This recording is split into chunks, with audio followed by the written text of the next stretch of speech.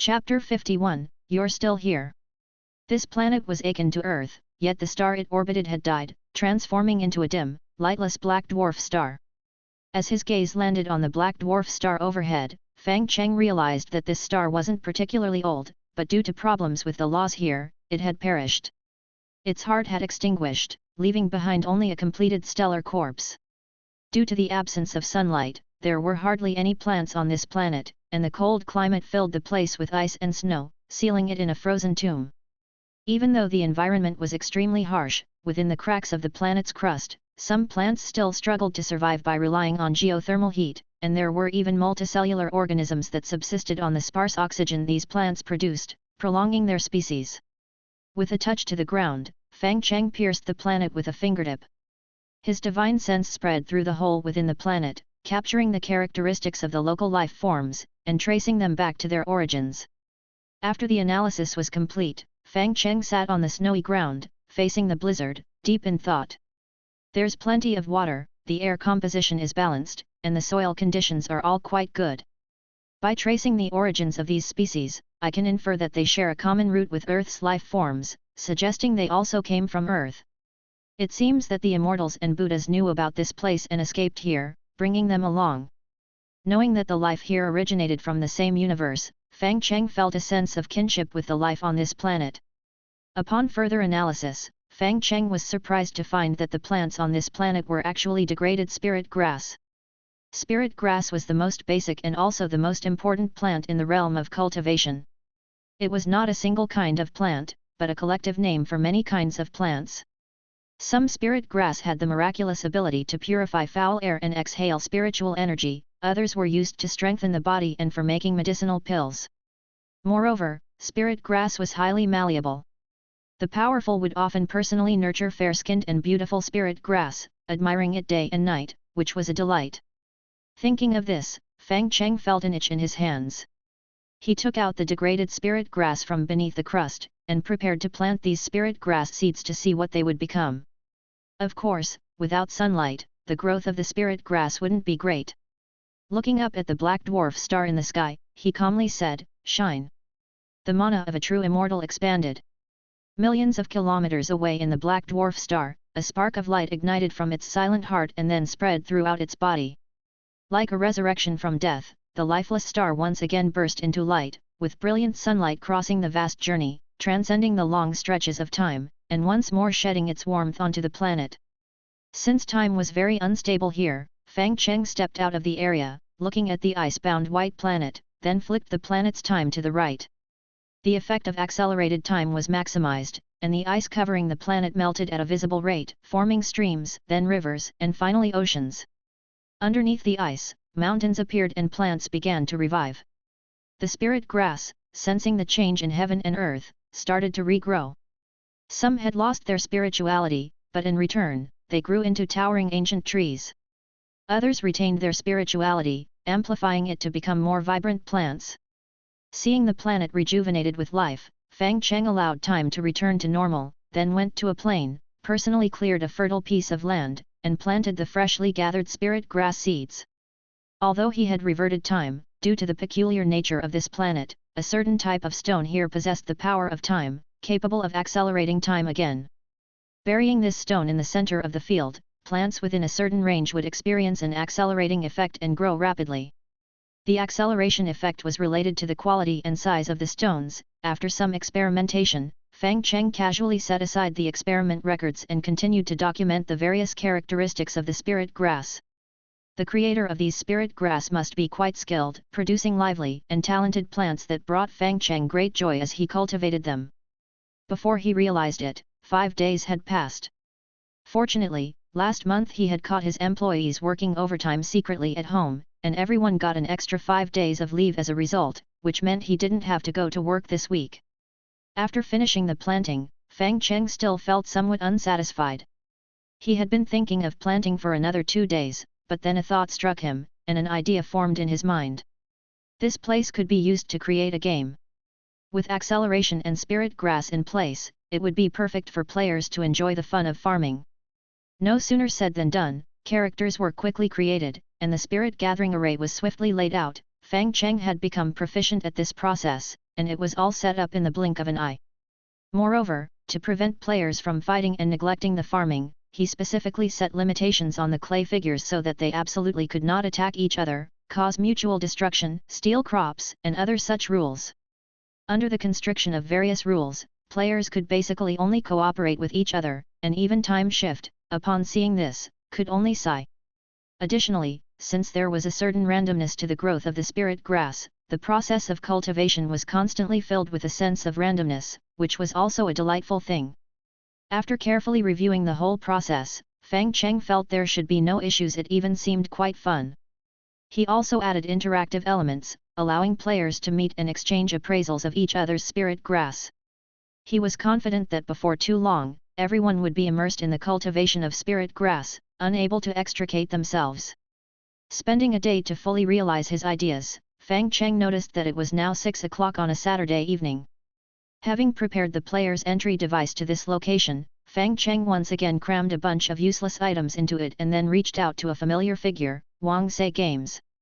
No need for idle chatter, Cheng sent a spaceship reward with a flip of his hand, then released his game with a message, saying, "Wang, help me test this out, same deal as last time." Before Cheng released the game, Wang was feeling frustrated. Frustrated that he hadn't captured the full wave of traffic this time. The live stream of Quiet Cultivation was booming, and his ape demon character was not too shabby, but he still couldn't match the popularity of those playing female characters. He considered switching to other female characters, like the Dragon Girl, with her snow-white attire and creamy skin, who, although silent, was the very image of a kind elder sister, capable of gently and shyly enacting every little boy's dream. Or the Mo family heir, the tomboyish character. Her accidental sultriness was particularly enticing, and hugging her big sister puppet was a formative experience for certain people.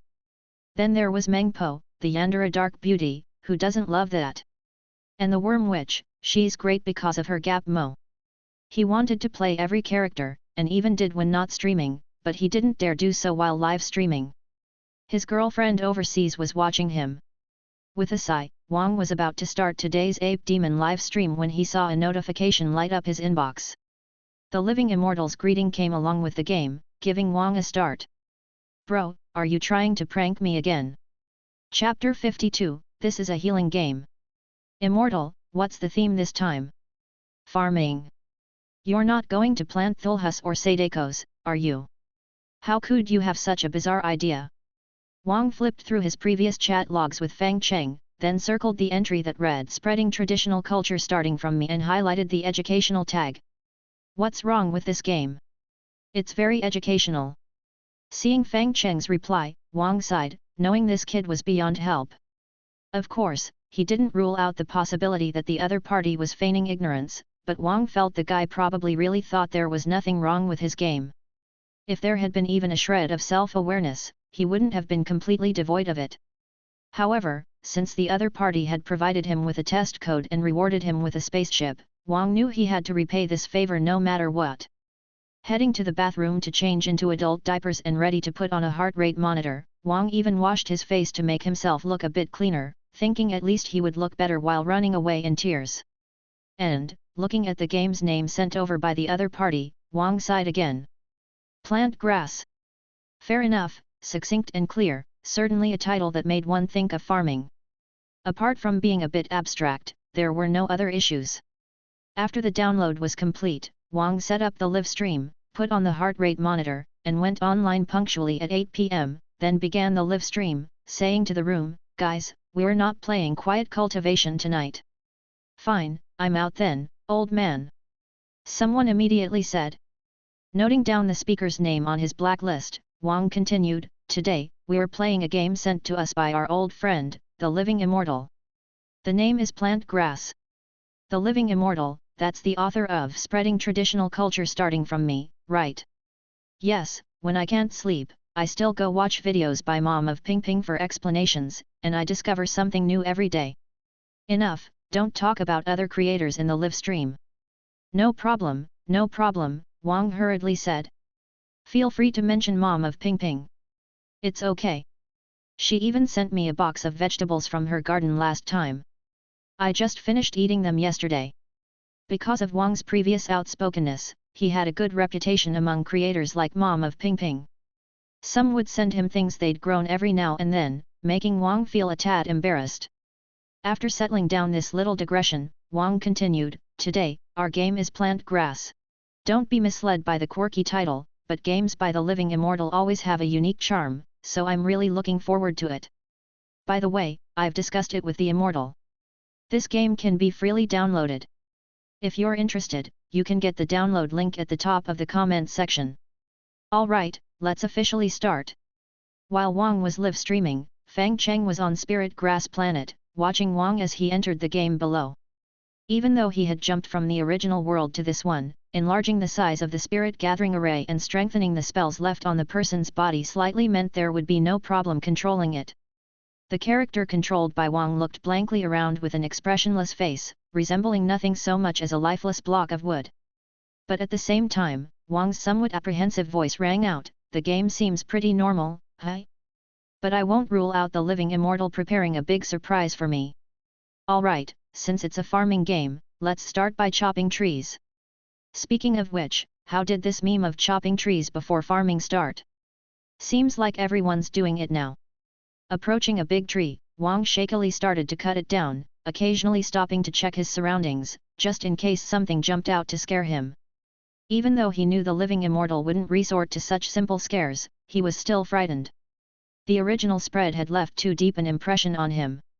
But this game was clearly not of that kind.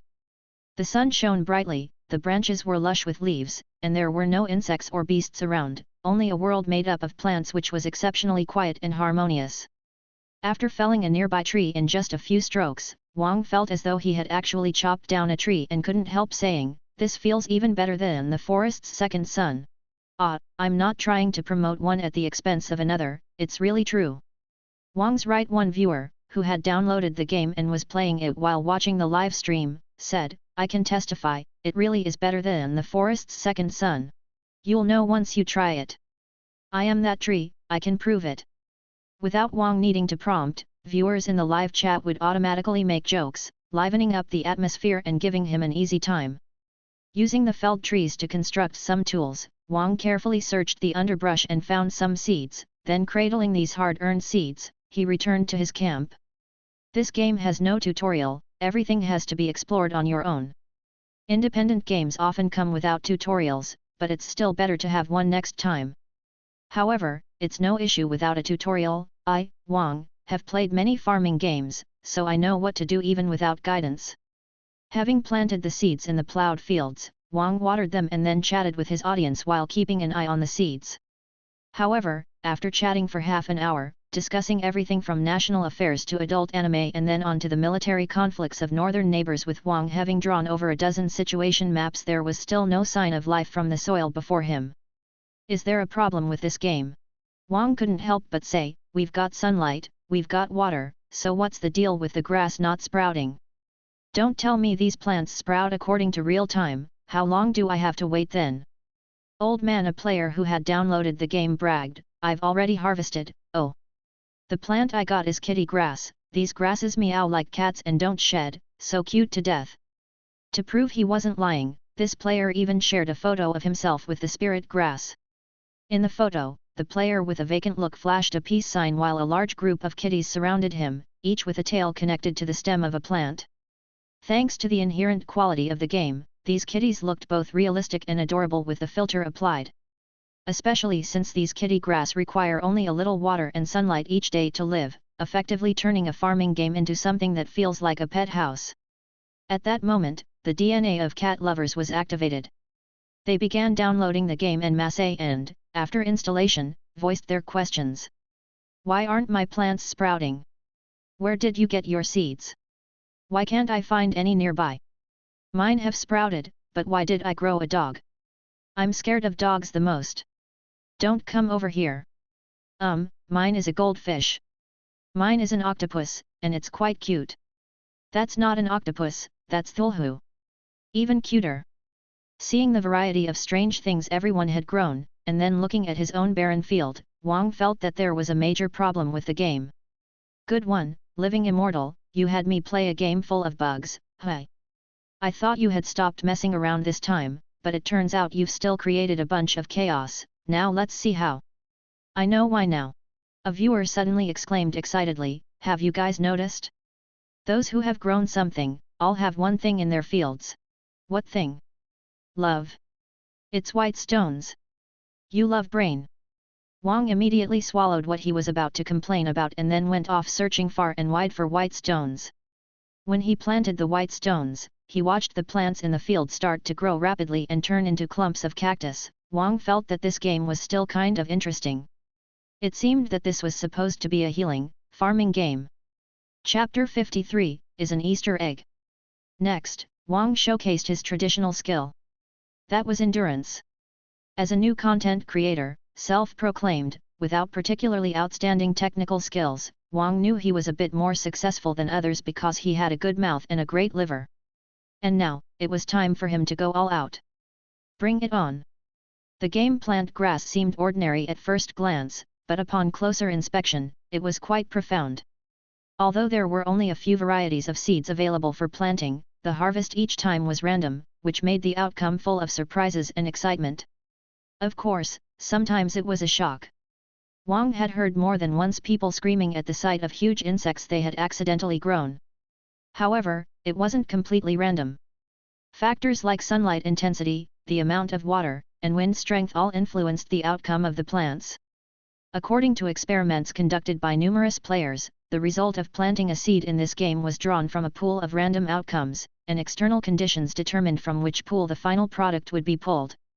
In order to identify the range and triggering methods of all the pools in the game, thousands of players began to grind intensively. They made Wang's live streaming channel their base of operations, and by that evening, they had set up a rudimentary yet comprehensive information site with all known data neatly organized. Information about the time stone's function, range of effect, and how many it took to maximize its potential was soon unearthed and posted on the website. Players born in adjacent regions started to gather. Upon realizing they couldn't steal from each other but only trade, they quickly abandoned the option of plundering and began to collaborate in an effort to identify every possible harvest form. They started to divide the labor. Some players were responsible for collecting time stones, others chopped trees and made huts to alter sunlight conditions, some gathered seeds, while others would photograph and record the experimental results, uploading them afterward. Ambitious to dominate the game with a complete compendium, players united, tirelessly grinding away. Witnessing this, Cheng felt deeply gratified. Indeed, all is illusionary, farming is eternal. Not one descendant of Yan and Huang could resist the allure of farming. He had finally made it. After his ascension, he would give each of these players a planet of their own. They wouldn't need to do anything else daily but farm, a token of gratitude for their exceptional contributions. However, as time passed, the smile gradually faded from Cheng's face. Has your style become a bit odd? As the ranges for randomness became established, players discovered that they could grow metals in the fields. And they were metals they didn't recognize. These agricultural products looked like chunks of metal on the outside, but were essentially plants. If these products were used in secondary production, then second-tier products, gears, could be grown. These gears, composed entirely of plants but in essence spirit grass, had the hardness of metals and the lightness of plants thanks to the wash of spiritual energy. Apart from being non-fireproof and lacking malleability, they were durable and highly useful gears. Beyond that, many semi-finished parts could also be processed. Gradually, players found that by changing environmental variables, they could decide certain characteristics of the finished products. For example, increasing water input could make the products larger, controlling the range of light during growth allowed some metal-like products to change shape according to their desires. Upon this discovery, automation began. Players with a background in mechanics started customizing gears and other structures, and various semi-automated items were crafted into machines. The cultivation of spirit grass began to be automated. Players quickly shifted their focus from how to grow spirit grass to how to automate the planting of plants, and then on to how to initiate an industrial revolution here with various parts to modernize this world.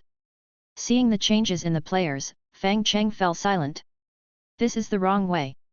Spirit grass should be planted by oneself to be interesting, the spirit grass planted by machines has no soul. However, after a closer look, Cheng felt that there might be some fun in this too.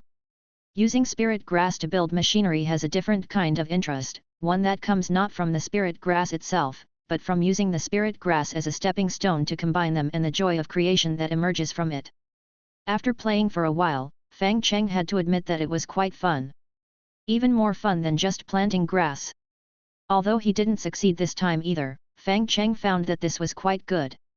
The actions of these players had undoubtedly inspired him, giving him new insights on the path of fun. Grasping this insight, Cheng immediately left, stepping into the void to find a place where he could be alone to understand this insight. On the other side, Wang, who had been up all night, was drinking vegetable juice, his eyes bloodshot as he looked at the screen and shouted, "Hey, does anyone know how to grow spider silk? I want to find some spider silk now." Lighting 6, ventilation 3, height 12, a 1 in 15 chance of appearance, just plant a few more times. Thanks. No problem. Yawning, Wang told himself for the 75th time that he would plant one more round before leaving, hoard some spider silk, then make a fishing rod for himself, turn the fish into bone meal after catching them, and maybe come up with some new recipes. Although he had been up all night, Wang was in a good mood and not too tired. To be exact, playing games all night doesn't count as staying up all night. Working or studying all night is staying up all night, this is enjoying the nightlife. Satisfied, leaning back in his $3,800 gaming chair, Wang hummed happily, "This game is addictive." At first, he felt the game didn't have many features, the content was simple, just a farming simulator. But the game's tactile feedback was comfortable, the response from farming was quick and fun, making it extremely engaging and hard to stop playing. And with the team cooperation mode where players can't attack each other, the atmosphere of the game was very harmonious, with each minor discovery quickly communicated amongst everyone, making the game feel particularly rewarding. After transitioning to semi-automation, the gaming experience changed again. Automation made large-scale planting possible, greatly liberating labor at this point, helping Wang understand why the Industrial Revolution was so great. The combination of various components actually followed scientific logic, making Wang suspect that the Immortal had done nothing else but research plant effects and combinations during this time. Climbing the tech tree is something the Immortal has really gotten the hang of. Too bad the process isn't long, another 10 or so hours of grinding should do it. Great game, just too short. Flexing his fingers, Wang was about to join the other players in grinding out the remaining random formulas when he heard a loud roar from the speakers. He originally thought he had played the wrong song, his groggy brain even directed his right hand to perform a task like switching the track. However, he quickly realized where the sound was coming from. Right there in plant grass. Wang, in the game, looked up in confusion and was surprised to find a silvery shuttle hovering above his field. Seeing this creation that clearly didn't belong to players, Wang went from surprise to excitement almost immediately. This thing, it's an Easter egg. Chapter 54, This is a farming game. The shuttle looked like a colossal ship, and yet it seemed like a silverfish leaping from the water. The seamless hull shimmered in the sunlight, its streamlined shape possessing a beauty that married the rustic with the modern. Upon discovering this shuttle, Wang's previous drowsiness vanished instantly. He hurriedly took a screenshot of the shuttle and threw it into the group chat, exclaiming excitedly, "An Easter egg! It's an Easter egg! I've found an Easter egg! Old man! What's up, jealous that I found an Easter egg? How did you know I just found one? Grab all your family's valuables and run!" "What?" Wang voiced his confusion, and then he realized why the other person had said that. A beam of white light shot out from the shuttle, harvesting the crops Wang was planting in his field, even uprooting them completely. As if that wasn't thrilling enough, the shuttle circled in the sky for a moment, then accurately located Wang's warehouse. Seeing the shuttle come to a halt, Wang instantly realized what it intended to do. Rushing towards the warehouse, he cried out from his $380 gaming chair, "No, don't! That's the result of a whole night's work." Clearly, the in-game shuttle couldn't hear his cries. It simply emitted a calm white light, enveloping the massive warehouse. The crops, the result of hundreds of cultivation cycles, were all swept up by the shuttle, and then it turned and left. From beginning to end, it never took notice of Wang. Ignores, the greatest form of disdain. Staring blankly at the shuttle, Wang watched as it disappeared into the distance, over the horizon. He knew the white light wouldn't linger, it would search for the next unfortunate player, and with the utmost disdain, strip away everything, leaving not even a sliver of hope. As healing as the game was before, that's how much agony it brought now. The shuttle was incredibly fast and had an immense capacity. It didn't take long before the game chat was filled with wailing. Hundreds of players suffered its robbery, leaving them with nothing in the end. My kitty. My puppy. My little boy. My helicopter in a pink swimsuit. To the guy above, send me the planting method. I'm not interested in pink swimsuits, I'm interested in armed helicopters. Some thought it was a bug, some thought it was an Easter egg, but whatever it was, players felt a bit angry. Easter eggs are nice, but if they're the negative kind, that's a bit annoying. Just as everyone was about to seek a word from the living immortal, a netizen named Liuza spoke up. Guys, your resilience can't just be this little, can it? Hat, you're truly adorable. What are you saying? I've lost a whole night's work, and you still have the nerve to make light of this. What color is your blood? Before long, Liuza uploaded an image. Even Wang, who was known as the gaming enthusiast, took a sharp breath when he saw it. This player had constructed a three-dimensional farm. On the plains, farms stood like skyscrapers, showcasing this individual's extraordinary talent in agriculture and architecture. Looking over the expanse, the whole plain had been turned into a cluster of farms, which, if placed in reality, could feed 1 million people without any issue. Even with automation assistance, this isn't something an average person could endure. However, due to the violent reaping by the shuttle, most of the three-dimensional farms were destroyed, leaving only ruins, and amidst the debris, the expressionless player, Liuza. Seeing this picture, players who initially wanted to ridicule Liuza silently deleted their previous messages and then replied. Sorry, brother, here's a risque picture for you. Go and comfort yourself with it. I know words are pale, but I still want to say, please accept my condolences. I finally understand why my place was spared, it's because you, brother, were shouldering the burden. Thank you, brother, you are a true hero. It doesn't matter, Liuza cheerfully said in the chat, on the contrary, it's fantastic. Does anyone know the contact info for a mental hospital?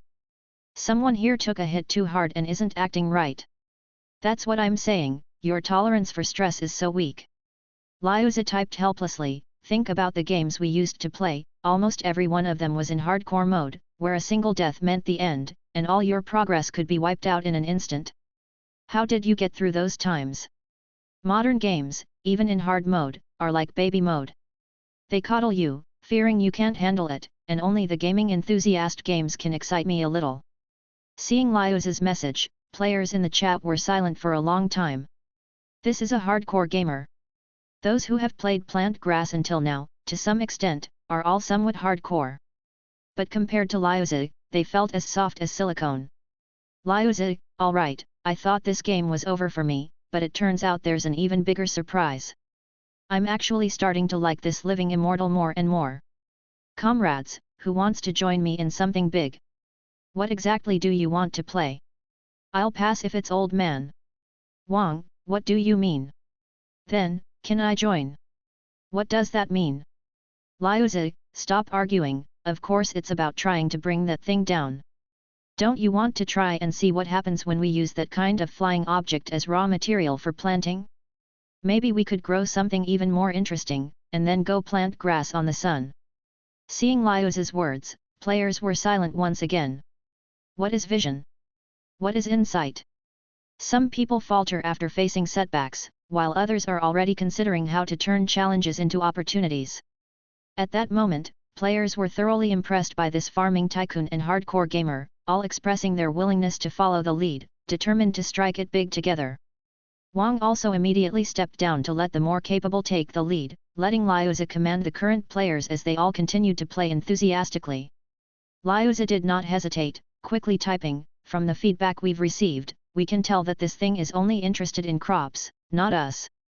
And according to my stats, it prefers to plunder places with the most agricultural produce.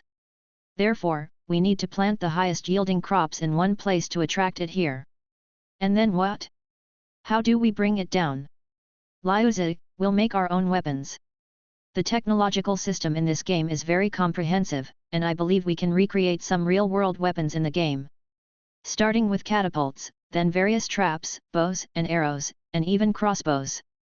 Brothers, this is a war to protect our wealth and bravely resist. Tell me, who are we? Gamers. What do we want? Sexy. I mean, victory. Good, gentlemen, let's get grinding. Let that white jerk know who it's messed with. Wang also watched, his blood boiling with the desire for revenge. He cheered loudly, but after calming down, he felt something was off. This game, it's a farming game, right? Chapter 55, New Insights. When Fang Cheng had finished his meditation and, filled with confidence, returned to his own room and entered Wang's live streaming room, he was surprised to find that the players had switched to a different way of playing. Several hosts who were familiar with Wang began to live stream the game scenes and shared the game download link, inviting new players to join the battle. A simple map was drawn up, and once in the game, players could determine their location based on the surrounding terrain, and then get in touch with other locals, after which they could choose different tasks to perform. Of course, it's alright not to join any organization, but then you won't miss out on something really cool. Because, we are getting ready to fight UFOs. With stones. Seeing the players seriously preparing to attack the UFOs, Fang Cheng's emotions fluctuated a bit. What the heck are you guys doing? What on earth happened during the time I was contemplating? Confused, he asked his question, and Fang Cheng saw someone lay out the causes and effects before heading to the player's strategy site to learn about the UFO incident.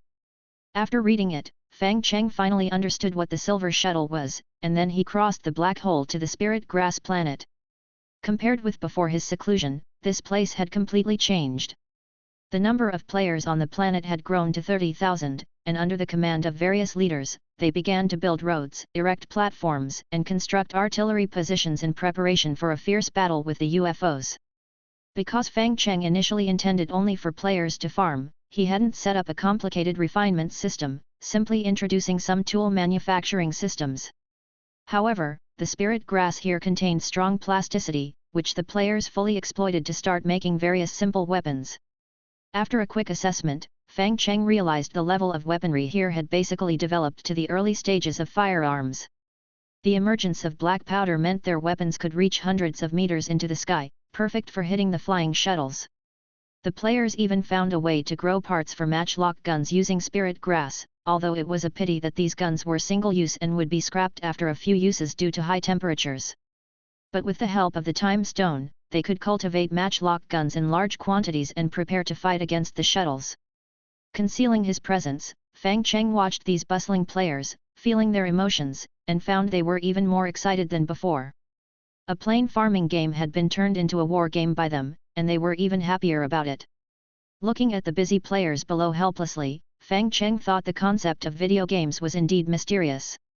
A minor random element could completely transform the way a game was played, and different themes could blend to produce an effect where the whole was greater than the sum of its parts. After watching them for a while, Fang Cheng finally made a decision. Blend in with them and understand their thoughts. First, he tagged the departing shuttle, then Fang Cheng prepared to control a game character to join the players and play with them.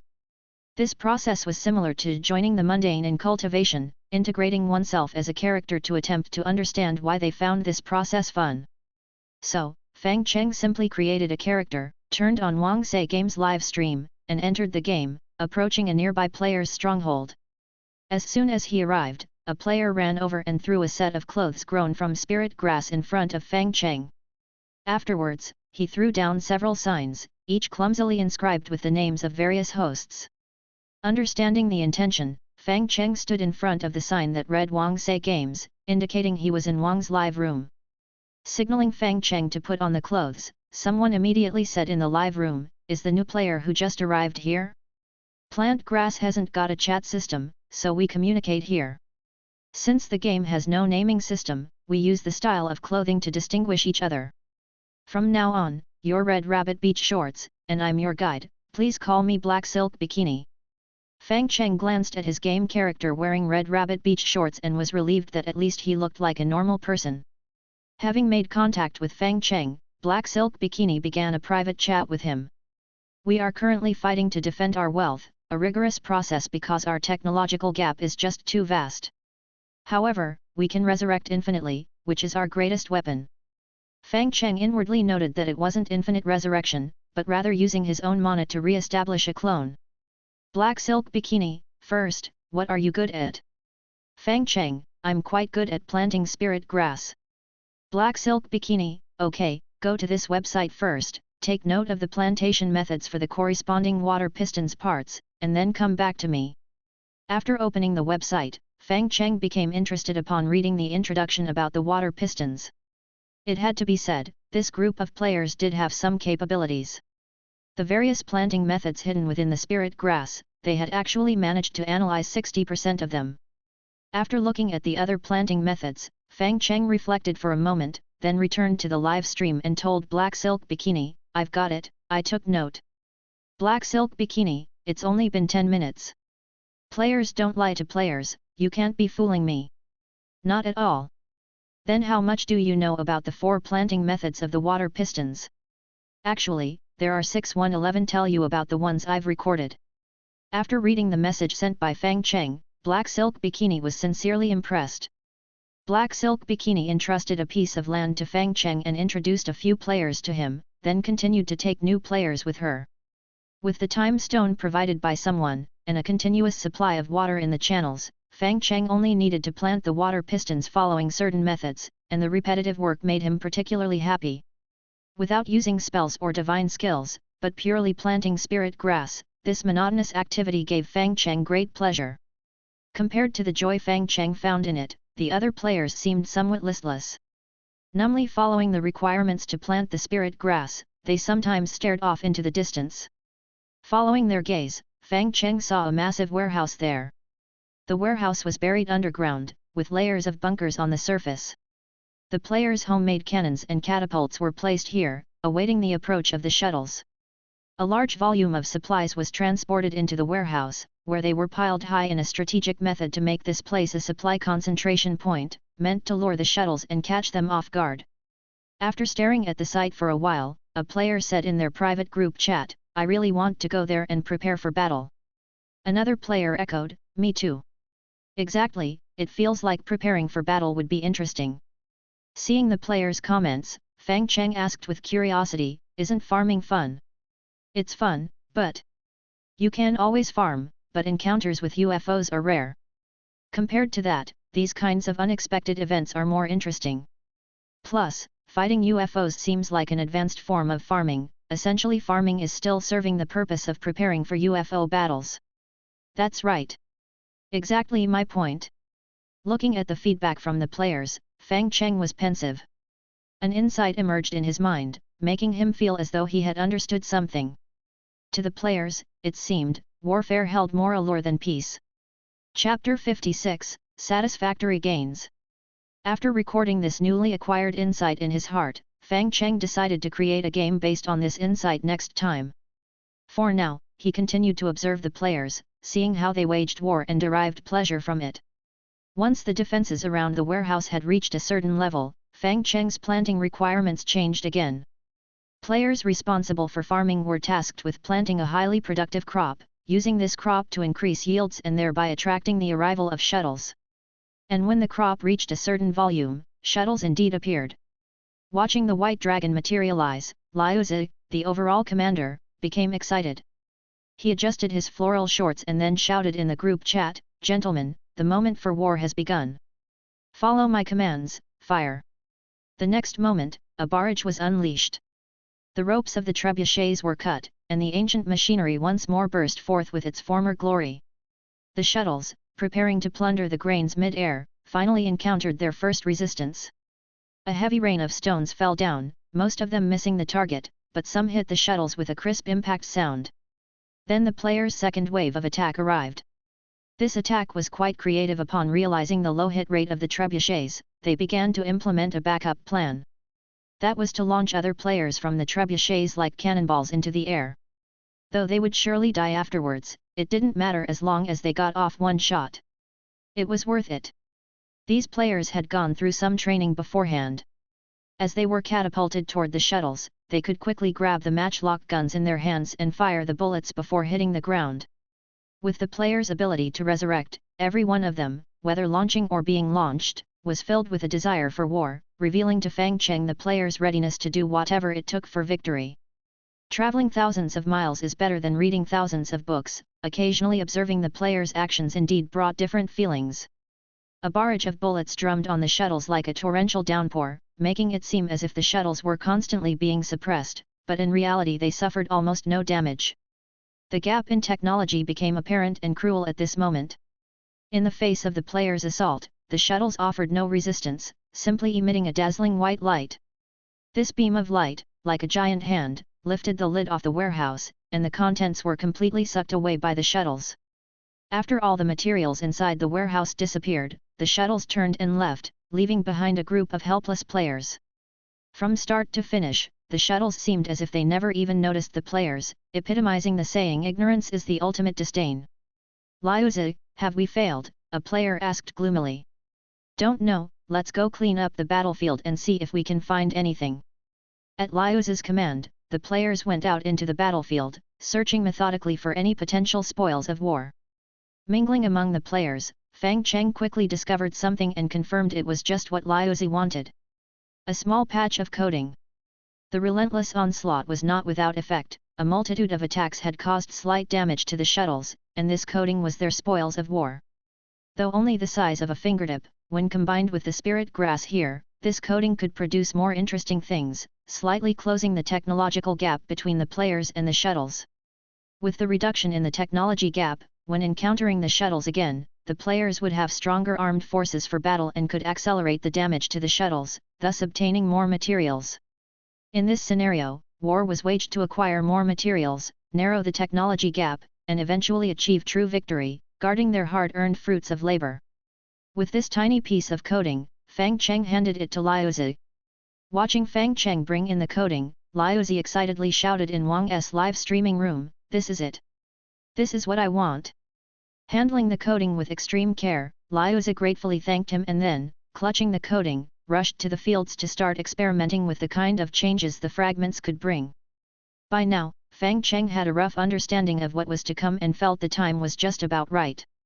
He left the game directly, his physical body once again traversing the black hole to arrive in another universe, and following the trail he had left earlier, he made his way to the shuttle's location. This was a massive space base. The base was located on the dark side of the satellite orbiting the Spirit Grass planet, where time passed rapidly. The entire base had a history of over 10,000 years, but due to the lack of oxygen and light, it was well preserved and still as shiny as new. Due to the chaos of the heavenly Tao, the information on the base, after tens of thousands of years of erosion, had become untraceable, and it was impossible to understand whom it had once belonged to. The whole base was silent, with most of the machinery in a dormant state. Observing from outside, Fang Cheng soon understood why it had suddenly become active. It was because of himself.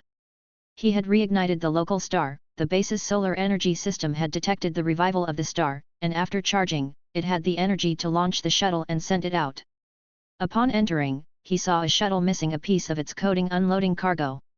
A beam of white light shot out, placing the cargo from the players inside the base, and then small working robots appeared, transporting the goods to the processing plant. They didn't notice Fang Cheng's presence, acting as if he didn't exist, busily carrying out their tasks. Since there were not many solar panels activated, there was only a small working robot, which was not very efficient.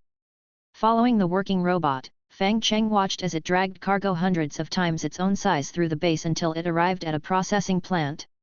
Depositing the cargo into the processing plant, the room-sized factory emitted a slight humming noise, followed by the vibration of machinery at work. The machinery here seemed to be specially designed for processing spirit grass. Regardless of the final form of the spirit grass, it could reduce the spirit grass back to its original state and proceed with the next steps of processing. With continuous vibrations, thumb-sized cubes were processed. These cubes were packed into bags, upon which a line of text was printed, and then Fang Cheng used a spell to translate it into Chinese characters. Great Wall Feed, the trustworthy feed you can rely on. Suitable for pigs, cows, sheep, cats, and other creatures, fully nutritious. Factory manager's heartfelt recommendation.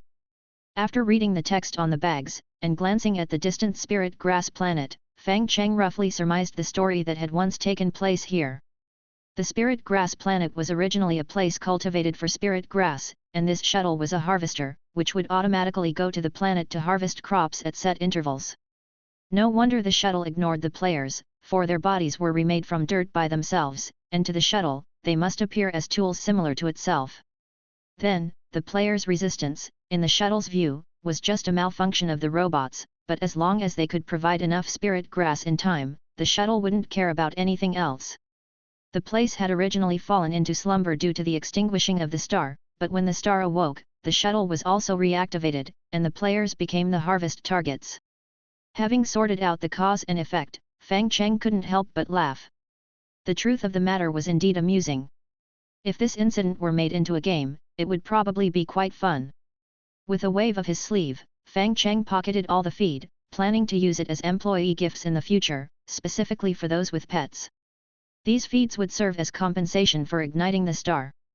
Incidentally gaining some insights and now having employee gifts, Cheng felt this experience was quite worthwhile. Noticing the time was about right, Cheng decided to leave this place to Liuzi and the others, and then he stretched his fingers, getting ready to go to work. Chapter 57, Lawyer's Letter. Walking into the studio, Cheng routinely watered his spirit grass as usual. Growing spirit grass on spirit grass planet was fun, but those spirit plants were essentially cultivated by others, and it wasn't as joyful as planting one's own. Just as he had finished watering the spirit grass, Su Qingling appeared at the doorway, panting and said, "Boss, good morning." "Morning, why so exhausted? Woke up late this morning." "If you woke up late, then don't come, get some more rest." If any other boss had said that, it would definitely have been sarcastic and would have left the employee feeling anxious and uneasy. But if Cheng said it, then taking it literally would be just fine. He genuinely wanted Su Qingling to sleep a bit more. Su Qingling then stared fixedly at Cheng and after taking a few deep breaths, felt the air become so sweet, filling her with resolve and energy. Last week, due to the swordsman team's inappropriate overtime work, Cheng had given the studio a week off, which also granted her, the model employee, an unexpected week-long holiday. Her mood had plummeted. "From today on, I swear off overtime. I'll cut the power right after work each day, let's see who dares to work overtime." After staring at Cheng for a while longer, Su Qingling asked, "Boss, you seem to be in a good mood." "Do I?" Cheng rubbed his cheeks, an uncommon gesture that made Su Qingling's heart bloom with joy. She quickly took a mental screenshot to save and filed it away in her mind. "Yes." Immediately, Su Qingling said, "Your lips occasionally rise half a millimeter, and your eyes also seem especially kind." "Oh, you're quite observant, huh? Last week was indeed quite nice. By the way, do you have a cat? I just got a batch of cat food." "Meow." "No, what I mean is, I could get one." "Boss, if my cat could do backflips, would you come to see it?" Looking at Su Qingling's face full of anticipation, Cheng thought for a moment. Cat demons that could do backflips were quite common, and if Su Qingling's cat could do backflips, it was likely about to become a spirit. Although he had not seen any demons since his rebirth, it did not guarantee their non-existence, and he would indeed like to see it if there were one. So, he nodded, "Sure, if there really is one, I'll come to see it." Su Qingling immediately left happily and dialed her butler from her workstation. "Uncle Li, I've decided to get a cat. The pedigree doesn't matter, nor does the gender or age. There's only one requirement, it must be able to do backflips, the more proficient, the better. I know it's a bit difficult, but that's my only requirement. Uncle Li, please help me out with this, thank you." After stating her request, Su Qingling sat down full of anticipation and then continued with her work. Soon, the three game designers also arrived here, equally filled with passion, and began working. After a week-long break, the desire to work had built up to the breaking point, now was the time to explode with productivity. And there was indeed a lot to do today. The sales of Quiet Cultivation had broken through to 2 million yesterday, and the peak concurrent online had also exceeded 300,000. The game's solid quality and good reputation achieved a lot of positive reviews without any advertisements or promotions. Seeing the great potential embodied in the game, Huang Ping devoted himself to it with unprecedented enthusiasm, constantly considering the next game mode based on feedback from players and his own perception. Player feedback is very important, some feedback can help designers think from the player's perspective and see where they fall short. But it's important to pay attention to the silent majority. Historically, more than one game failed because it focused too much on player opinions, and some failed because they thought they were too cool and completely ignored the players, ending up in a downfall. So, how to make choices is something a game designer must carefully consider. It involves player psychology and game psychology, as well as the designer's own experience and intuition. It's a real test for any designer.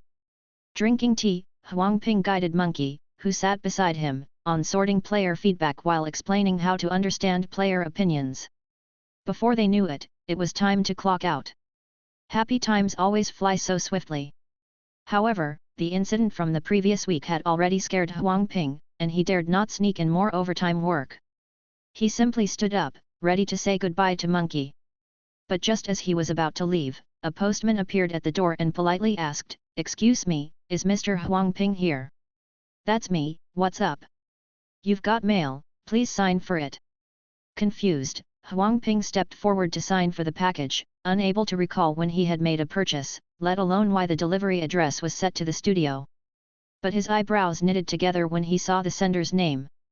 He immediately opened the package and after seeing its contents, he let out a long sigh. It had still come after all. Packing up the item, Monkey, who had been preparing to go out to eat with Xiao Duzi, approached with curiosity and asked, "Liu Bei, what's wrong?" "It's nothing." Xiao Duzi was tall and immediately saw what was in Huang Ping's hands, causing his pupils to shrink a bit. After a moment of hesitation, he patted Huang Ping on the shoulder and whispered, "Old Huang, you should talk to the boss." "It's really nothing, let's not trouble the boss." "Do you think the boss is someone who fears trouble?" "Not telling him would make things even worse." Huang Ping thought it over and felt Xiao Duzi was right. He should have thought of this earlier. He had just been too bewildered upon receiving the package, and that had resulted in his losing his composure.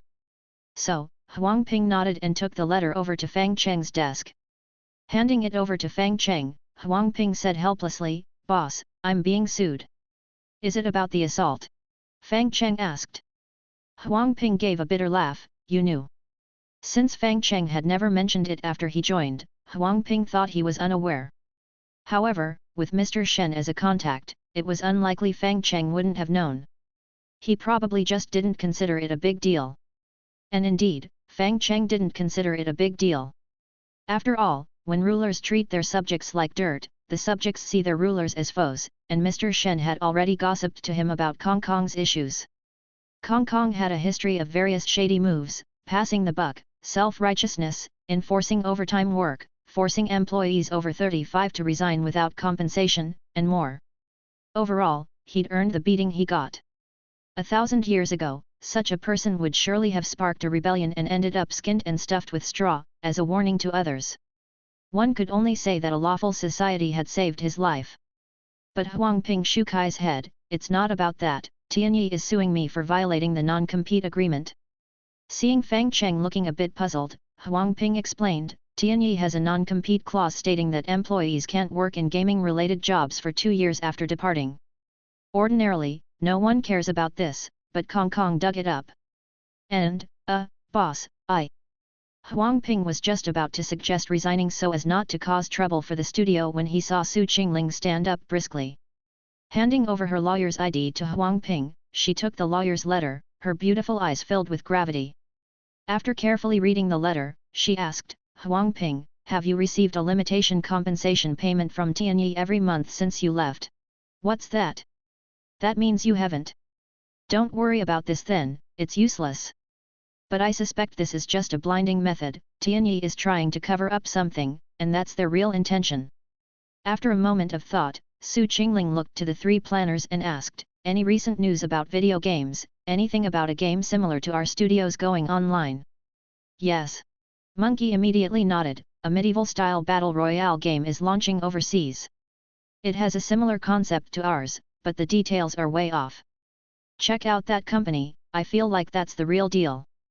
And boss, for such a matter, it's not too much to ask for some overtime, is it?" Su Qingling asked pitifully. Looking at Su Qingling, who switched statuses in a heartbeat, Fang Cheng nodded, "Sure, you can make up the time later." "Stingy." It seems that if she wanted more time together, rather than hoping Fang Cheng would let her work overtime, it might be quicker for the butler to find a cat that can do backflips. Chapter 58, This person is so cheap. Investigation into this matter wasn't burdensome, and Su Qingling quickly came to know the relevant intelligence. As the granddaughter and external granddaughter of a bigwig, Su Qingling had many connections. A few phone calls, and she would learn many inside stories that ordinary people didn't know. After a few calls, Su Qingling said, "It's clear now, Tianyi is planning something. First, take a look at this game." She opened Bilibili, searched, and then displayed a game video. This game was a game CG released by a Korean gaming company, which effectively showcased Korea's beautiful but slightly greasy character modeling, and apart from character modeling, the gameplay was practically non-existent. Despite the flashy special effects, it was apparent that this game was likely a battle royale with a swords and magic theme. After watching the 2.5-minute demo video, Fang Cheng, standing behind Su Qingling, asked with confusion, "What's wrong with this game? This is a new battle royale game from Korea called Sword of Heroes. The art is nice, but the other qualities are mediocre, and it didn't make much of a splash in Korea." However, according to reliable information, Tianyi recently acquired the domestic distribution rights. Flicking the lawyer's letter from Huang Ping, Su Qingling continued, "So this lawyer's letter is just a blinding method. They probably think most of Quiet Cultivation's success is due to Huang Ping, so we certainly won't give up on Huang Ping. Afterward, they can use tactics like lawsuits to tie us up and slow down the update speed of Quiet Cultivation, creating a time gap for the localization of Sword of Heroes." After contemplating for a moment, Huang Ping said, "There's also the possibility that they want to acquire us." As an old ox who had left Tianyi, Huang Ping knew a lot about their internal affairs. Sorting his thoughts, Huang Ping said, "Tianyi has many studios, with headquarters on the other side in Shenzhen, and a total of 13 studios here in Rong City. Opposite us, Hong Kong studio is just one of them. Buying games in advance and sending lawyers letters is very much like the handiwork of Rong City's Fixiang studio." Hearing this name, Xiao Duzi showed a face like someone who found half a mouse in their meal. Fixiang studio. "What about this studio?" Fang Cheng asked with keen interest.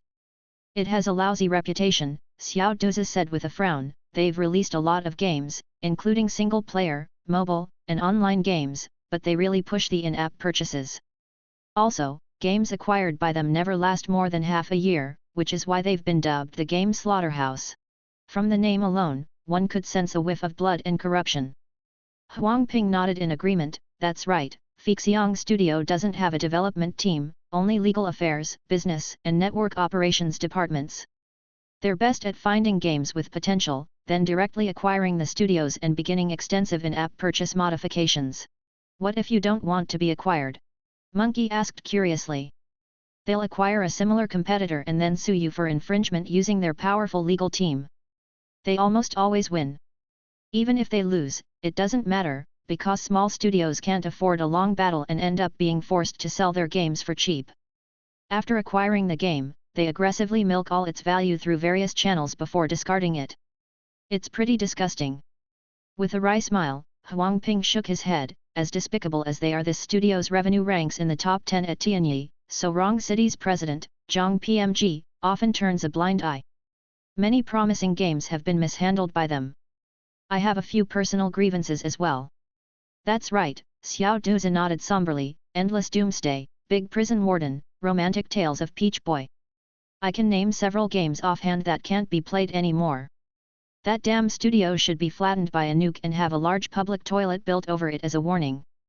Endless Doomsday was run by them? No wonder the game was fun but the operation was crap. Alright, Fixiang is my sworn enemy from now on." After hearing Huang Ping's introduction, Fang Cheng was slightly surprised. Fixiang Studio was not a game studio at all but a group of merchants who wouldn't act without profit. Before hearing about this, Fang Cheng had never imagined games could be so profitable.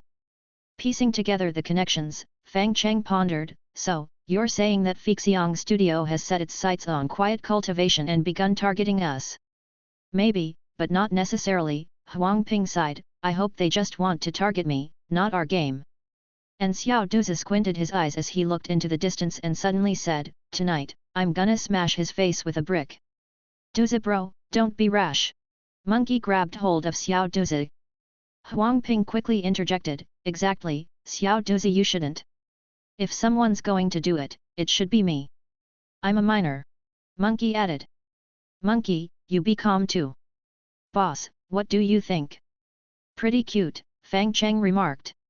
What? Huang Ping looked at Fang Cheng with confusion, wondering if his boss had been driven mad by anger. But Fang Cheng genuinely found the other side rather adorable. Ever since his own cultivation had reached its peak, just short of ascending, he had never been schemed against. Of course, that's not to say it never happened, but in the end, none survived. But now, a few mortals actually believed they could plot against him. This foolhardiness was like a chihuahua on the roadside, watching a passing dreadnought barking madly, its show of might quite amusing. And right now, this situation even had a bit of a warlike feeling.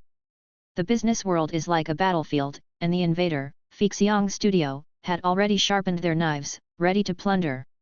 Their target was to loot our assets, quiet cultivation, their weapons were ready, ammunition loaded, and their full attack would likely unfold soon. Ready to take this opportunity to experience what makes war so intriguing, Fang Cheng signaled everyone to keep calm and then, smiling, said, "Don't worry, we'll just wait at our leisure." "Alright, it's getting late, and since Huang Ping and Chen Liang joined us, we haven't had a team-building dinner. Let's all go out to eat together, and take the next 2 days off." "Boss, you really don't understand what we want. Our team building should be working overtime at the company," Xiao Duzi said nervously. "No use in talking more. Plus, we just had a week off last week. Don't you think we spend too little time at work?" Huang Ping asked incredulously. "Isn't that great? Not working and still getting paid, isn't that the life many netizens dream of? We're different. No use in talking more. We're going for the buffet, the same one as last time. By the way, you can bring family members, the studio will reimburse." Dragged forcefully to the buffet, Huang Ping watched the company's front gate close before his eyes and shed tears of regret. In the past, he had envied Fang Cheng's studio, envious that they could have a feast during work hours. But now that he had become one of the feasters, he found himself envying those who could freely work overtime. Humans really are a bit masochistic. Chapter 59, Overwhelming Battle. The next day, Fang Cheng awoke and meditated for half an hour before he began to water the spirit grass in his apartment. Midway through watering, he whimsically divined his fortune and then donned casual sportswear to stroll at a leisurely pace towards the city center, arriving at the underground McDonald's at the center's subway plaza at precisely 11:13. Checking the time, he ordered 2 classic grilled chicken burgers, 10 pieces of McNuggets, and a large fries under the eager greeting of the staff. He then sat by the window, quietly waiting while nibbling on fries and munching on burgers. At 11:30, a middle-aged man in a white t-shirt entered and, after purchasing a Coke, he sat diagonally opposite Fang Cheng. Unaware of the diagonal opposite him, the man took out his phone and dialed a number. Fang Cheng's phone on the table simultaneously began to vibrate. The sudden sound startled the middle-aged man, causing his knee to inadvertently knock into the small table. The Coke on it bounced high before it was deftly caught by Fang Cheng just before hitting the ground. Placing the Coke back across the middle-aged man, Fang Cheng smiled, answered his phone, and put it to his ear. "Hello, this is Fang Cheng. It's our first meeting, you must be Sun Ju, the owner of Fixiang Studio, right?" "Hang up the call." Under the other's stunned gaze, Fang Cheng took his tray and slowly finished another classic grilled chicken burger. As he ate, Sun Ju's face showed astonishment as he sized up Fang Cheng sitting in front of him, the confusion in his mind nearly spilling out. Why was this man here? How did he know to call him here? Why had he chosen the seat diagonally opposite him? His head swam with questions, and he ultimately arrived at one conclusion. "You've been following me?" Sun Ju exclaimed. "What do you think?" Fang Cheng replied as he picked up the second burger. The ambiguous answer put Sun Ju on high alert. According to his calculations, Fang Cheng should be in his own studio, still unsure whether to save Huang Ping or abandon him. Whatever his choice, Sun Ju would leverage his extensive experience to get Fang Cheng to play to his rhythm. Afterward, with a bit of cajoling and deceiving, this talented yet socially inexperienced studio head would be led right into his trap and be persuaded to sell quiet cultivation, with thanks owed to Sun Ju afterward. Yet now, the sudden appearance of Fang Cheng had disrupted all his plans, making him feel that the young man before him was enigmatic and possessed an extraordinary energy. He even suspected that there might be corporate espionage among his staff, someone secretly selling out his movements. Damn, why had a regular business acquisition turned into a mystery thriller? Habitually biting down on his straw, he didn't drink the coke but instead chewed the straw in his mouth, distorting its shape to ease the anxiety from his nicotine withdrawal. After calming himself down, he looked at Fang Cheng and said seriously, "The letter of attorney. Let's not talk about such useless things and get to the heart of the matter," Fang Cheng replied, cutting him off. Sun Ju was taken aback once more, his momentum vanishing instantly. He was the producer of a large company, someone whom even the president would greet with a smile. Yet in front of Fang Cheng, he felt himself at a disadvantage. Fang Cheng's mysteriousness made it difficult for him to gauge the other's true intentions, forcing him to gather his strength again before he finally said, "I'm thinking of offering. Quiet Cultivation has sold 3 million copies to date, with a profit of about 240 million thus far. The game is predicted to reach 10 million sales this year, and if an international version is launched, the revenue would be even higher," Fang Cheng said, crumpling the burger wrapper and tossing it effortlessly into the trash can 10 meters away. Slowly wiping his hands with a napkin, Fang Cheng smiled and continued, "If you want to acquire it, how much are you prepared to offer?" Before the other could respond, Fang Cheng seemed to remember something and added, "We also have passes that go on sale every month on the 15th, with about 40% of players willing to buy and continue to do so. How much do you think that's worth?" In this moment, the plight of mortals before an immortal was unmistakably exposed. If he wished, Fang Cheng could easily hear the other person's inner voice, discern their emotions from their heartbeat, and his powerful calculating abilities could even predict what they were planning to do next. In front of an immortal, all mortal affairs were an open book. However, normally, Fang Cheng didn't like to pay such close attention. After all, he considered himself to be in the game of life, and allowing himself some confusion helped him appreciate the joy of playing, thereby creating better games. He activated his abilities now to experience the feeling of asymmetric information in war, but soon realized that making players too omniscient wasn't good. The game seemed to lack difficulty. Back in his days at Tianxiang, Mr. Shen had repeatedly emphasized that overly simple games lacked interest, and now Fang Cheng deeply agreed. Unlike Fang Cheng, who was trying to enjoy the war, Sun Ju sitting opposite him was nearly at his breaking point. The negotiation rhythm he prided himself on was completely shattered, and everything he wanted to say was guessed by the young man in front of him. Sitting across from him, he suspected even the color of his underwear was known to the other party, leaving him only with endless humiliation. Forcing a twisted smile, he looked at Fang Cheng and said, "Mr. Fang, aren't you afraid?" "Not afraid. I haven't even. Isn't it about accusing us of plagiarism? Why do you? Your cards are just that, easily guessed. So, do you have any other cards up your sleeve?" Standing up with a smile, Fang Cheng spoke to Sun Ju, whose face was ashen and who was slightly trembling, not daring to look at him from beginning to end. "Thank you, you've made me realize how boring and overwhelming battle can be. I look forward to your attacking me in other ways, you're always welcome." After eating the last French fry, Fang Cheng patted Sun Ju on the shoulder in a friendly manner, then picked up his tray and left. Although Fang Cheng had left the place, Sun Ju still didn't dare to move. They had only been in contact for a brief half-hour, but that crushing pressure, as if the great Mount Tai was bearing down, still lingered as if the other had never left. Sitting in a daze for an hour, Sun Ju finally dared to reach out for the cola placed in front of him. The cola had gone flat, the ice had melted, and the temperature had risen, making this glass of cola particularly unpleasant to drink. But he still sipped at the cola as if it were the only thing he could drink before his imminent demise. At the same time, he could not help but start to recount Fang Cheng's words. Every word, every phrase, every tone was as if it had been chiseled into his brain with a chisel, impossible to forget even if he wanted to. Just then, the phone rang, the secretary's voice appeared in his ear, "Boss, you finally answered the phone. Didn't you go to negotiate with Fang Cheng's studio? How did it turn out? I still want to live a few more years." What do you mean? I'm planning to retire."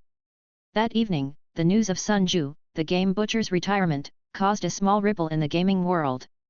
Some were overjoyed, others were bewildered, but Fang Cheng, who knew the truth, had only one thought. Overwhelming battles indeed aren't fun. For the loser as well as the victor. So, it needs to be challenging. Chapter 60, The Life of a Hero. Taking advantage of the 2-day break, Cheng started watching various war movies to further deepen his impression of war. War, in a narrow sense, is a dispute between nations, based on the interests of states.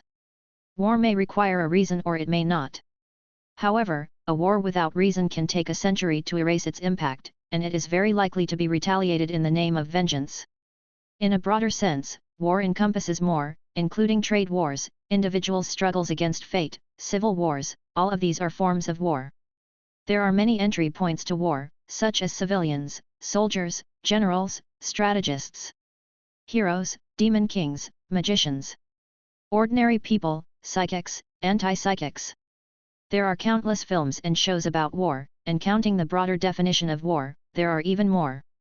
Beyond that, war is also an important theme in games, from real-time strategy to capture the flag, from role-playing to civilization simulation. War is a significant branch in gaming. After watching for a long time, Cheng still couldn't grasp the interesting parts of war. A single palm thunder. Patting his head, he told himself to break away from the Immortal's way of thinking and not to resolve everything with palm thunder. After all, the skirmish with Sun Ju in the morning had proven that overwhelmingly one-sided battles were not interesting, so it would be better to have a battle that was evenly matched or even slightly disadvantaged. Moreover, it was best to have a prototype, ideally a character from one's own nation's history, as this would make the game more realistic. Having figured out how to get started, Cheng left his room and stepped into the cosmic void, then walked towards the distance. With each step, he traversed over a dozen light years, eventually catching up with the light from 1,000 years ago, witnessing the images of Earth as they were 1,000 years past. Light travels through the universe at the speed of light, so by reaching a position 1,000 light years away, one could capture the faint glow of history and see the images from 1,000 years ago. Cheng thought this was quite simple, but for some reason, his contemporaries could never learn it. Moving forward and backward through the light of time, Cheng carefully observed the characters within the light, and finally chose one. A character who was inconspicuous in history and hadn't even been recorded. After all, during that era, there were simply too many people like him. He lived over 1100 years ago, during the final years of the dynasty when foreign tribes had severed the kingdom's lands in half, a large expanse of territory falling to the west. Due to the lack of communication in ancient times, many subjects of the dynasty never set foot on their homeland, only able to reminisce on the glory of the dynasty on this isolated land. And this character was born here. He carried the bloodline of the Han people, and their homeland had long been breached by the foreign tribes, himself being enslaved and driven by them. The rule of the foreign tribes was simple and crude. A group of people were thrown into a desolate gobet to farm and dig wells.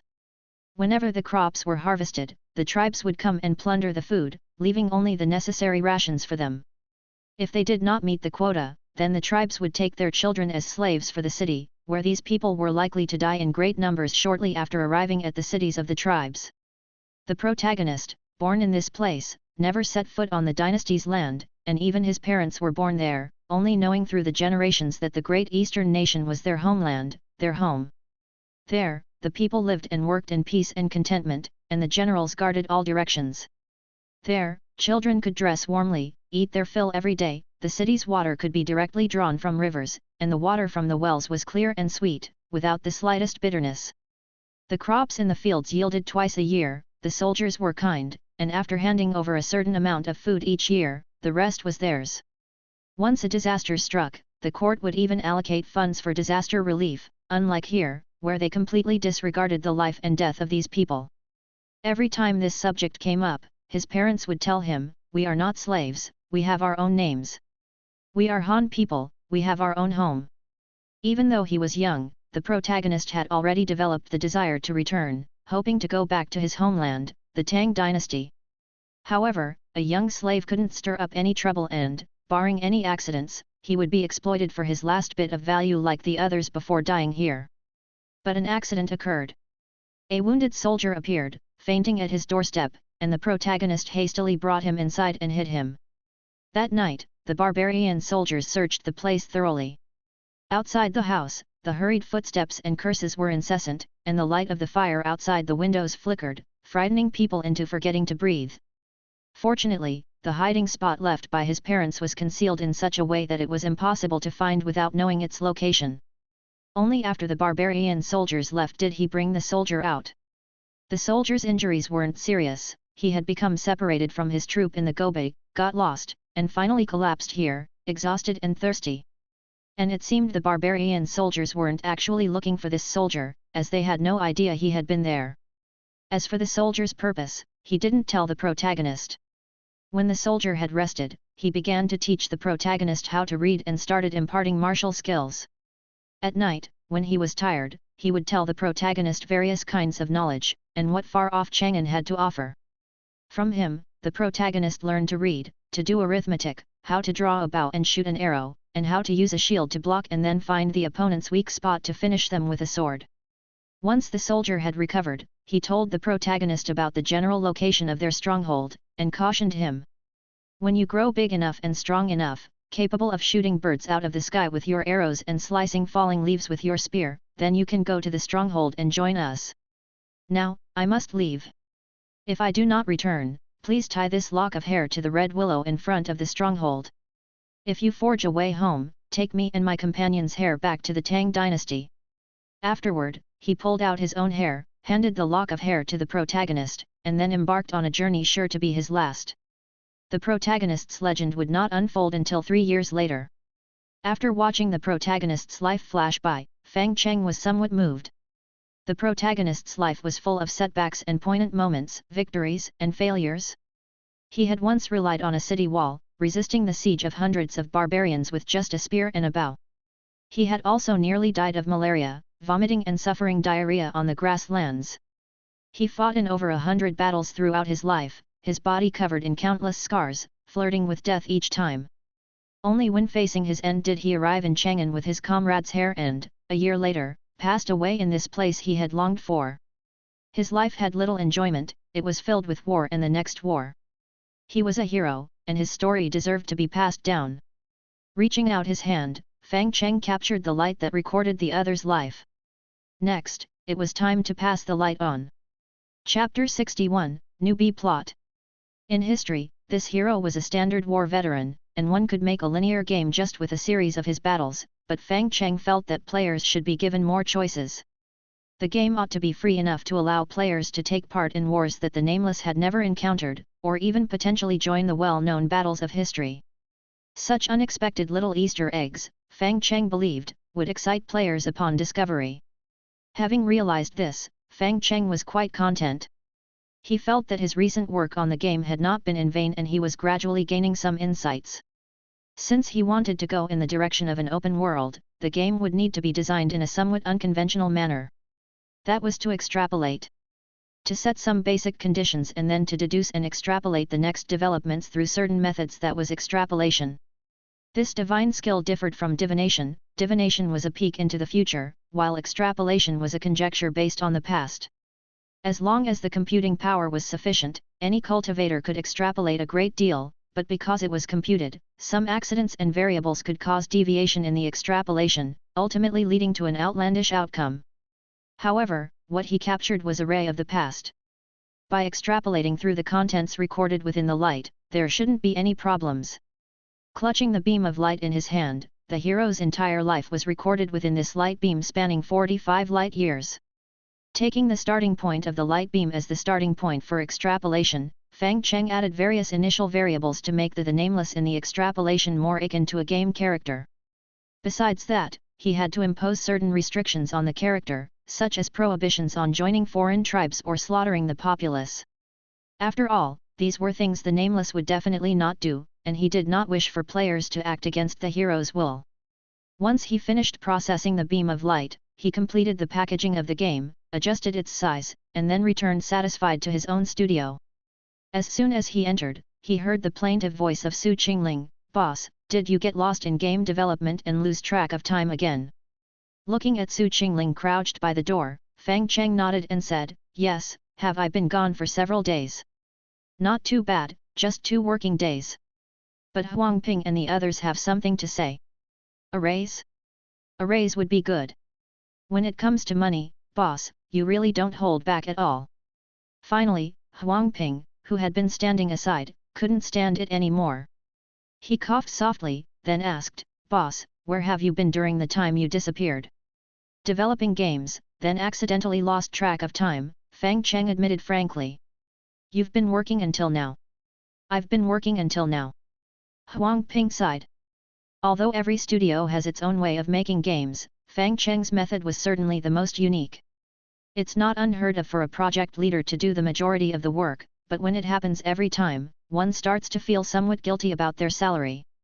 Some producers certainly have strong control tendencies and insist on writing all the design plans themselves, but that doesn't mean they code everything themselves. Even with AI assistants for programming, you can't be that industrious. Nonetheless, each person has their own methods, and Huang Ping didn't feel it was his place to criticize. And in the gaming industry, results are what matter. As long as the producer keeps creating solid game frameworks, what he does in the office doesn't matter, even if he were to streak. Coughing, Huang Ping decided not to pursue the issue and instead looked at Fang Cheng to say, "Boss, you were the one who said no to overtime, but aren't you the first to break that rule?" "So we." "Oh, I understand," Fang Cheng nodded. "You understand?" "Yes, I'll take compensatory leave right away, and you guys continue working." "Oh, and here's the game I just finished developing. Test it out first, and I'll come back the day after tomorrow to hear your feedback. Then we can discuss how to make adjustments." "It's not." Huang Ping had just wanted to explain when he saw Fang Cheng put down the USB flash drive, wave his hand, and leave. What he wanted to say was that working a little overtime occasionally wouldn't hurt, and people shouldn't be so rigid.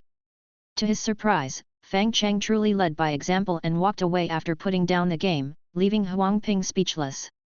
Turning around, he saw Xiao Duzi giving him a look of silent resentment, and Su Qingling's expression was even more sorrowful. Shrinking back like a turtle, Huang Ping thought of something and clapped his hands, saying, "I forgot to tell the boss about the lawyer's letter and Sun Ju's matter. Does anyone have the boss's feed on? I'll contact the boss." "I'll handle this matter," Su Qingling said, holding her phone and smiling. Just in time, her own cat had also arrived, and she had time to invite the boss over to watch the cat do backflips. Even though it couldn't do them now, with a little training, it would eventually learn. At the same time, the company's rules and regulations needed to be set. The policies forbidding employees and the boss from working overtime both had to be written into the system. Fang Cheng hurried over and then swiftly left. Only a USB flash drive with the new game remained behind. Although they were somewhat dissatisfied with Fang Cheng's strict self-discipline and equally strict expectations of others, the new game was faultless. Especially the boss's new game, that was definitely flawless. First, they uploaded the new game to the company's SVN directory, then downloaded and installed it on each of their computers, and the three planners began to eagerly experience the game. The game is named The Nameless. It carries a certain unstoppable momentum. The genre is war. It's not a romance simulation, is it? Huang Ping asked with confusion. Xiao Duzi did not speak. He had already washed his hands and disinfected the mouse and keyboard with alcohol. Now, he was completely immersed in the world of the game, not even an earthquake could awaken him. Fortunately, there was still a lively monkey in the studio who immediately replied to Huang Ping's question, "Liu Bei, no matter how outrageous the boss can be, he surely wouldn't go that far. You don't understand him. He's not outrageous, just a very special kind of producer. Just play for a bit, and you should get it." Upon entering the game and getting acquainted with the gameplay, the opening scene didn't take long to introduce the protagonist, the Nameless. The protagonist's name didn't appear, which nicely matched the title, and was presumably related to some aspect of the game's settings. Jotting down this question in his notebook, Huang Ping continued playing. After an initial encounter with a soldier in the start, the game quickly moved 3 years forward in time. The game employed a first-person perspective, with graphics as refined as ever. To match the game's theme, everything around looked quite dilapidated, people's faces were numb, creating an unusual sense of oppression. After fiddling with the controls, Huang Ping found that the game was more suited for motion-sensing peripherals. In order to adapt better to the game, he specifically fetched a motion-sensing device, and upon connecting it, he couldn't help but marvel. The keyboard and mouse controls were already very smooth, but with the motion sensing device connected, it went up a notch. The simple wooden spear felt tangible at that moment, as if he were truly wielding it. While Huang Ping was contemplating, he heard someone outside yelling loudly, "The Tubo are coming!" Hearing this, Huang Ping's body tensed. The new B storyline was here. Excited, he jumped out to find 3 Tubo soldiers charging at him on war horses, like 3 oversized experience packs, coming from a far right to his spot. Hefting his spear, Huang, just about to showcase his exceptional skills, saw the screen turn to black and white. In the middle of the screen, the red character for defeated stood out conspicuously, leaving Huang Ping, who had wanted to make a grand show of his abilities, frozen in place. Is the difficulty of this game possibly flawed? Chapter 62, The Meaning of the Nameless. Staring blankly at his own death screen, Huang Ping began to recall what had just happened. I bravely charged at 3 Tubo cavalry with my leather shield in front of me. I conjectured that these low-level NPCs should have been knocked away by my shield bash, then I could have taken the opportunity to finish them off with my blade. But the result was, I got instantly killed. Those cavalrymen all had big beards, but they were definitely all young men, because they had no sense of martial virtue. Disbelieving, Huang Ping restarted the game from the save point. This time, he chose to move stealthily, waiting for the chance to launch a surprise attack. His spear successfully pierced a cavalryman in the waist, assisted by the Game 1's auto-aim. He wanted to press his advantage, but the other 2 cavalry charged over, their curved swords turned into divine weapons by the speed of their steeds, severely decapitating him. Defeat. The red text constantly shifted in Huang Ping's vision, sometimes morphing into noob, and at other times weak. Dying twice in the tutorial left Huang Ping speechless. If you want to make a Soul series type of game that tortures people, just say it outright. There's no need to sneakily hide it. Though the Soul series can barely be considered related to war themes, their relevance is about the same as saying the Soul series is about romance and character development. After all, both have pretty girls, right? Exhaling deeply, Huang Ping was about to commiserate with Monkey about the difficulty of the game when he noticed that Monkey was playing a scene he had never seen before. Sandstorm filling the sky, unbearable heat, the protagonist wandered alone in the desert. His water bottle was empty, and the character in the game was more prone to dehydration in the desert environment, hovering on the brink of death. But Monkey was fearless. The moment he crossed a patch of shadow on the ground, he sharply bent his bow and shot an arrow. A bird in the sky fell at the sound, becoming Monkey's spoils of war.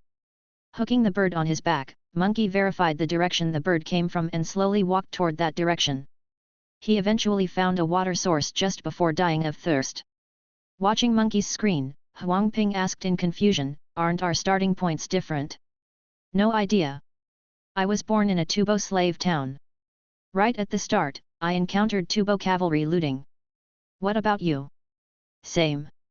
"Then there shouldn't be random starting locations, everyone's initial position is the same. The difficulty level of this game is quite reasonable. It's quite nice to play." Huang Ping originally wanted to ask how he managed to defeat the 3 starting cavalry, but seeing Monkey playing so effortlessly, he felt a bit embarrassed to ask. If he didn't ask, he could still bluff his way through. Asking would only prove that he indeed was a noob. Knowing he wasn't cut out for such punishing games, Huang Ping simply moved a chair over, sat next to Monkey, and began to watch his gameplay. Unlike Fang Cheng's previous works, this game had no cultivation techniques or tree punching drills. It had only 2 words, realism. Through observing Monkey's gameplay, Huang Ping finally started to understand more about the game mechanics. The game had a time system. Players could arrange for their characters to train or allocate time to travel and move to different locations. During this period, if no random events occurred, the game time would fast forward until the scheduled event was completed. Besides that, the game had an extremely detailed attribute system, as well as a battle system that was ruthlessly realistic. Things like health bars didn't exist, a slash to the head meant instant death, no matter how high one's attributes were. Nightfall would reduce visibility, and prolonged imbalanced diet could even lead to night blindness, rendering one almost completely unable to move at night. Ill-fitting shoes would cause blisters, which would reduce movement speed, and could eventually lead to deformities. Just watching Monkey play made Huang Ping feel dazzled. But because it was very realistic, it wasn't too difficult to understand, you just needed to treat everything as real. As the role was that of an ordinary person, the game's perspective unfolded entirely from the standpoint of a soldier. In the game, the Tang dynasty had already declined, with Tubo splitting the Tang dynasty in half. The protectorate of Engzi, located in the western regions, had become an isolated land, perilously under the assault of Tubo. The protagonist was a nobody born in occupied lands, yet he had yearned for the Tang dynasty ever since his birth and by a twist of fate received training from an injured soldier of the Tang. When he came of age, he killed 3 Tubo cavalrymen who came to plunder his town and subsequently lived in exile. Knowing that the protectorate was still resisting Tubo, he resolved to join the protectorate and then embarked on battle after battle. Before joining the protectorate, the protagonist's experiences could only be described as hellish. He moved through the desert like a lone wolf, finding his own food and maintaining his own water sources. Drinking unclean water could lead to parasites, which might then result in a miserable death from vomiting and diarrhea. Modern inconsequential injuries became fatal. Injuries slowed movement and made it difficult to obtain food, which meant that one had to be extremely careful in every hunt and battle. A small cut could lead to tetanus infection and sudden death. However, the more tedious the details, the more exhilarating the combat became when it finally occurred. Especially watching Monkey fight, one could really experience that feeling of tension and thrill, where every slash drew blood, and every move was lethal. Different from the typical Souls games, the Nameless was more like an incredibly realistic soldier combat game. The enemy Al was unbelievably realistic as well. They would feign surrender, flee, and if they sensed defeat, they might even adopt a mutually destructive fighting style, forcing the player to make difficult decisions. A moment of carelessness, even with victory in sight, could lead to dying on the battlefield. Every fight was particularly thrilling. Unlike the precariousness of being a lone wolf, once one successfully entered the protectorate, it was a different feeling altogether. The population of the protectorate was older, so the young Nameless who came here was treated almost like a beloved mascot. Old soldiers in their 30s would pester the protagonist every day, telling their stories. Some old soldiers would repeatedly speak of the prosperity and splendor of the Tang dynasty's Chang'an, even though they had never been there. Players would see the red willow tree at the entrance of the camp, its branches already laden with the hair of soldiers who had gone out. It was at this moment that Huang Ping finally understood what his mission as a guide had been. He was a messenger. Every so often, the protectorate of Engzi would send messengers to Chang'an to tell the emperor of Chang'an that the protectorate had not fallen and that they were still resisting Tubo. Our soldiers are insufficient, our weapons are old, we have no horses, food must be self-sustained, but still, we remain here, never surrendering. In this land 7,000 li away from Chang'an, there are still those whose hearts turn to Chang'an, who are defending this territory for the Tang dynasty. But the protectorate of Engzi and Chang'an have been separated for a long time now.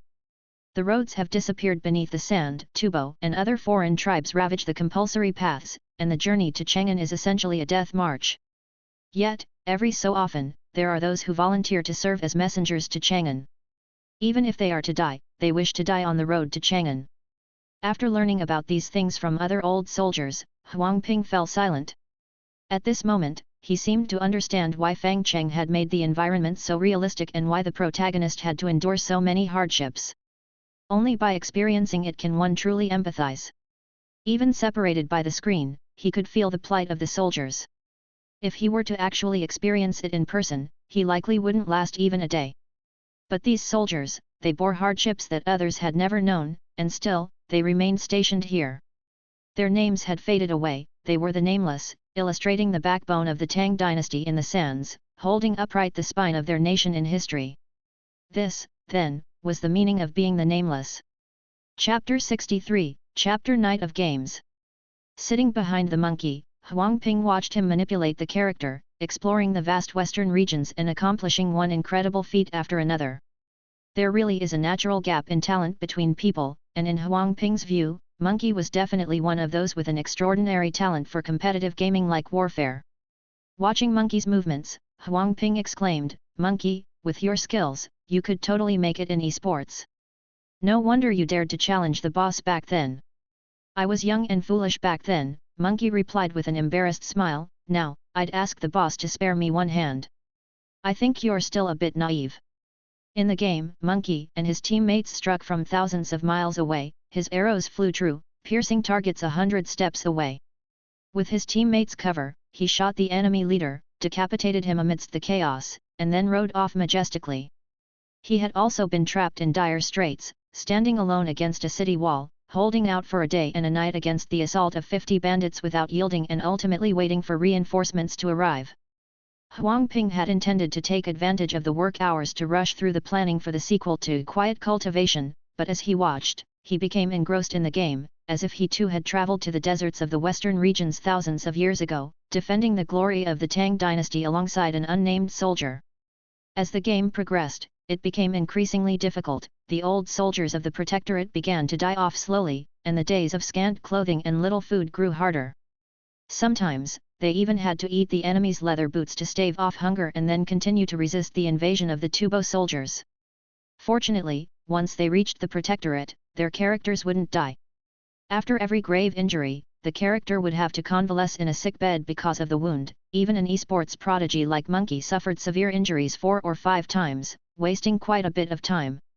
Moreover, after being gravely wounded, there was a chance the character would gain some permanent negative states, such as disability or fear of war. Luckily for Monkey, he only received a few temporary statuses that disappeared after convalescing, a great fortune amidst misfortune.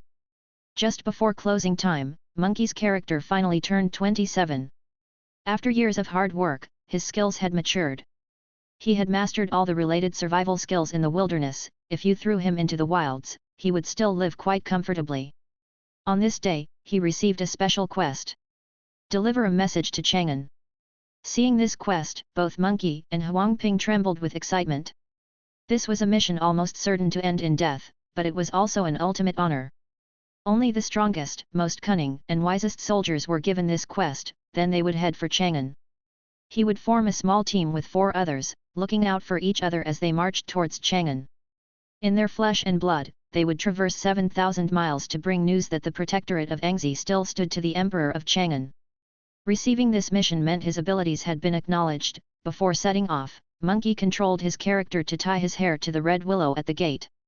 Body, hair, and skin, received from my parents. Leaving behind his hair was the equivalent of leaving part of himself. Even if he never returned, he would still protect this land, standing together with his brothers. Looking at the red willow now full of hair, Monkey saluted solemnly, then turned and departed, embarking on the journey with his companions. But just as his adventure was about to unfold, the music signaling the end of work began to play. Su Qingling clapped her hands and said to the 3 planners, "All right, it's time to get off work now, let's head home." "Su, can't you give us another 10 or so hours?" Monkey pleaded, "We've just received the final mission and are ready to die with honor." "I'm sorry," Su Qingling said regretfully, "but I really don't want to be implicated and then have to take a leave. Do you know how much I want to work now? I'm in such a good mood at work that my family is starting to wonder if my job is even serious. Besides, I have to go home and train the cat to do a backflip as soon as possible." Since Su Qingling had spoken, even Xiao Duzi could only sigh with regret, then get up to pack his things. Xiao Duzi was slightly less skilled in the game, and had been seriously injured more times. In addition to the time lost, he also acquired the permanent negative status of lame. Because of this situation, he would never be able to embark on the journey to Chang'an, his final mission now completely out of reach. Therefore, he could only do logistics work quietly at the Protectorate, and ultimately died in the camp because of the recurrence of an old injury.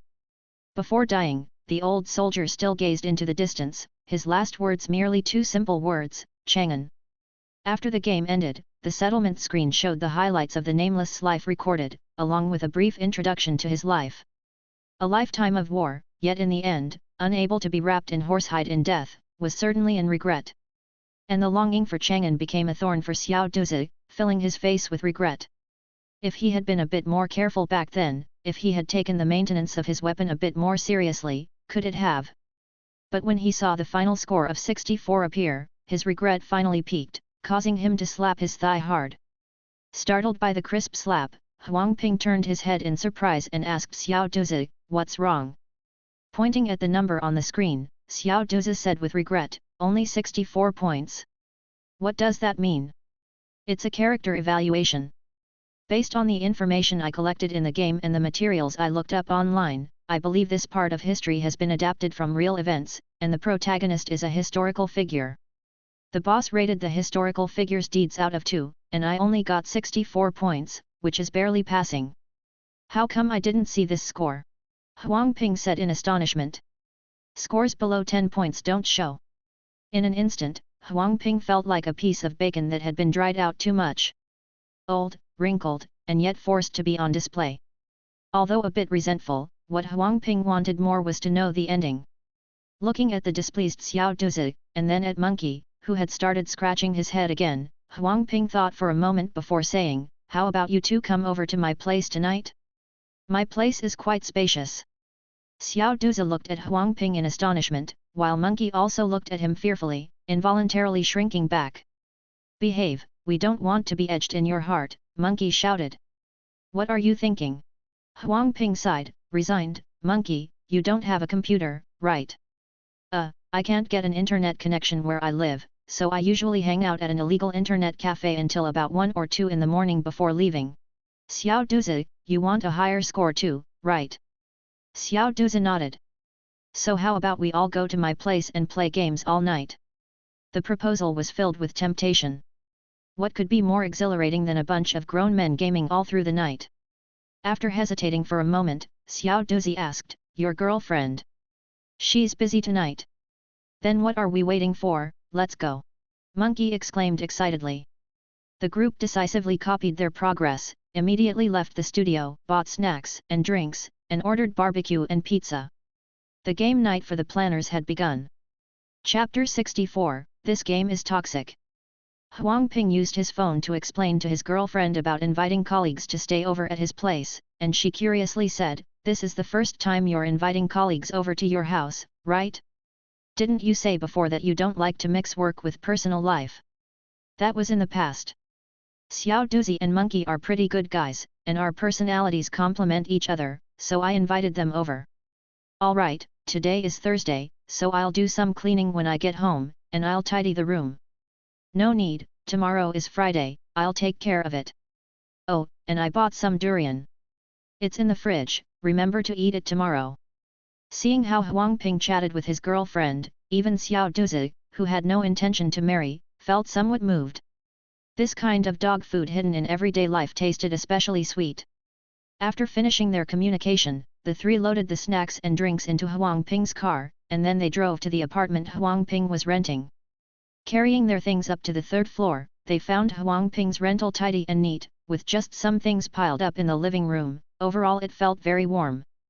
After letting them in, Huang Ping said, "It's a bit cluttered, we're in the process of buying stuff and moving to a new home. The new place is closer to the studio, and it's also in a good school district."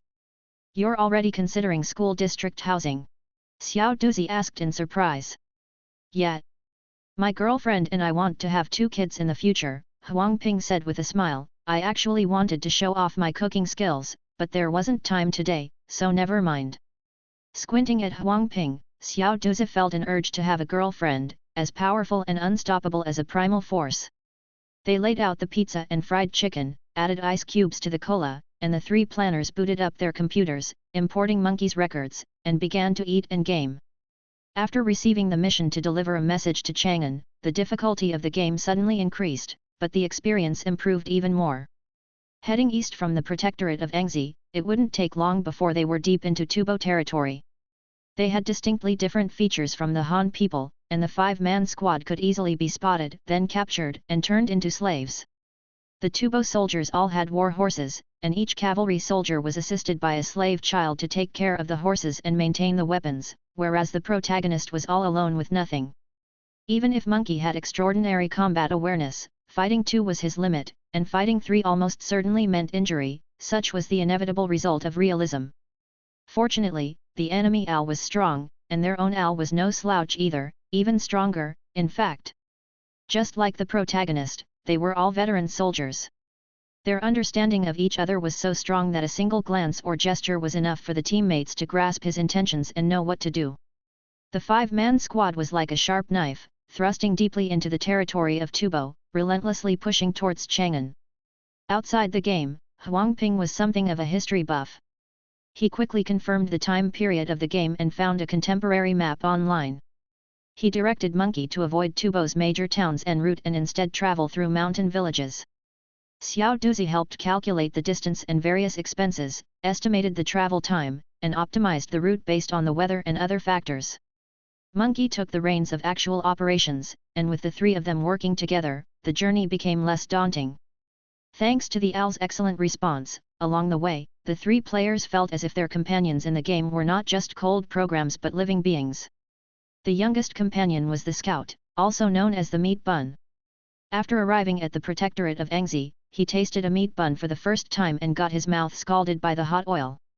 But even so, he continued to eat them like crazy, without regard for his own life, stuffing his belly until it was bulging and choking on the food but still continuing to eat. In the end, if it hadn't been for the squad leader slapping him unconscious, Monkey believed the kid would have literally eaten himself to death. Because of this, he earned the nickname Meat Bun and fantasized daily about how delicious the meat buns in Cheng must be. The oldest companion was called Mr. Fang. Although he was just over 40, the harsh conditions of the western regions, the wind and sun had merged into his skin, creating deep, knife-hke wrinkles that made him look seasoned and old. He typically stayed quiet, only silently preparing supplies during rest time. Yet, he was the most indispensable member of the team. He was skilled in various survival techniques, he could lie on the ground to hear distant horse hooves and underground water, and he could identify the poison of herbs and snakes at a glance. The squad leader, on the other hand, was a rough man with a touch of finesse. He had an incredible intuition for battle. His squad of 5 was like an extension of his own limbs, each member with a different role but working together seamlessly, so close-knit that they could emerge victorious even against enemies 3 to 4 times their number. The last skinny member, then, was the team's jester. He was a master ventriloquist, proficient in various musical instruments, and spoke 4 or 5 foreign languages. He could even use ventriloquism to imitate different sounds, making him the most reliable companion when dealing with foreigners. Beyond that, he was also a skilled assassin. Between his fingernails, he always hid a blade coated with poison. A light cut was enough to kill an opponent, and the cause was difficult to trace afterwards. Nobody in the squad used their real names, instead addressing each other by nicknames. There wasn't much deep significance to this, just the feeling that knowing each other's names would make their connections deeper, and the loss of a teammate would hurt that much more. They were the elite chosen by the Protectorate of Engzi, their sole purpose to go to the Tang dynasty and make their presence known to secure support. At such a time, names became a burden, better not to know them. Halfway through the journey, resting by the campfire, Huang Ping looked at the screen and suddenly said, "This journey has no outcome." "Liu Bei, why do you say that?" asked Monkey, resting his fingers. "The Tang dynasty at this time is no longer at its peak, there are no soldiers left in the country.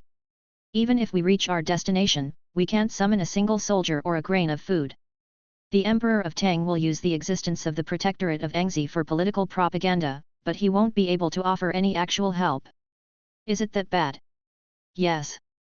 And looking at the map, supporting Engzi would require opening up a corridor, but that's no different from going to full-scale war with Tubo.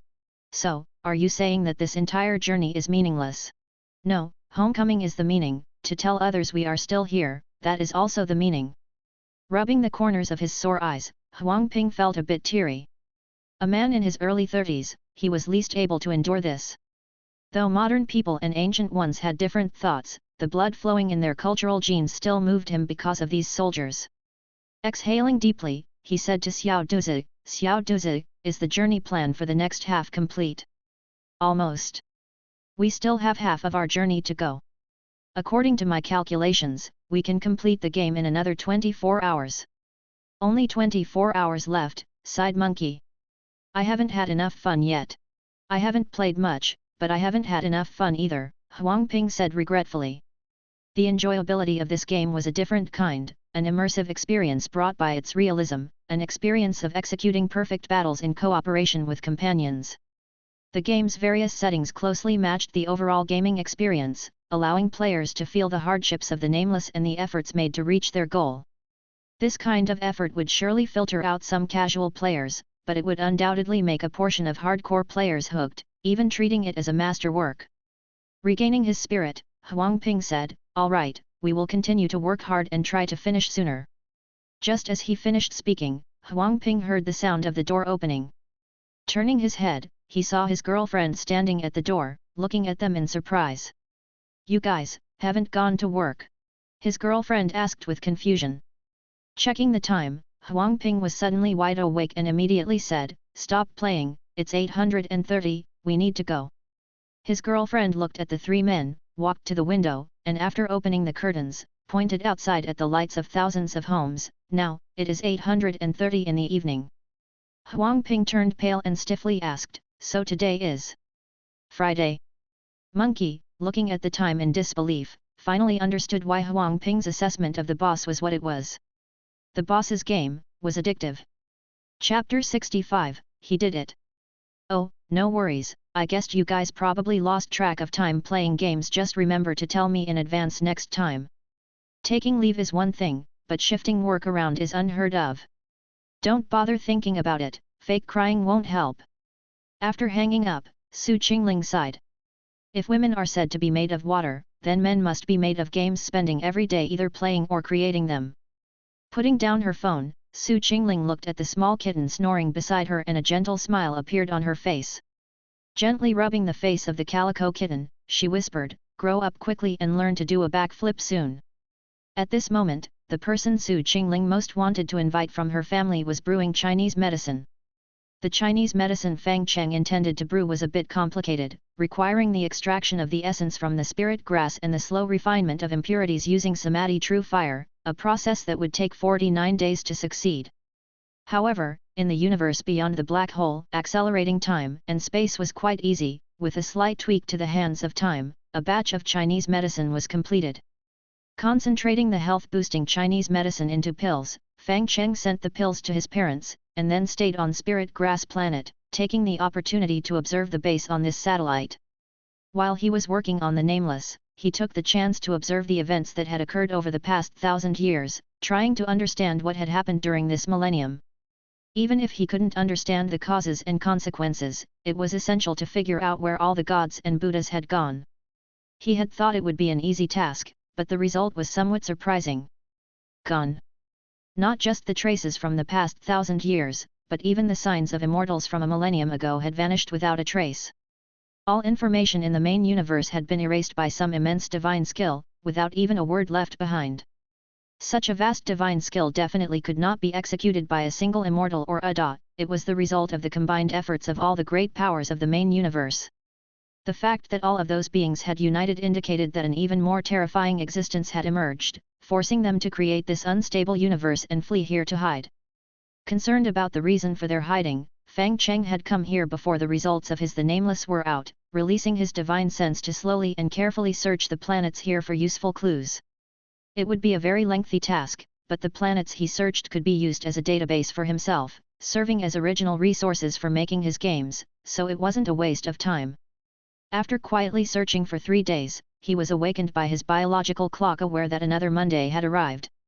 He flicked his clothes, the cosmic radiation dust accumulated on him was swept away, and in the next second, he appeared outside his studio.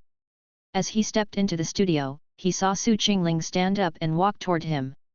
While he was watering the spirit grass, Su Qingling picked up her phone and showed him a photo, saying, "Boss, look, this is my cat." The sleeping kitten was only 1 month old, with white, black, and yellow fur covering its body and a small, rather adorable appearance. After looking carefully for a while, Fang Cheng sensed some spirituality in the some animals possess spirituality, and the stronger it is, the more perceptive the animal is. They could possibly stumble upon some cultivation methods by chance and become spirits. However, the spirituality of this calico kitten was a bit subtle, precisely at the cusp between becoming a spirit and not. Further observation was needed. So he handed back the phone to Su Qingling. "Pretty good, show me more when you have the chance." "Sure thing." Su Qingling excitedly returned to her seat, feeling assured about her choice back then. The boss was indeed a cat person. It wasn't long before Huang Ping, Xiao Duzi, and Monkey walked into the company, yawning as they entered. After sitting down, the three of them updated the content of Quiet Cultivation, making some adjustments for balance and replying to some emails, then they began scratching their heads like 3 monkeys.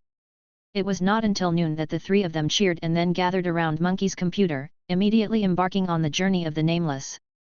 Seeing how much the 3 of them enjoyed the game, Fang Cheng felt immensely gratified. Sitting behind them, Fang Cheng saw that the progress in the game was good, the group had reached the central part of Tubo and was only 1,000 miles away from Chang'an.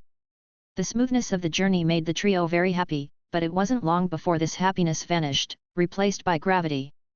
Meat Bun had fallen ill. Initially, it was just a fever, but it quickly turned into a chill throughout his body, followed by vomiting and diarrhea. Meat Bun, who used to be slightly chubby, soon became gaunt and pale. His original scout duties were handed over to the other 4 members, and he himself became a burden to the squad, significantly slowing down their progress. Worse still, Meat Bun's illness was very troublesome. After consulting the information, Huang Ping and the other 2 discovered that it was some kind of parasitic infection, which required a long period of convalescence in a certain place to treat. They had no choice but to call over the Han village chief after reaching the next village, give him some silver coins, and leave the unconscious Meat Bun behind. Thinking back to the beginning of the game, Huang Ping felt it was a cycle of rebirth. Perhaps Meat Bun would also become a guide for some child, telling him the location of the protectorate of Engzi and leading him there. Afterward, he would set off again on the journey to Chang'an. The flame of humanity never dies, it passes from one to another, and so it goes. 800 miles from Chang'an, another incident occurred. The closer they got to Chang'an, the more active the Tubo cavalry became. The Tang dynasty had begun to weaken, but its foundation remained. The Tubo cavalry converged from all directions, relentlessly plundering the Tang dynasty's wealth, people, and food, greedily devouring its flesh like hyenas. Without a scout, they had to proceed with great caution, avoiding combat whenever possible. However, if they encountered less than 3 cavalrymen, they would still take immediate action, shooting the adversaries and seizing their horses before galloping away. Such a formidable squad naturally attracted the attention of the Tubo, and a siege circle quickly formed. By the time they realized it, they were already trapped within layers of encirclement. To break through, the squad leader sacrificed himself valiantly, and Skinny was hit with 3 arrows in the back, suffering from the lingering wounds. Finally, one morning, Skinny left the squad, not wanting to be a burden anymore, and vanished into the Gobi Desert. 400 miles from Chang'an, Monkey and Mr. Fang were discovered by Tubo soldiers. Mr. Fang immediately threw Monkey on the warhorse, drew his spear to face the enemy alone, and died with 17 spears in his body never falling. The remaining 400 miles were completed alone by the protagonist. And it was those 400 miles that took him a year and a half to traverse. He had been sick, he had been wounded, and after a snake bit his left leg, he even amputated his own leg, then limped towards Chang'an with the help of crutches, step by step. When he finally entered the gates of the Tang dynasty, in response to the city gate soldiers' inquiry, Monkey couldn't help crying out, "I am a messenger from the protectorate of Engzi, we're still there, that place is still holding on." Watching the soldiers' faces go from skepticism, to shock, to tears of joy, Monkey also couldn't help but cry. At that moment, he was the Nameless. He had travelled 7,000 miles to deliver their message to the Tang dynasty. He had done it. Chapter 66, New Staff Requirements. There, Monkey, don't cry. It's just a game. Patting Monkey's shoulder, Huang Ping whispered words of comfort. Watching the protagonist's final outcome on the screen, Huang Ping also felt somewhat emotional. The protagonist, now without a left leg, could no longer continue to fight, and his inevitable end was to die of old age in Chang'an. When looking back on his life, he bloomed like an ephemeral flower and shone like fireworks. Leaving the protectorate of Engzi for Chang'an, this journey took nearly 4 years of his life, leaving behind a body riddled with scars and a longing for the protectorate of Engzi. In Chang'an, he was treated like a hero. From the city gates to the imperial palace, countless people clamored to see his face. Artists depicted his entrance to the city in woodblock prints for posterity to admire. Promotion and nobility, treasures and lands, the emperor bestowed these rewards generously, even publicly praising the return from Engzi and lamenting that he had fulfilled his grandfather's long-standing dream. But for the reinforcements the Nameless most hoped for, the emperor was powerless to provide. As Huang Ping had said, the Tang dynasty no longer had the strength to support Engzi.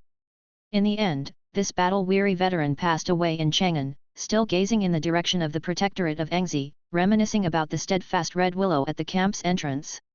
Feeling wistful after seeing the final outcome, Huang Ping thought this ending deserved at least 90 points.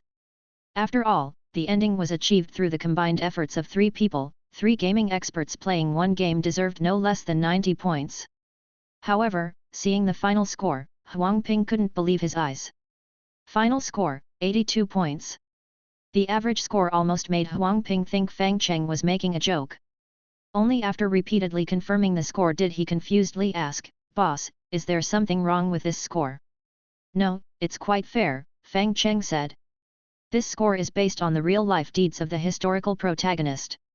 The smaller the loss ratio in battle and the more battles participated in, the higher the score.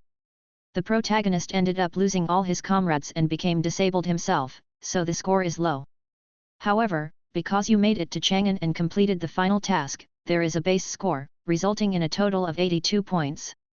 After pondering the scoring criteria, Huang Ping couldn't help but ask, "So, you're saying that the three of us combined didn't perform as well as a real person?" "Yes, that's correct." The straightforward reply incited a surge of frustration in Huang Ping. Xiao Duzi was also a bit unhappy, and Monkey wanted to start another round but was stopped by Huang Ping. "Stop making a fuss, everyone. We've already dragged on for too long." Although boss Fang Cheng didn't object and even mentioned that playing games is part of the planning work, our progress has indeed been too delayed. Quiet cultivation is still in its growth phase, and the player base is now substantial enough to hold competitions. On the Bilibili platform, there are a plethora of live streams, technical streamers are rolling out in droves, and new tactics are emerging every day. Of course, ordinary players are not without opportunities, a few casual modes allow even those with poor skills to have a great time. As user numbers and popularity continue to increase, major competitions will inevitably emerge. By then, the game's popularity will rise further, and it might even reach the incredible milestone of 10 million sales. Besides, competition from the outside world still exists. Tianyi has recently taken a back seat, but other game companies have set their sights on the gameplay of quiet cultivation. Some major companies have begun to leverage their technology, reboot their company's battle royale games, and, like quiet cultivation, have started to adopt the fantasy genre, ready to compete in this new arena. There are also studios targeting niche markets, simplifying games as much as possible, and turning them into mobile games. When a game becomes a big hit, similar competitors will emerge in a short time and engage in intense competition with the original. Most will perish on the sands, but a rare few will survive and become formidable challengers to the original. Given the quality of quiet cultivation, this doesn't seem likely, but what if a competitor also has a game designer as talented as the boss? After all, miracles are not uncommon in the gaming industry, and no one can say for certain what the future will bring. Now is not the time to indulge in pleasures, games, it's imperative to perfect the existing game. What's worse, we are about to finish work for the day. Thinking about how they had neglected several days of work, Huang Ping was so annoyed he wanted to slap his forehead. "Huang Ping, oh Huang Ping, how could you let yourself fall so low?" Grabbing Xiao Duzi and Monkey, Huang Ping said to Fang Cheng, "Boss, your game is already highly complete, but some of the prompts are still not detailed enough. So, I'm planning to prioritize the work and finish this part first. Also, I think we should hire a tester." "A tester, huh?" Game testing is a job in game development where professional testers need to master various test cases and check for bugs in the game in various ways, then report the detailed conditions for triggering them. But the idea of Fang Cheng's game having a bug? That seems unlikely. After all, if there's a problem with my game, then surely the mistake isn't with me, it's with the world. Seeing Fang Cheng hesitate, Huang Ping also realized something wasn't quite right. The boss's game seems never to have had any bugs. With a sigh, Huang Ping felt that his boss was just too talented. Working under such a boss, one must put forth their very best effort and can't afford to fall behind. So, Huang Ping continued, "Forget the tester for now, we need to work on some operational aspects. Quiet cultivation is doing well, but we can make it even better. There's no need. Boss, even fine wines can be overlooked if they're in the back alley," he argued. "I know you're not interested in money, but players are interested in the game. Plus, good operations can not only increase the game's profits but can also more precisely ascertain player needs, allowing us to better understand what the players want." These words resonated with Fang Cheng. For so long, he had been observing player reactions through his own eyes, with inevitable limitations. If there was an operations team, it would close the gap between him and the players, making it easier to learn their needs, and thus produce better games. This way, he could understand more quickly why games are fun, then comprehend Taoist heart, and ultimately ascend. Therefore, he nodded, agreeing with Huang Ping's suggestion. It's time to recruit some operators. Chapter 67, Truly Adorable. Ready to present a need, Fang Cheng originally planned to have Su Qingling work overtime, offering triple the overtime pay while allowing her to take the next day off, but saw Su Qingling returning to her desk with elegant steps, and then finished the recruitment notice with octopus-like speed. Noticing how capable the other party was, Fang Cheng sighed. Again, there wasn't an opportunity to spend money. Money not spent is just a pile of waste paper, a burden when left in an account. Only by constantly spending money can one promote the circulation of currency, stimulate consumer spending, thereby driving domestic demand and fostering the internal development of the economy. People's standards of living will improve as a result, and then there will be more time to play and develop games, and maybe even create games that one finds enjoyable. After all, video games were the opportunity that led to his success, whether it was making them or playing them. But no worries, when the new employees arrive, paying them high salaries is also a way to spend money. After Su Qingling posted the recruitment notice, it wasn't long before Fang Cheng received a phone call. It was from Mr. Shen. Upon answering the call, Fang Cheng found the usually thick-skinned Mr. Shen acting somewhat coy. Empathizing with him, Fang Cheng asked with concern, "Mr. Shen, has your hair loss gotten serious again? How did you know that? I saw that at 3 in the morning you liked a video by Sweet Little Cat and shared it on your Moments. Staying up late is the main culprit for hair loss, so I figured you must be experiencing it lately. Do you need me to send you some tea leaves? Thank you. There's also a favor I'd like to ask of you. A friend's child of mine has been out of university for a year now. They became very interested in your studio upon seeing the recruitment ad. Then let them come over.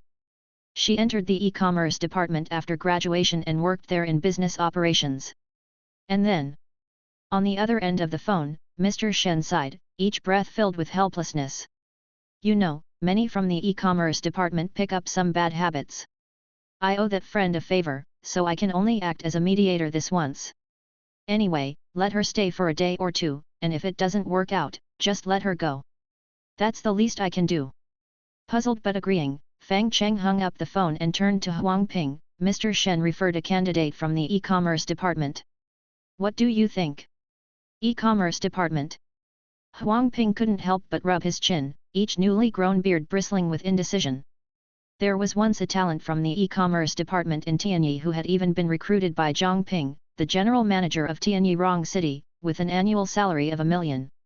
During that person's tenure as director of operations, the operating costs of each studio increased 5 to 6-fold, the efficiency of the studios plummeted, and everyone was miserable.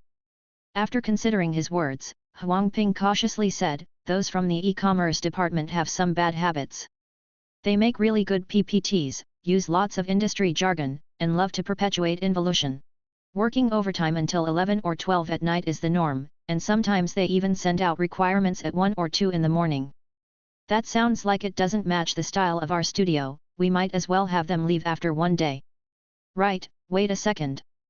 Biting his lip, Huang Ping started thinking hard. The boss doesn't do overtime. E-commerce people really love to work overtime. If they could balance the two, they might be able to work overtime themselves.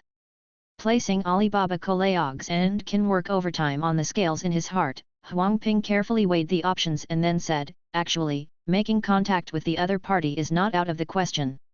After all, coming from a major company, their vision and patterns of thinking must be unique. There will definitely be new gains." Huang Ping's inconsistent attitude was a bit odd. However, Fang Cheng didn't want to read into Huang Ping's thoughts. After all, a good boss should be tolerant, and for an immortal to read minds every day would truly be too bothersome. After nodding his head, Fang Cheng decided to let the other party come in for a trial period, test the waters with the nameless first, then hone his skills with quiet cultivation, and finally help him refine player feedback to aid his own understanding of the heart of entertainment. Perfect. The next day, the person Mr. Shen had introduced arrived. What surprised everyone was that it turned out to be a woman. She had a pretty appearance, but had deliberately put her hair up and her makeup leaned towards mature. Her suit also seemed to be carefully pressed, giving off an air of meticulousness. Walking into Fang Cheng's studio with a brisk stride, she glanced around at the office workers. Her eyes revealed a hint of amazement when they swept over Fang Cheng, but she quickly reverted to her prim high-powered businesswoman demeanor. And upon seeing Su Qingling, dressed casually and exuding a mix of youthfulness and innocence, she felt somewhat threatened. Adjusting her glasses, she walked up to Fang Cheng and extended her hand, saying, "Hello, Boss Fang. I'm the operations lead introduced by Mr. Shen. You can call me Chu Fang Fang." "Hello. But you don't need to call me Boss Fang, calling me Boss or Fang Cheng is fine." "Alright, Boss Fang. Where is my workstation? I'd like to start getting familiar with my duties right now." After introducing herself, Chu Fang Fang didn't waste any words. Under Su Qingling's guidance, she headed to her workstation. Su Qingling led her to the workstation and was about to continue spying on her own boss when she heard Chu Fang Fang's cool and slightly dissatisfied voice ring out, "How can I sit on this kind of chair?" "What's wrong with the chair?" Su Qingling asked curiously. "I'm the operations director, my rank is different from those in admin and planning. My chair should be of a higher grade." "How much is this chair?" 27,000, with a built-in massage feature. It can recline into a folding bed and is particularly comfortable to sleep on. The price of the chair gave Chu Fang Fang a jolt, but she stiffened her neck and said, "Equip me with a 54,000 yuan chair. A director's chair should be double the cost of an ordinary employee's. It's common sense." Watching the assertive Chu Fang Fang, Su Qingling nodded slightly. Her grandfather was a businessman, her maternal grandfather was in politics, and her parents were always busy. She was raised alternately by her two grandparents. Being around two such exceptional people, Su Qingling had absorbed a great deal of insight and acquired a bit of skill in reading people. She immediately recognized the little office politics game the other party was trying to play. How adorable! Perfect, I'll play along a little and see what sort of talent this so-called e-commerce culture really has." So, Su Qingling showed an innocently harmless smile and said, "But our chairs are all uniform, even the boss uses this type." Hearing that Fang Cheng was using the same chair, Chu Fang Fang's mind crashed. In e-commerce, chairs are a symbol of status, and different job levels must not have identical chairs. Otherwise, it would be seen as not knowing one's place, followed by a cold shoulder from colleagues. But having a chair more expensive than your superior is an even bigger taboo in the workplace. It could lead to demotion at best, or being forced out at worst. "So, what should I do?"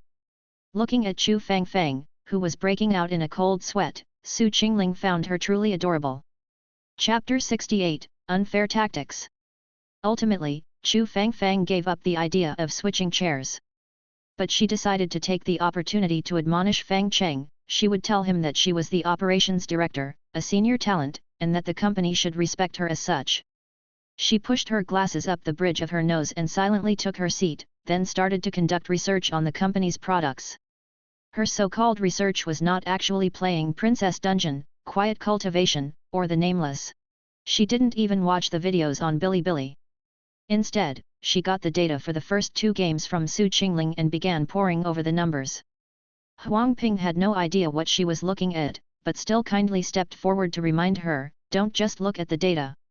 Games have their particularities, you need to play them to understand." Chu Fang Fang pushed her black-framed glasses up again and disdainfully asked, "What's your rank? P7 or P8? What's that?" Chu Fang Fang exhaled through her nose with disdain and said, "Small companies are just small companies, don't they even have a job ranking system? You'd probably be a P6 in e-commerce, not qualified to direct me." Although it was already known that people from the e-commerce sector were a bit peculiar, Chu Fang Fang, having been with the company for only a year, had already picked up a slew of problems, indicating significant issues with herself as well. Once outside, she even intended to expand upon the old ways, clearly revealing her strong agreement with that set of principles. With a helpless smile, Huang Ping returned to his work, his expectations for the new colleague gradually diminishing. He had thought he might be able to bring over a comrade in arms, but it looked like he had hoped for too much. By noon, the studio's ordered takeout arrived. The takeout Su Qingling ordered was from her family's restaurant, which specialized in personalized service. It didn't have its storefront in Rong City, but it was a place sought after by every gourmet. Each guest had their own unique lunchbox and chopsticks, both of which were beautifully crafted, with the redwood chopsticks being elegant and generous. Since it was her family's restaurant, they only charged for the cost of the food, which came to barely more than an ordinary takeout meal. Looking at the exquisite lunch boxes and the balanced and flavorful food inside, Chu Fang swallowed her saliva but still haughtily said to the only one still working at her desk, "Xiao Duzi, you, go get my lunch box." Xiao Duzi didn't move. "You. Did you hear me?" Xiao Duzi, engrossed in her work, seemed to be in her own world, oblivious to what was happening outside, staring at her screen without giving any attention to the other. Realizing that the other party was indeed ignoring her, Chu Fang was about to explode with anger. She immediately rushed to the pantry, ready to severely criticize Xiao Duzi, and then she saw Su Qingling and Fang Cheng sharing a table together in the pantry. Their shoulders were gently touching, and Su Qingling was showing off photos of a calico cat on her phone, flipping through them as she said, "See? It's kneading now. It's so clever now, it learns everything in an instant." Fang Cheng looked at the calico cat, still unsure whether this cat could become something extraordinary. It seemed that when he had the time, he really ought to go and see it for himself. While Fang Cheng was observing the cat, Su Qingling sensed something and turned her head to look at the doorway where Chu Fang stood. A single glance was enough to send a shiver through Chu Fang, and she understood the message. "Don't disturb me." Shivering, Chu Fang took her lunchbox back to her seat and whispered to herself, "Forget it, if I have to get it myself, then I'll get it myself." The lacquered surface of the lunchbox gleamed, and its simple yet grand design was like a work of art. Each of the 3 tiers of the lunchbox contained different things, and upon opening, it unfolded to display all its contents. The aromatic soup, vibrant vegetables, perfectly textured mixed grains, and healthy, tasty chicken breast. A postcard also accompanied the lunchbox, inquiring about the guest's opinion on the dishes and whether the flavors suited her palate, among other things. The meticulous attention to detail left Chu Fang speechless for a moment before she began to eat. The food was delicious, perhaps the best work meal she had ever had, but the thought that everyone was eating the same thing soured the experience for her.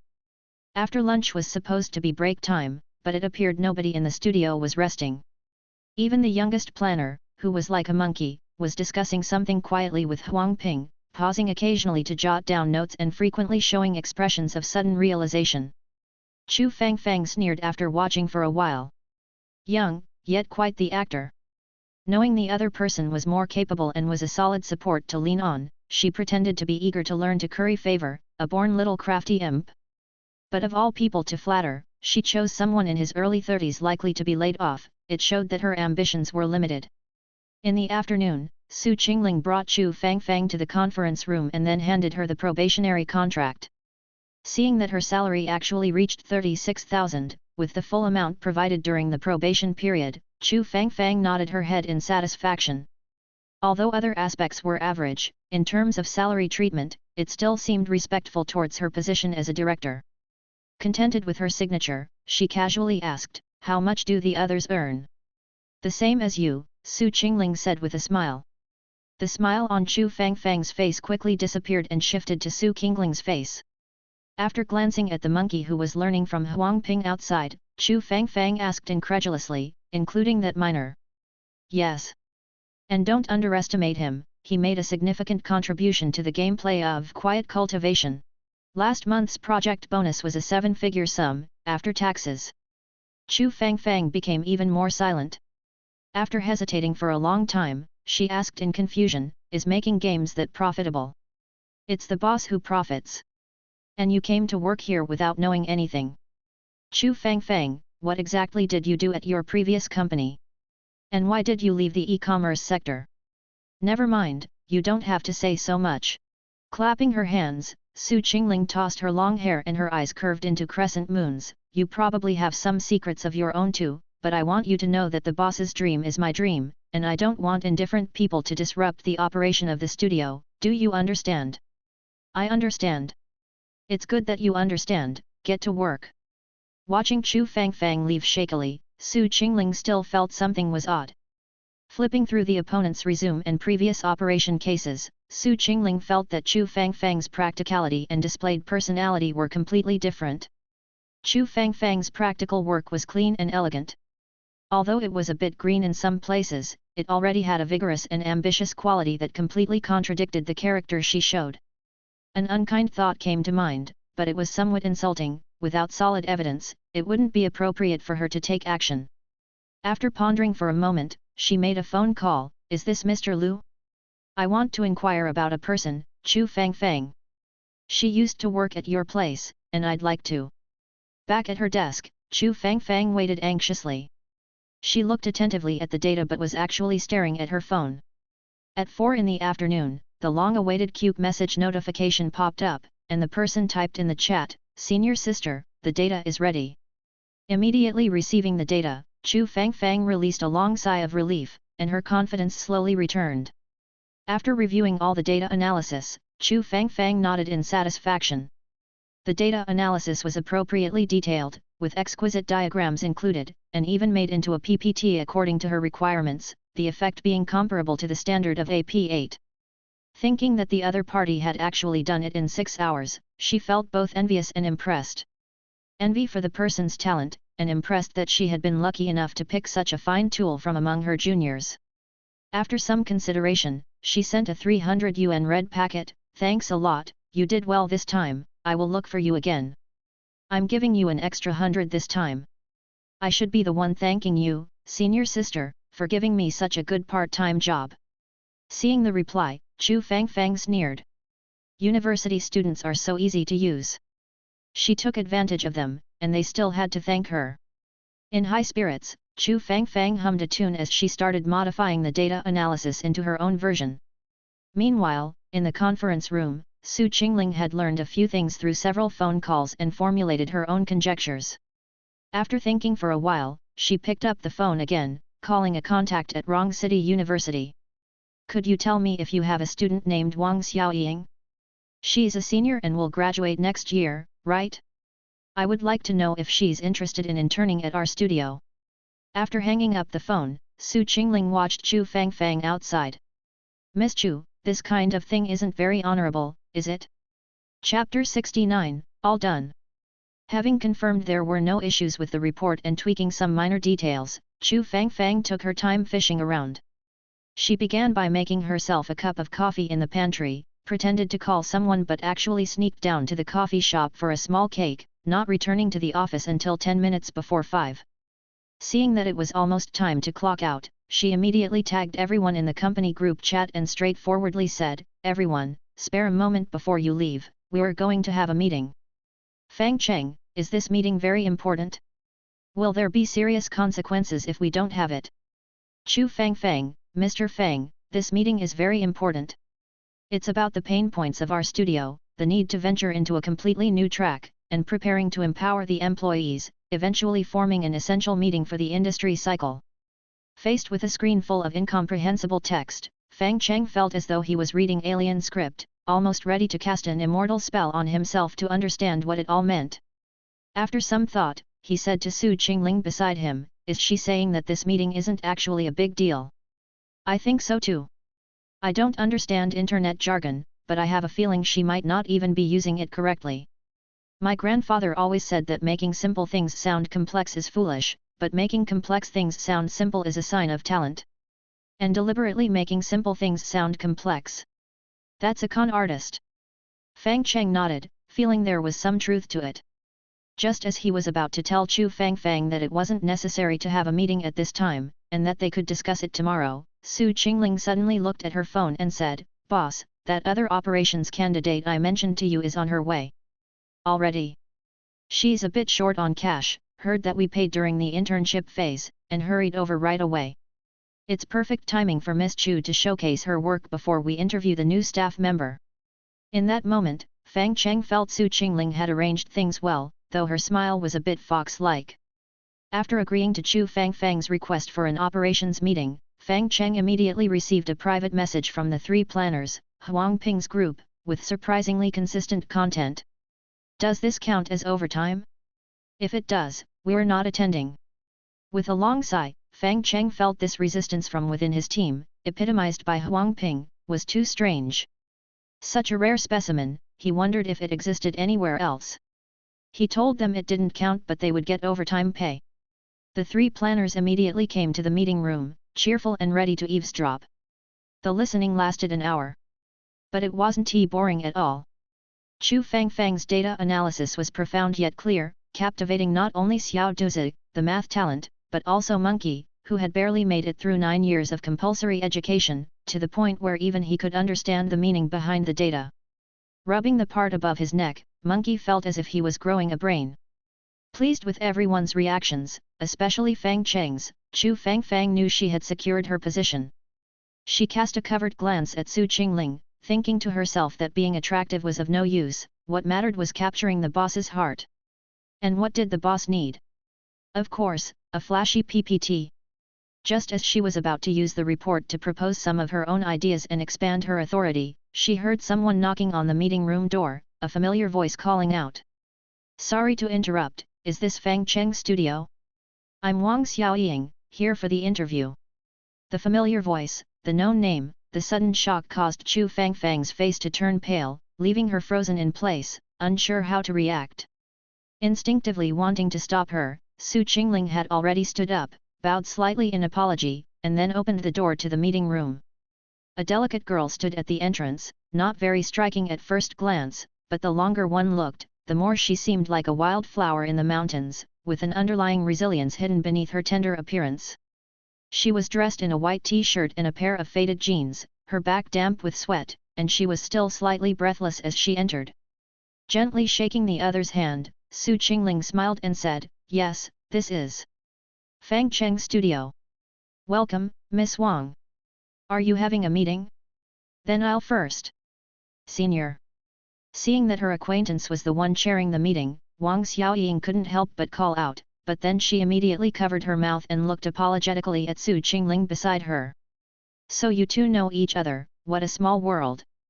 Miss Wang, you're here for the operation position interview, right?" "Yes." "Well, Miss Chu is our operation director, and she's currently in an operation meeting.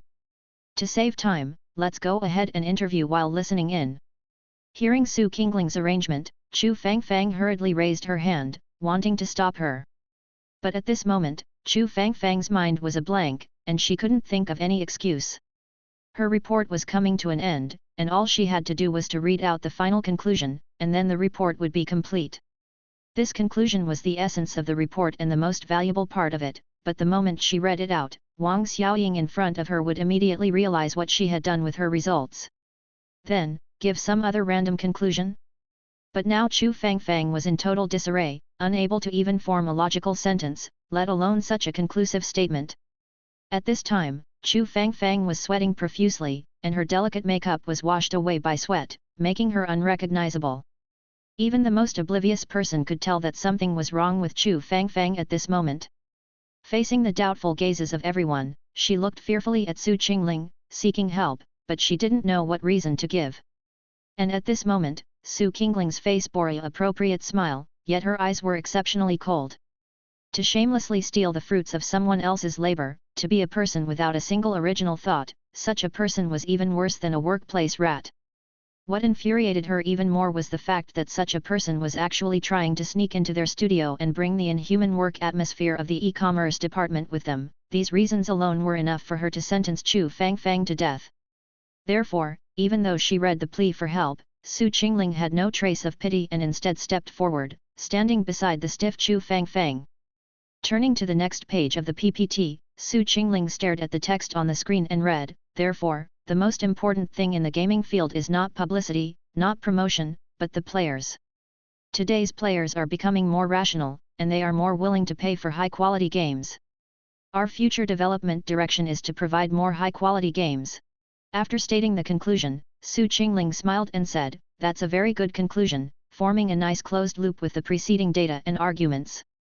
Indeed, Huang Ping also nodded, looking at the current games, apart from some nostalgic games, most require certain innovations. The era of game oversaturation has arrived, but it also presents an opportunity for us. After listening to the others' opinions, Su Qingling looked at Wang Xiaoying and asked, "Miss Wang, what do you think?" "I think it's pretty good." Seeing that Wang Xiaoying didn't expose her publicly, Fang felt like she had seen a savior, and she came back to life. "That's right, Wang Xiaoying, that's how you should be. You're just an ordinary college student, whereas I am your senior. You should listen to everything I say.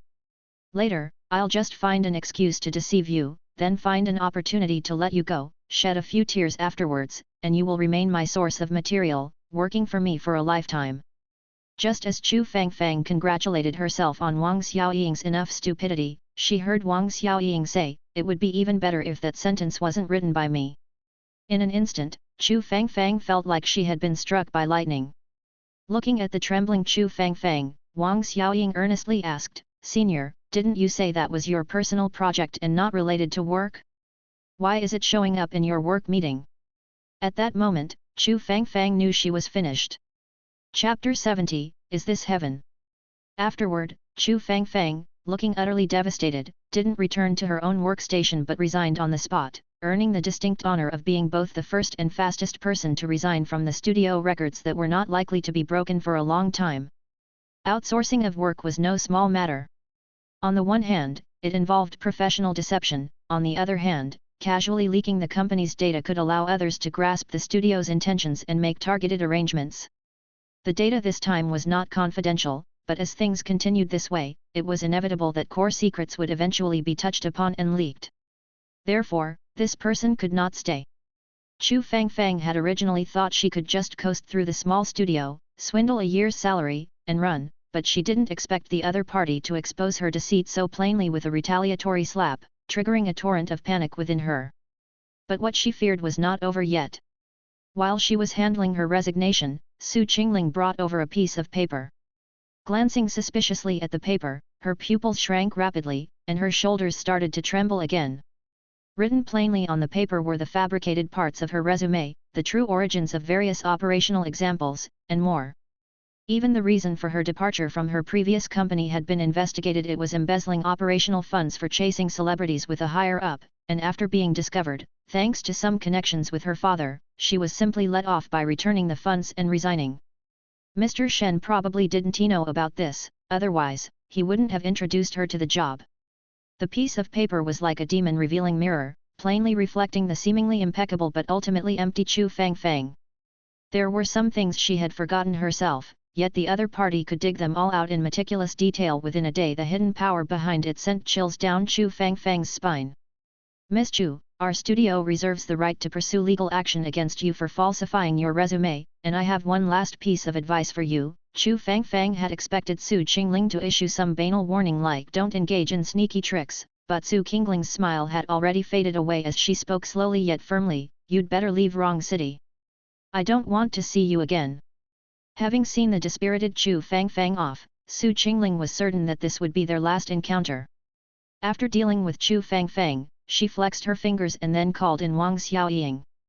Handing over the company code of conduct and the probationary contract, Su Qingling asked, "Take a look, and do you have any other questions?"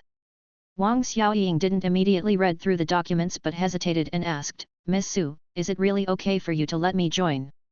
Su Qingling quickly understood her worries that she had a senpai-koi relationship with Chu Fang. Even though she had been deceived before, the fact remained that she assisted Chu Fang in fabricating falsehoods.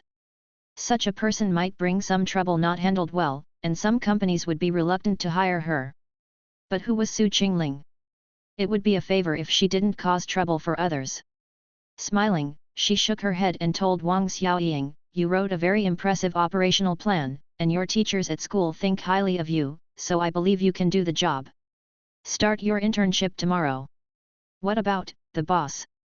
"He said to leave it to me. He only handles game development, I can manage all other matters." Glancing at the beautiful but capable Su Qingling, sensing the trust between her and Fang Cheng's studio, Wang Xiaoying felt this could be a good place. Moreover, after seeing the salary for the probation period, she knew she had made the right choice. However, back in her dorm room at school, she was engulfed by anxiety once more. A high salary meant high expectations, 36,000 a month, with commissions on top. It was something that even veterans who had worked for years would not come across. Kept awake by the high salary, Wang Xiaoying simply got up, started searching for information about Fang Cheng's studio, and began taking notes. At the same time, she asked on Baihu, "My salary during the internship period is 36,000. What should I pay attention to?"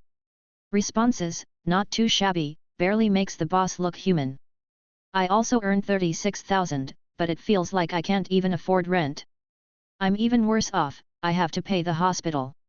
Same here, I dream of being a glorious taxpayer but don't even qualify. After reading for a while, Wang Xiaoying felt that people these days really had money, truly worthy of Baihu with its average millionaire users. But then she realized a problem and revised her question description: what should I be aware of with a monthly intern salary of 36,000? Reply: is this in Zimbabwe? 36,000 is nothing, I made 360,000 right after graduation, the company provided a car, all of us are Ultramen come from the M76 Nebula, teleporting from our company villas to the office in just 1 second. Too bad today's wages only buy 2 ounces of booze, or else I could keep boasting. I don't think it's a big deal, I also made over 30,000 after graduation and the company benefits are especially good, they even took us on a trip to a small country in the south today.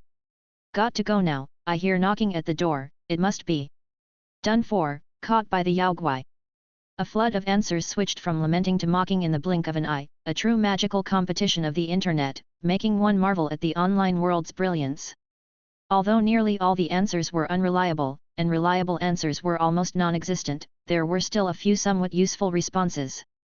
High salary means high obligations. Such a high amount during an internship means it'll only increase later. If I were you, I'd get to the company early every day to serve tea and wipe the floor until it sparkles. If I earned that much, the boss would be my reborn parents, and the company would be my home. Those are your parents? Don't even think about stealing my parents. Taking note of some small tips, Wang Xiaoying continued searching for material on Fang Cheng's studio, eager to understand the studio's style as soon as possible. The next day, with dark circles under her eyes, Wang Xiaoying scanned the QR code for a shared bike and yawned her way toward the studio. Although Su Qingling had emphasized yesterday that the office opens at 9:30 am, not to come early, and lateness was acceptable, Wang Xiaoying knew that many companies might appear liberal on the surface but the boss spends all day eyeing the attendance machine.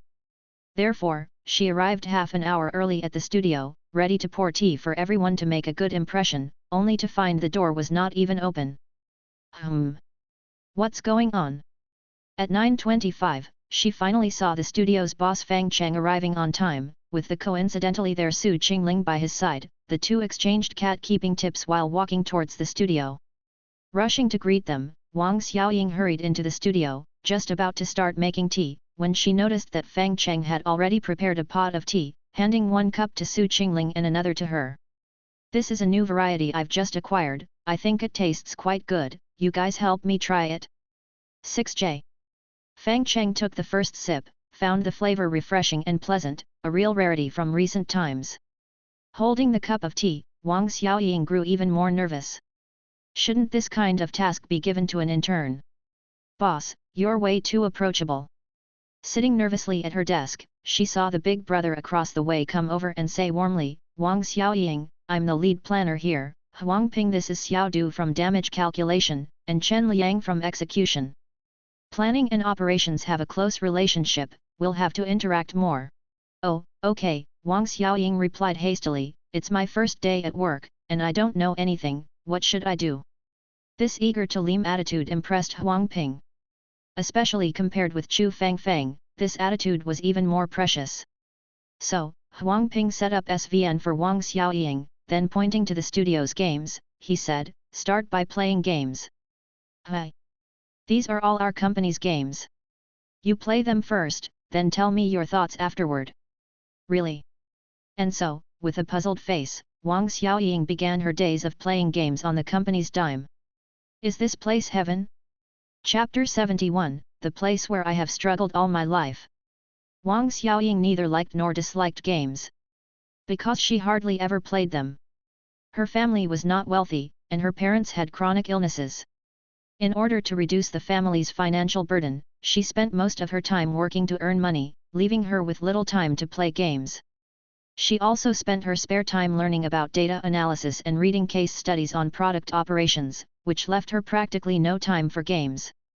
After installing the game, she intended to just give it a try, but by lunchtime, she was completely astonished.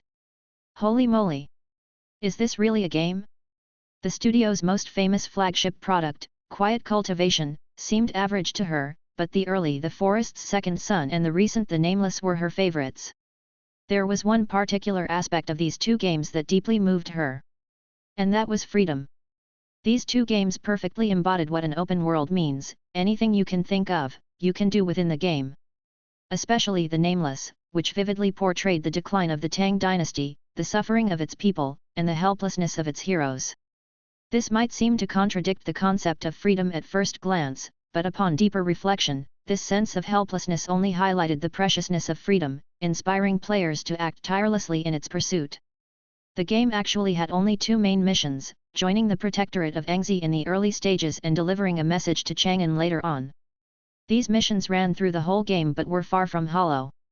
Completing each phase of the main missions changed the game experience, from the early lone wolf stage to the mid-game communal life, and finally to late-game team combat. These three styles blended skillfully, making her feel a unique sense of freedom in each phase. The freedom of the lone wolf was the most absolute, but also the most dangerous.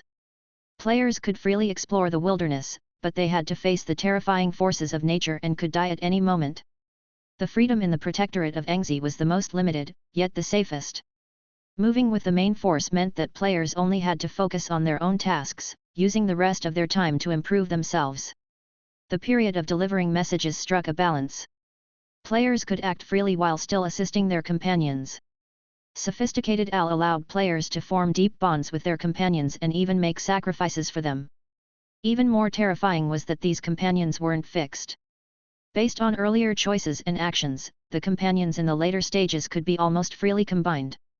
Wang Xiaoying even managed to persuade a timid new soldier to become her companion, deepening her connection to him and pushing her to protect him all the way to Chang'an. Please visit C0M maybe Y0U will in J0Y the captivating SH0RTST0 rise.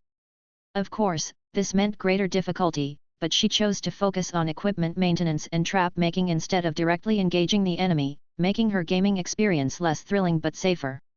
At midday, she played the game so intensely that she forgot to eat, only coming back to reality when Su Qingling placed a food box in front of her. Blushing, Wang Xiaoying said, "Sorry, I've played for too long, I won't do it again." "No, it's fine, I'm just reminding you to eat earlier," Su Qingling said with a smile. Inviting Wang Xiaoying to the break room for lunch, Su Qingling curiously asked, "Is the boss's new game fun to play?" At that question, Wang Xiaoying couldn't even care about her food anymore. Putting her chopsticks down, she excitedly said, "It's really fun, with incredible freedom. I don't know about other games, but this one is fantastic." Su Qingling, what's your favorite genre? "Ah. I don't play," Su Qingling replied. "Why not? It's such an interesting game. I only play male-oriented romance and character development games." "Really? That's a shame." "Yeah," Su Qingling sighed regretfully, feeling it was indeed a pity. But seeing someone else enjoy the games made by Fang Cheng so much made her happy. It was no wonder she had chosen him as her boss, he truly had talent. After lunch, Wang Xiaoying couldn't wait to get back to the game, playing until she had to officially start working in the afternoon. Reluctantly putting the game aside, she opened a Word document, started to contemplate the unique features of the game, and considered how she could promote it. Many people think that game operations are simple: organize some game events, hand out some benefits, sell some charm on social media, and then, that's it. And in fact, many operators do just that. But a good operator should proficiently master the player's game data, devise operation plans based on retention and demand at various stages, and develop and explore the game's selling points and gameplay, ultimately aiming to increase game sales or the payment rate. One needs to decide when to buy traffic and purchase it for different user groups across various platforms. Typically, a game's operating costs account for about 30% of its revenue, which illustrates the importance of operations. However, after understanding the previous operational methods of Fang Cheng Studio, Wang Xiaoying found that their main approach to operation was laissez-faire. "I made the game. I put it on platforms. As for whether or not players buy it or when they buy it, that's none of my concern." Yet the more it was so, the more Wang Xiaoying felt that this place was filled with talent. In a situation with absolutely no promotion, achieving sales of millions of copies solely through player advocacy is truly like getting a $1 million advertising campaign for free. Quality and reputation are Fang Cheng Studios' ultimate weapons. These two factors can save a great deal of cost in game promotion and enhance the studio's profitability and competitiveness. After analyzing the studio's core competitive edge, Wang Xiaoying shifted her focus to the Nameless. This game should be her trial, and the next step should likely be to operate quiet cultivation and push its popularity even higher. Flexing her fingers, Wang Xiaoying felt her switch was flipped on, and she started writing documents at her workstation, lost in her work. Drinking the company's free tea, she felt an outpour of inspiration, and the words in the document flowed like a floodgate had been opened. By the time work was almost over, she had completed the document. Looking at the document with tens of thousands of words, Wang Xiaoying stared at her fingers in surprise, as if seeing them for the first time. Fast. So fast.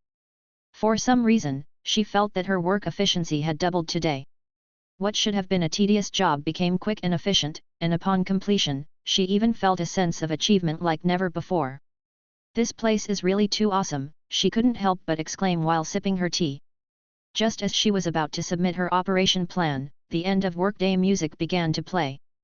3 planners stood up helplessly, packed their things, and left directly. The studio's boss, Fang Cheng, watered the leeks in the tea room and immediately left without staying a minute longer. And Su Qingling sighed and said to a confused Wang Xiaoying, "It's time to leave, don't stay here.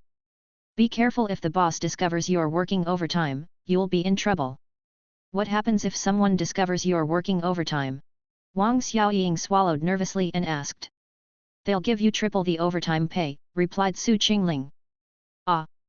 Then they will let you take time off at a 2-to-1 ratio, that means for every hour of overtime, you get 2 hours of time off, starting from 5 p.m. Ah. If you stay past 6 p.m., they give you a meal allowance, 80 yuan, past 7 p.m., a transportation subsidy, 100 yuan, past 8 p.m., a health subsidy, 200 yuan. You're kidding, right? You can try it, it's really scary. Especially the time off, nobody can bear the pain of not seeing the boss.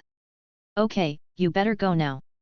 Leaving the studio in a daze, Wang Xiaoying saw Su Qingling really locking the front door of the studio. Walking outside, she felt as if she had found the place she's been striving for all her life. Chapter 72, Propaganda begins. The next day, after reviewing the operational plan provided by Wang Xiaoying, Fang Cheng didn't have any objections and simply told her to go ahead and take charge. Operational funds were approved by Su Qingling. In any case, he didn't care about money, so it didn't matter if it was all spent. Good operations could greatly help Fang Cheng in comprehending enlightenment. The better the operations, the more players playing his game, and the better he could understand the characteristic of fun through the players' reactions. What if problems arose? Although it might be frustrating, what kind of immortal would he be if he didn't even have the will to resist setbacks? After all, he had weathered many difficulties in the past for his cultivation. Once Fang Cheng gave his approval, Wang Xiaoying started making moves quickly. To complement the Nameless's promotion, she specifically came up with a catchphrase for the game, "Tang Dynasty, I'm back." This catchphrase had multiple purposes. On the one hand, it corresponded to the protagonist's final mission, and on the other hand, it related to the entire game's historical setting, giving deeper meaning to the phrase. After registering accounts on Weibo, Bilibili, and Baihu for the company and getting them verified, Wang Xiaoying was ready to preheat the Nameless. Having confirmed the release date of the Nameless with Huang Ping, she decided to start with the promotional video. The promotional video for the Nameless was particularly easy to make. Screenshots would do the job. With the game's richly detailed graphics and seamlessly smooth performance complemented by advanced artificial intelligence, the result was a cinematic experience. Knowing that the release was only 7 days away, Wang Xiaoying edited and processed the material she received from Monkey, then she shared the finalized video in the group for everyone to enjoy. The video received unanimous praise from everyone. Su Qingling even stated that the studio should definitely employ Wang Xiaoying's editing skills for future promotional short films. At the same time, she mentioned that since Fang Cheng was the company boss, he definitely needed more screen time when the time came. Wang Xiaoying said there was no problem with the suggestion, but it felt a bit odd to her. Once everything was confirmed to be fine, Wang Xiaoying uploaded the video to Bilibili. As the first video of Fang Cheng Studio, Wang Xiaoying named it, 7 Days Away from the Tang Dynasty. A new account with a new video theoretically shouldn't attract much traffic.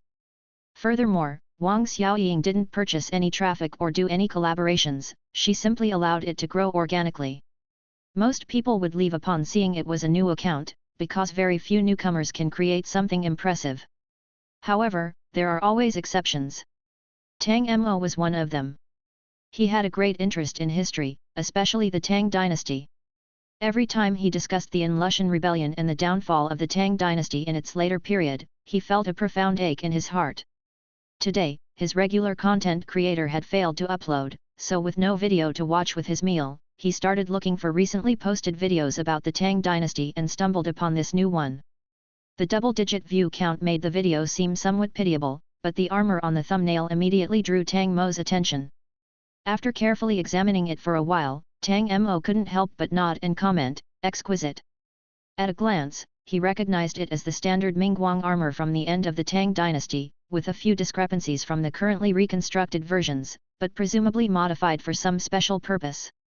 Upon closer examination, traces of sword and blade marks could be seen on the armor, with several areas stained with dark red blood, the corners faintly conveying a chilling solemnity.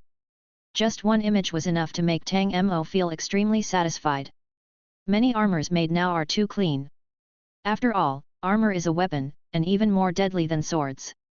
In ancient times, privately owning swords could be regarded as a hobby, but owning full armor was a sign of treason.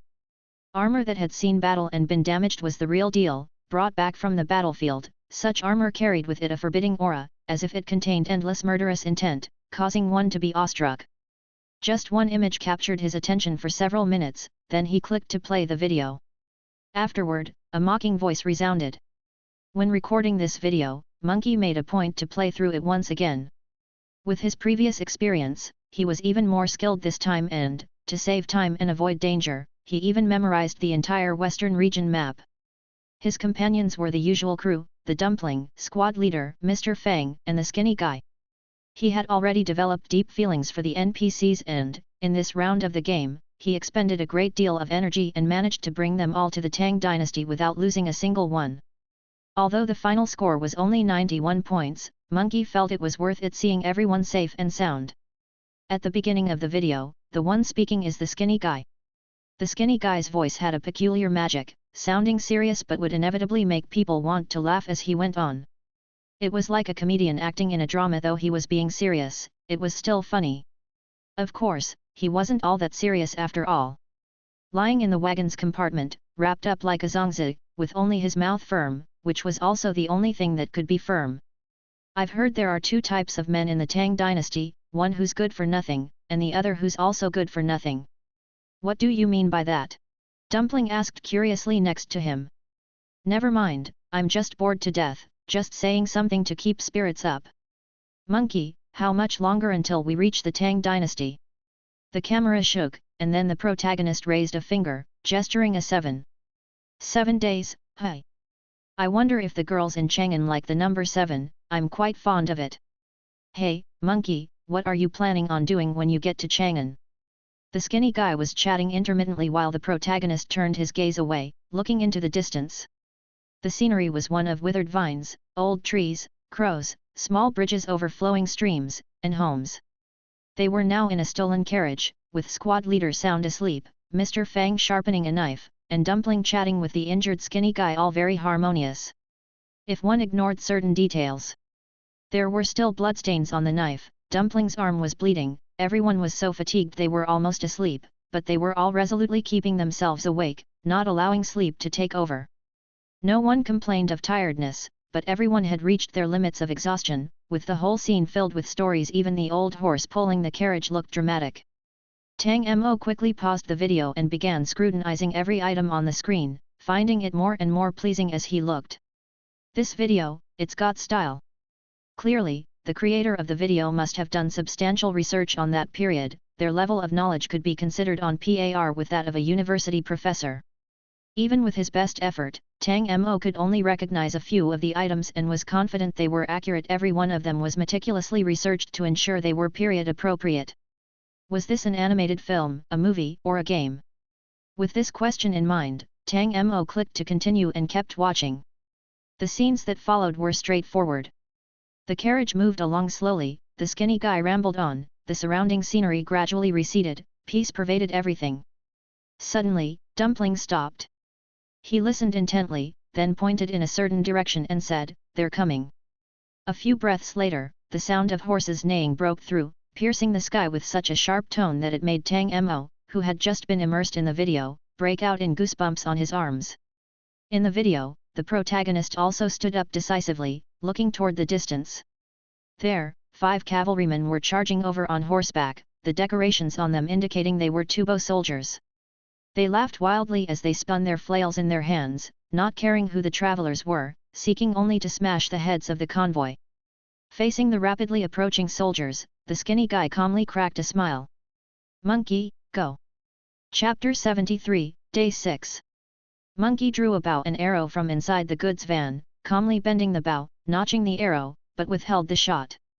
Though targeted by Monkey, these Tubo cavalry showed no fear. At most, they felt this man still had some fight in him, it would feel even more satisfying to crush his skull shortly. To enable free movement here, Monkey and his group had disguised themselves as traders, their clothes tattered and ragged, hardly raising any suspicion. Through Monkey's point of view, Tang Mo could see the approaching Tubo cavalry drawing nearer, their flails swinging, their sinister grins vividly lifelike, making his muscles tense up instantly, and his entire body became anxious.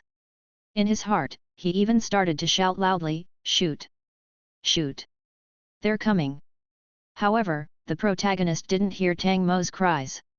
He merely watched the enemy calmly, and only when the lead horseman stepped just within his effective range did he release the arrow he had nocked with his right hand. Whoosh! The sound, akin to a whistle, was faint and swift. The released arrow, like a swallow vanishing into the dark, merged seamlessly with the surroundings. The next second it appeared at the lead horseman's throat. The cavalryman on the horse fell at the sound, while the squad leader, who had been sleeping soundly on the cart, leapt to his feet instantaneously. He was like an iron tower, his 2-meter stature was an imposing giant, so big that he could only curl up to sleep on the wagon. Seeing the fast-approaching cavalry, he reached out to Mr. Fang beside him, who promptly handed him a well-maintained throwing spear. The half-jong-long throwing spear was made from fine wood, its tip fitted with an iron spearhead, gleaming from Mr. Fang's meticulous maintenance. Weighing it for feel, the serious-faced squad leader smiled and said, "Good." The next moment, he threw it.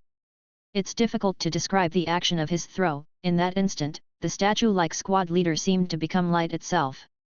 The switch from stillness to motion appeared to happen in a blink, with not a single wasteful movement, turning the throwing spear in his hand into a ferocious weapon.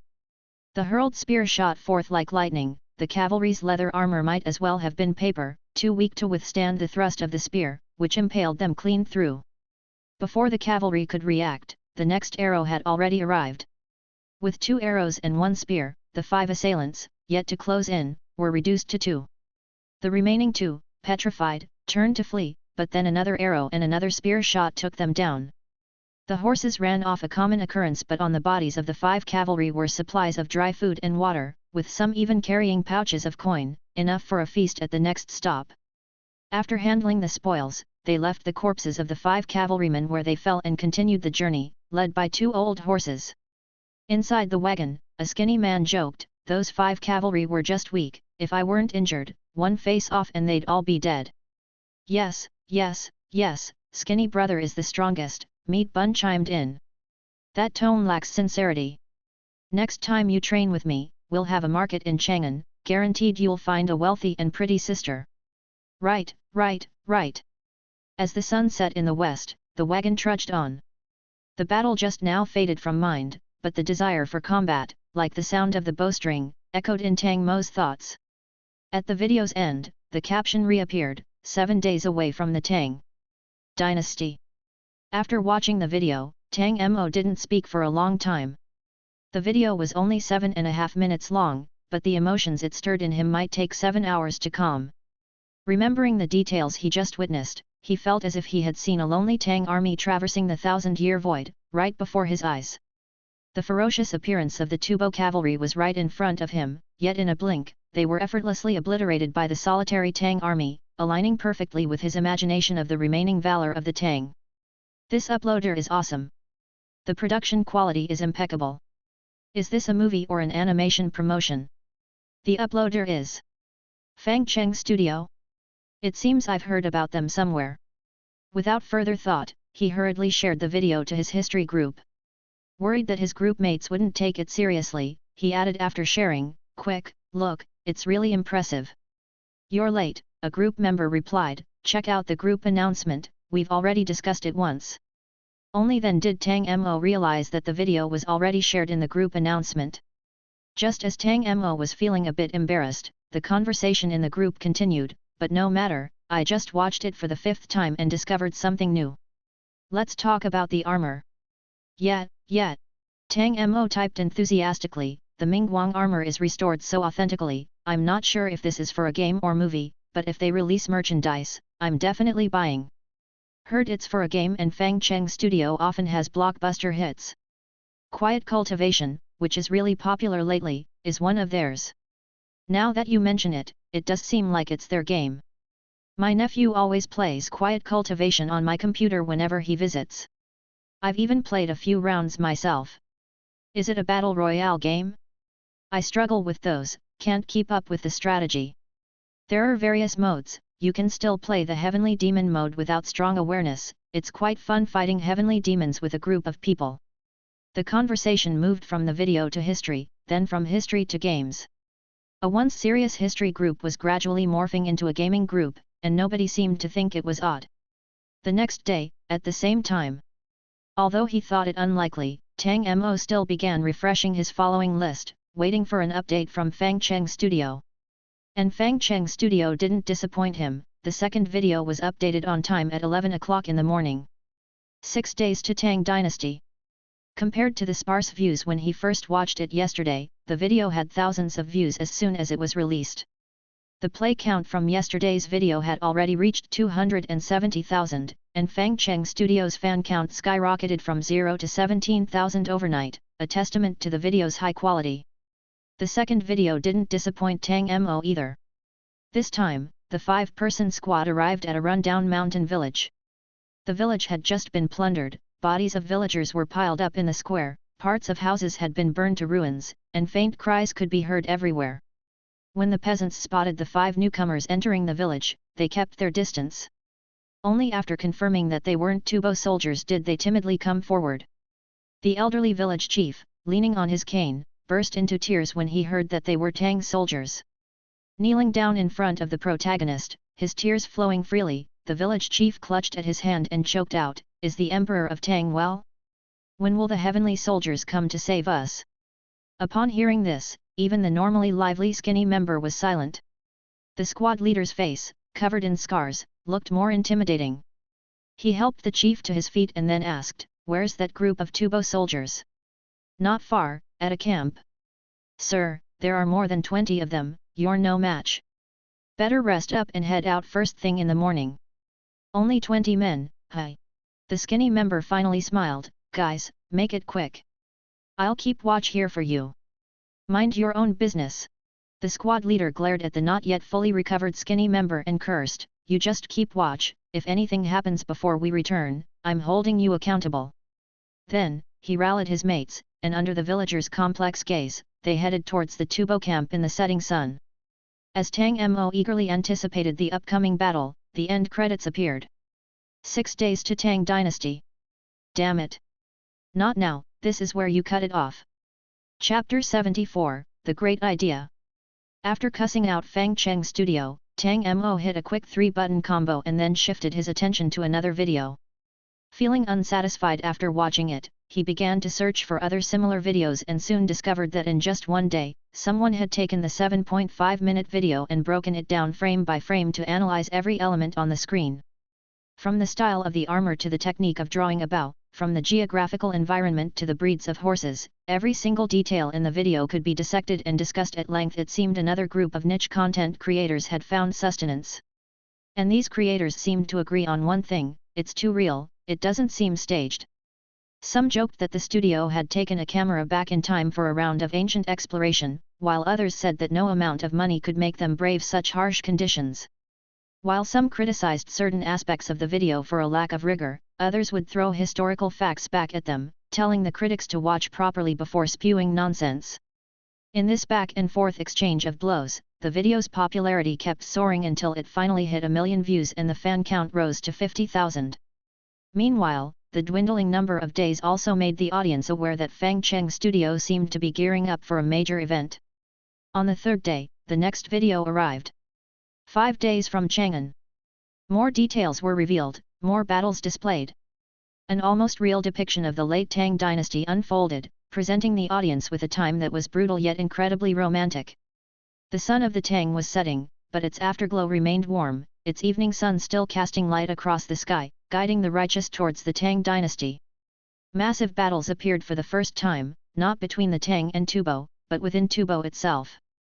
Slaves unable to endure Tubo's domestic rule began to rebel, their rage sweeping across Tubo like a colossal wave, even threatening to engulf a passing group of 5. Facing these once compatriots, the 5-person group could only keep avoiding them, and under Monkey's lead, they struggled to find their way to the Tang dynasty. But then, the video ended. Stay tuned for the next day. Tang Mo, having just indulged in the excitement, started to bang on the table out of frustration, but he also knew that building anticipation day by day was the key. Releasing everything at once would spoil the fun. But it was infuriating nonetheless.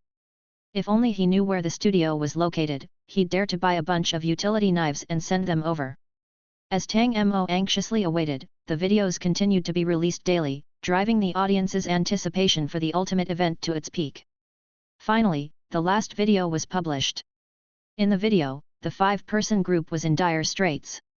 They got entangled in the slave rebellion, discovered by a group of well-trained Tubo soldiers, encountered flash floods on their journey, and were almost robbed by a band of refugees to be turned into cured meat. But in the end, they made it. The soldiers on the city walls looked in disbelief at these veterans who had come from 7,000 miles away. The group was scarred and battered, their leather armor torn and ragged, but they had protected their military flag with their lives, keeping it unblemished. At this moment, as the flag waved proudly, the sun and moon on it highlighting the glory of the Tang's return, the Yangtze Protectorate was once again reunited with the Tang dynasty. Tang dynasty, we're back! It wasn't until this moment that the video revealed its main theme and the big event they had planned. Fang Cheng Studio, introducing its latest high-freedom masterpiece, The Nameless, is now online. Let us meet in the Tang dynasty. 7 days, 7 high-quality videos for promotion. It wasn't the first time this had been done. But the higher the expectations raised among players, the riskier the outcome could be. If the game did not meet expectations, it would inevitably lead to a catastrophic outcome. But the veteran players had no doubts. Seeing a game from Fang Cheng Studio, just blindly buying it was the way to go. They hadn't been duped yet. Some new players hesitated. The standard price of 68 wasn't high, but deception by CGI was all too common, and it did make some people reflect for a moment. While some looked on with caution, some gaming channel creators had already jumped ahead to play the game and shared their reviews. Don't buy it. It's too difficult. To keep up with the current pace of players, Huangping had made some modifications to the game and removed some infuriatingly difficult content. For instance, the voice system. The accent at the end of Tang Dynasty was vastly different from the modern one, sounding a bit like Southern Min and Hakka dialects. Ordinary players would be completely bewildered by it. Besides that, Huangping also incorporated a voice system that allowed players to use microphones to communicate with NPCs, making it easier to issue commands. Some physical conditions were also digitized, allowing players to see their current status through a panel to understand their own and their companion's health condition. Even without any skills, they could act as an adept doctor. But it was still too hard. Tang Mo tried it out, too, but was ultimately persuaded to give up, resigned. The game was really fun. The level of detail in the scenes made him feel like the production team had actually visited the late Tang period and then transported that scenery into the game. But it was also truly difficult. Just dealing with the 3 Tubo cavalry members in the opening scene, he had no idea how to counter them. In the end, he hid in an abandoned well for a day after consulting a guide to finish it. Because he hadn't resisted the cavalry, he was allowed to stay in the village, but it wasn't long before he was conscripted as a slave soldier and subsequently died of humiliation in the military camp at the age of 16. After several attempts, Tang Mo never managed to live past the age of 16. Looking at the game's Steam comments section, Tang Mo found that most players shared his experience. It's fun, but hard. It really is fun, but just too hard. Stepping outside the house, even the dogs passing by could kill me 3 times. I tried to launch a sneak attack, but I was malnourished and didn't have the strength. The enemy discovered me and gave me 1 strike, and I died. A masterpiece, no explanation needed. To complete it, you just need hands, but the problem is, my hands were chopped off as soon as I stepped outside. Due to its excessive difficulty and ultra-realistic restoration, those who liked it couldn't get enough of it, while those who didn't condemned Fang Cheng for being pretentious and starting to make Soul series to bully the players. Tang Mo had also considered giving up, but he really couldn't let go of the armor available later in the game. With no other choice, he had to pick up the game again, gritting his teeth and following guides, but got stuck at the Protectorate of Engzi. With no strength in the early game, wandering through the desert left him malnourished and sick. Upon reaching the Protectorate of Engzi, he could only work in logistics, simply gazing at the armor and weaponry, his frail body unable to wear them. With a sigh of regret, Tang Mo temporarily saved the game and exited. He then opened a document, ready to finish today's draft. He, Tang Mo, a small-time historical fiction writer on a website, didn't have many readers, but they were all very sweet. Making ends meet every month wasn't a problem for him. Although playing the game had taken some of his time, some of the game events had inspired him, sparking his creativity. In 2 hours, he finished today's quota and, just after releasing it, saw comments popping up in the readers group. Old Tang's recent form is good, the details in his writing are incredibly realistic. Just wish there was more. On the Steam platform, The Nameless by Old Tang has an 11-hour playtime. Old Tang, you've let me down. Just 11 hours. The game officially launched only 14 hours ago. I think The Nameless can be considered a form of research. I agree, but you can't always be playing. How about this, Old Tang, you update a chapter every time you die, what do you think? You could have made Old Tang just write death, yet you still let him play the game, real tears. Reading the comments from his readers, Tang Mo found it quite amusing. Writing a book, without reader comments, would lessen the fun by more than half. Then, a reader commented, what do you think would happen if we modern people were to be transported to the world of the Nameless? We'd probably die miserably in the early stages, but once familiar, we should be able to survive. However, individual power is limited. To climb the tech tree, it would be best to bring along an external cheat device from Baidu. Or having a group of friends brainstorming together would work too. Agreed, a group of people sharing one body to strategize and progress together, then change history. I remember there was a similar manga before. As Tang read through the reader's discussion, he initially couldn't help but laugh. But gradually, his smile faded. He swiftly reopened the game, and looking at the character who had arrived at the Protectorate of Engzi, a bold idea began to take shape. This idea might just work. Chapter 75, The Decade-Long Promise. After sharing his thoughts in the group, the readers fell silent. A moment later, someone cautiously typed, Tang, I know that writing is a job with a lot of psychological pressure. If you're tired, why not go out and take a break? You can continue writing after you come back. Tang Mo, are you speaking human? I think that's doable. You've also played The Nameless, and experienced the high degree of freedom, as well as the game's strong artificial intelligence. So, why can't we give it a try? But it sounds a bit far-fetched. Telling others future events, modern knowledge and geography through the protagonist, can such a thing really work? The Nameless is brilliant, but is it that amazing? Hard to say, a loyal fan of Fang Cheng games said, I've been playing since The Forest's Second Son, then Towards Death and Life, Princess Dungeon, etc. I've found that Fang Cheng likes to embed Easter eggs in their games. I remember, after that guard was defeated in The Forest's Second Son, the Easter egg that appeared. I've even seen Wang Sei games explain it. Towards Death and Life also has an owl named Alpha. But these are just small Easter eggs, there couldn't be one as big as this, right? Hard to say. Tang Mo, regardless, let's just give it a shot. I'll start a live stream and look for others from my history group. With everyone's collective wisdom, let's see if we can uncover something new. With a try-and-see attitude, Tang Mo restarted the game, going back from the beginning. The result was unexpectedly good. So good that Tang Mo began to think that this was how the game was meant to be played. In the opening scene, as the wounded soldier appeared, Tang Mo followed the plan made by the group members and directly asked the soldier, "Are you from the Protectorate of Engzi? Are you going to deliver a message to the Tang dynasty?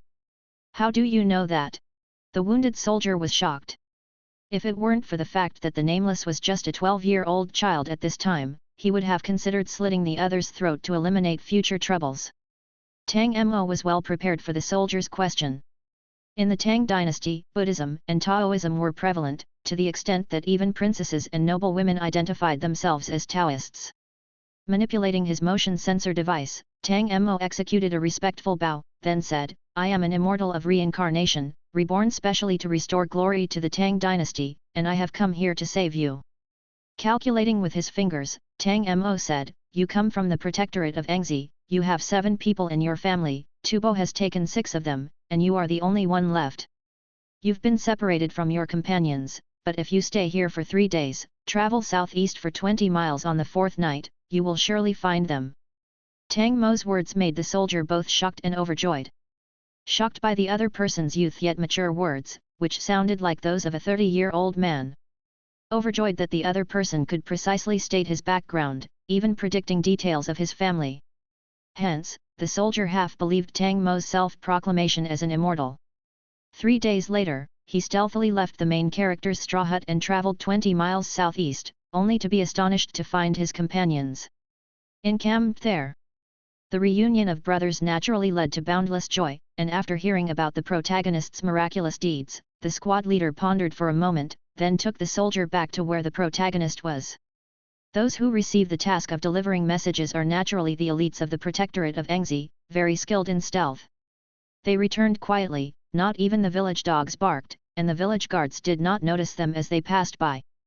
But upon reaching the protagonist's residence, the squad leader and the injured soldier were stunned to see the door open and the protagonist standing at the doorstep, giving a standard military salute and whispering, "Cheng, long time no see." The squad leader, whose real name had been spoken, shuddered. How long had it been since he last heard that name? Looking at the other person, Tang Mo also felt quite emotional. Cheng is a renowned character in the Nameless, known to almost every player. He too was a messenger, but not long after setting out, he encountered Tubo soldiers. He got captured while covering for his comrades to escape. 3 years later, after a grueling escape from the Tubo army camp, he returned without his left leg and blind in one eye, only able to be in charge of logistics at the Protectorate of Engzi.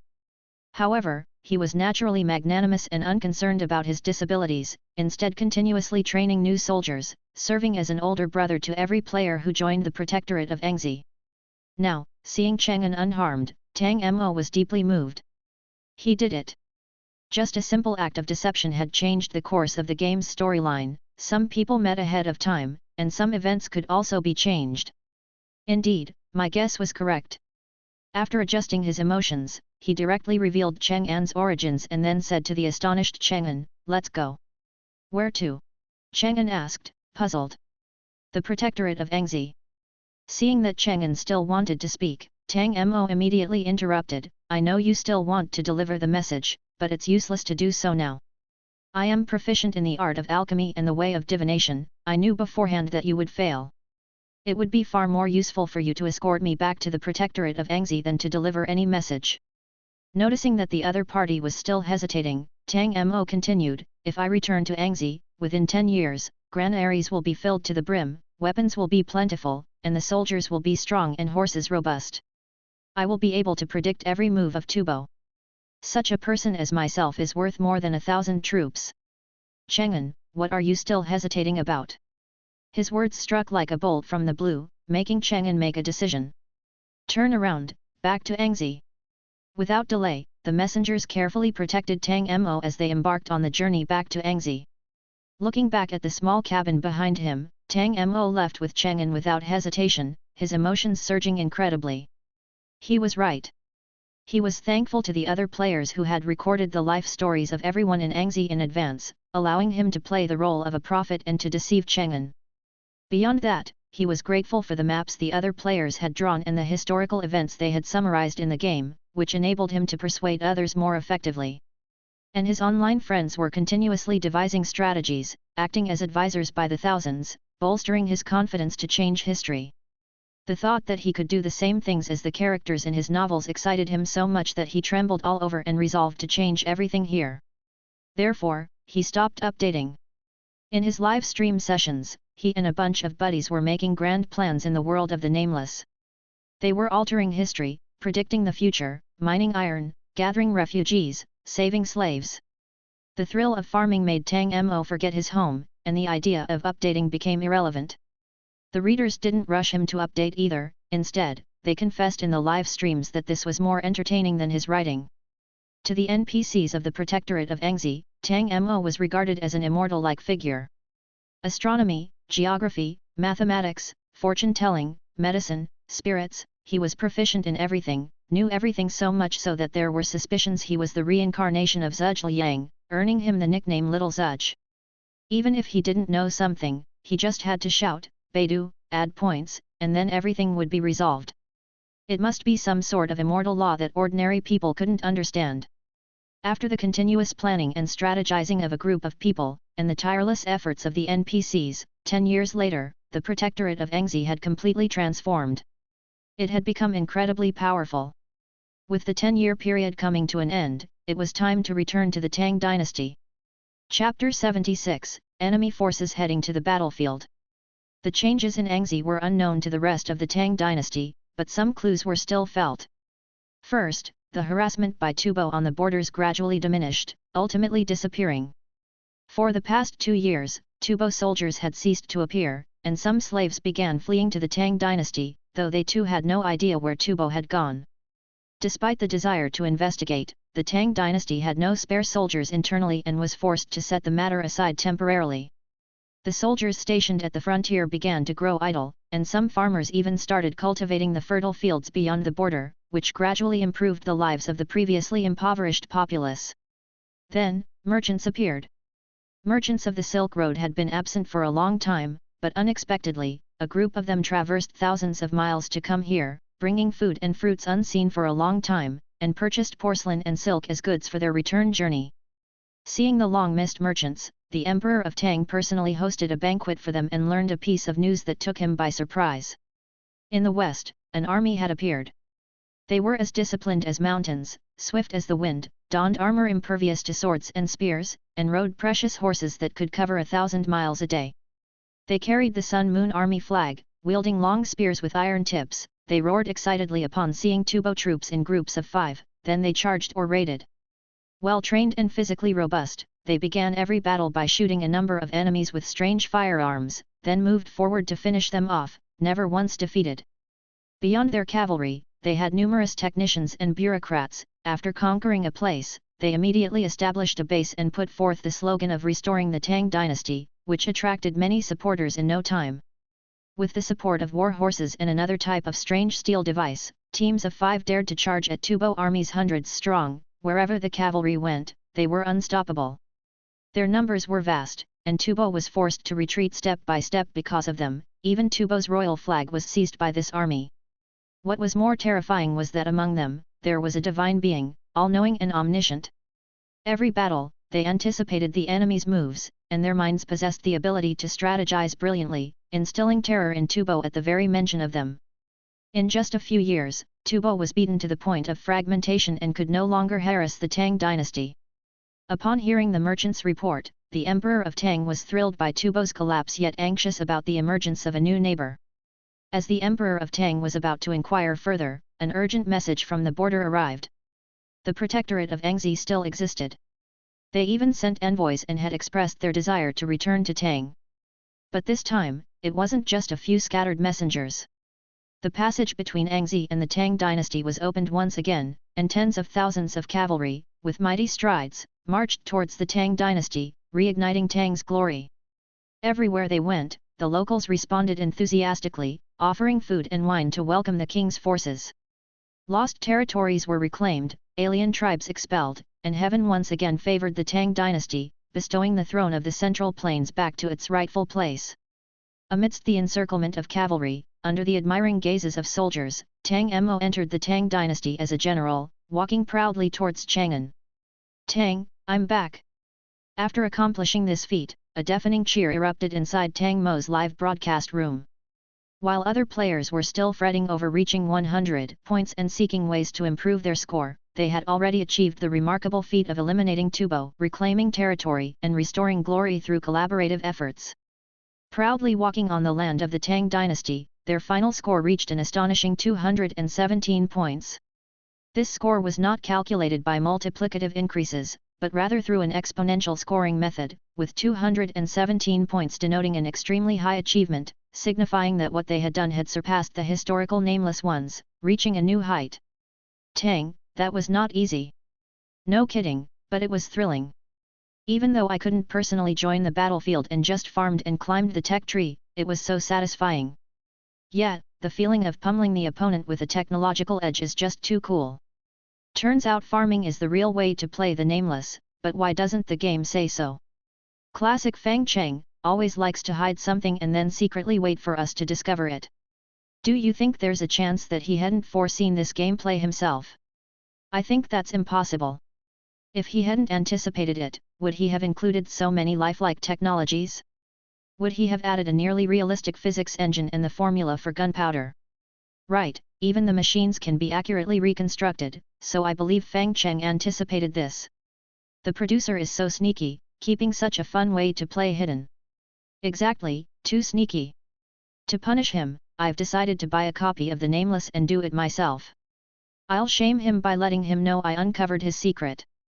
Ha, this producer, you wouldn't want your Easter eggs to stay buried, would you? Hold your horses, put together a strategy guide first. You still need to do your homework if you want to play this game and have a blast. Watching the discussion in the stream, Tang Mo also felt very comfortable. This stream, they had played intermittently over the course of a week. It took so long because they had to pause from time to time, then infer their next best move based on historical records and geography. Moreover, to avoid external interference, this stream room was not open to the public, but a private space. As the first player to discover the farming gameplay and verify its viability, Tang Mo was extremely excited. At this moment, he was the Nameless, leading a lone force rising from isolation, and the feeling of accomplishment was indescribable. Although the game was completed, Tang Mo knew it wasn't the end. There were still many regrets to address and more details to uncover. There was more land to conquer in the north and the west, and beyond the sea, a rich land awaited their arrival. The game still held immense potential, and treating it merely as a war game was a true waste. It was supposed to be a game with a grander vision, a hypothetical and simulation of that era. The nearly perfect simulation allowed one to better glimpse the elegance of that age and let players fulfill their fantasies of time travel. At this thought, Tang Mo felt his heart start to race. That's right, such a great game shouldn't be buried. He began to gather materials, planning to compile his gaming experience from this time into a guide. The process was time-consuming and laborious, but Tang Mo found it sweet. He was willing to contribute to a game he loved. In Fang Cheng's studio, Wang Xiaoying gnawed on her pen, sighing as she looked at the game data. As her first assignment since arriving at Fang Cheng's studio, Wang Xiaoying was very confident in the game's quality and full of anticipation for her work results. But the outcome wasn't great. Chapter 77, The Industrial Revolution in the Tang Dynasty. After 7 days spent on warming up, combined with the studio's prior reputation, the sales of the Nameless just barely crossed the million mark. For an average studio, that number might call for champagne, but compared to its predecessors, the sales of the Nameless can only be described as bleak. Moreover, the completion rate of the game was only 3%, and most players who finished it scored no higher than 60, which shows just how punishing the difficulty of this game really was. The only consolation was that the game received high praise. Players who enjoyed this type of game declared it a masterpiece and said they felt uneasy if they didn't play it every day, loving the thrill of going through life and death. However, this group of players was after all a minority, with most preferring games that were more relaxing and casual. Life was already tough enough, there was no need to suffer again in a game. After analyzing the data for half the day, Wang Xiaoying sighed and felt that she had screwed things up.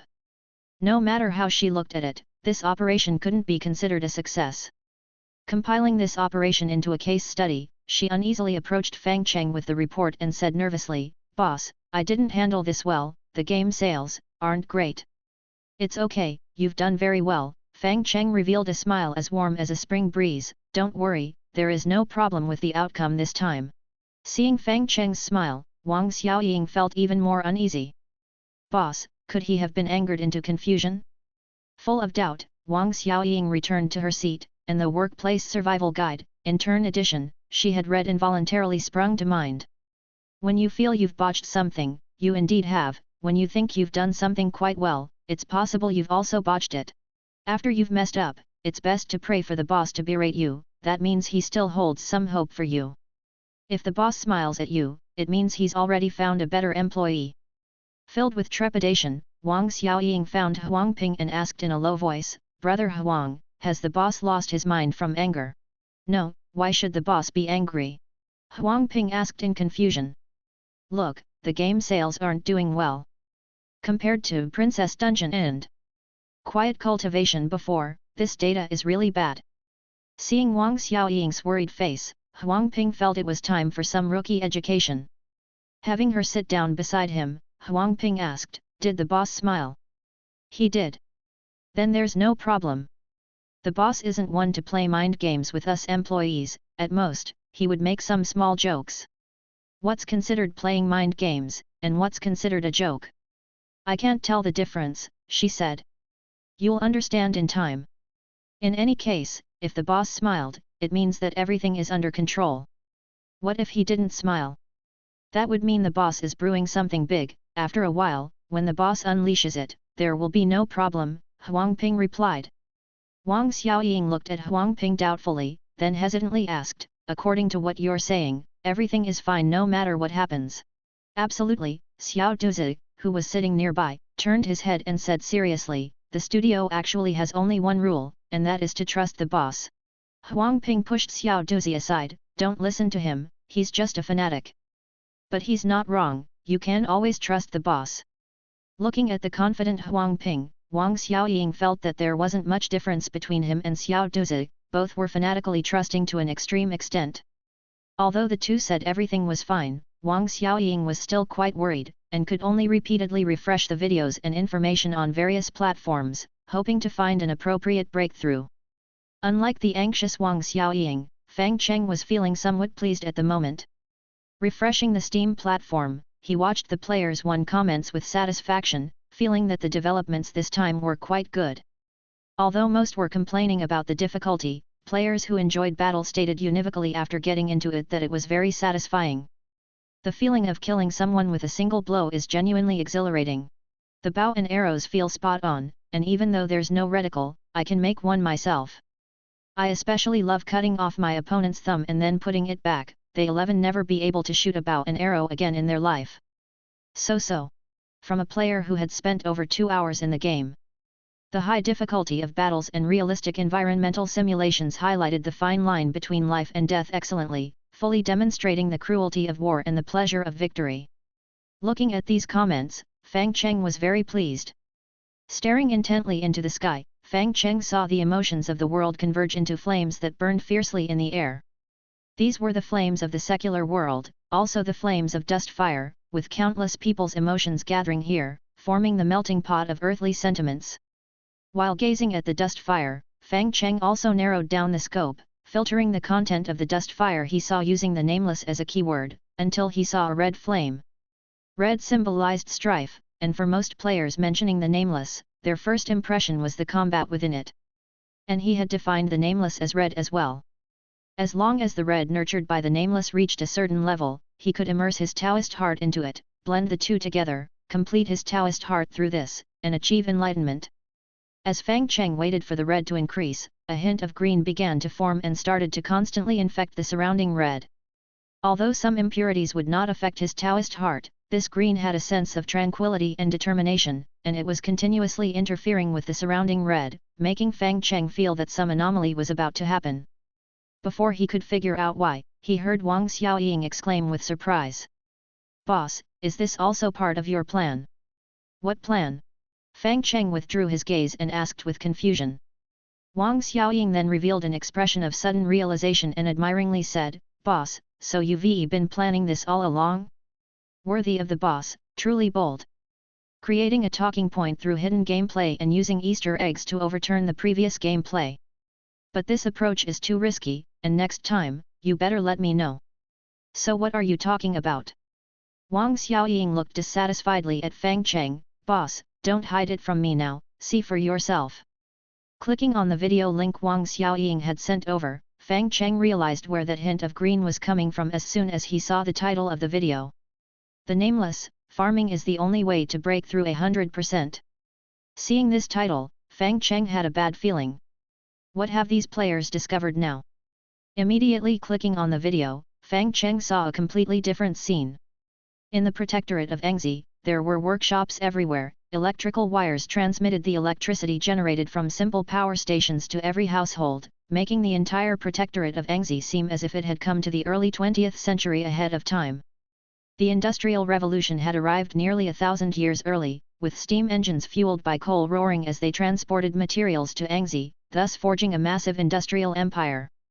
Viewers of the video commented that it seemed like a mod, made quite convincingly. But Fang Cheng knew it was not. Some player had brought about the Industrial Revolution. Chapter 78, Have You Been Wronged? The player who first discovered the farming gameplay in the Nameless was named Tang Mo.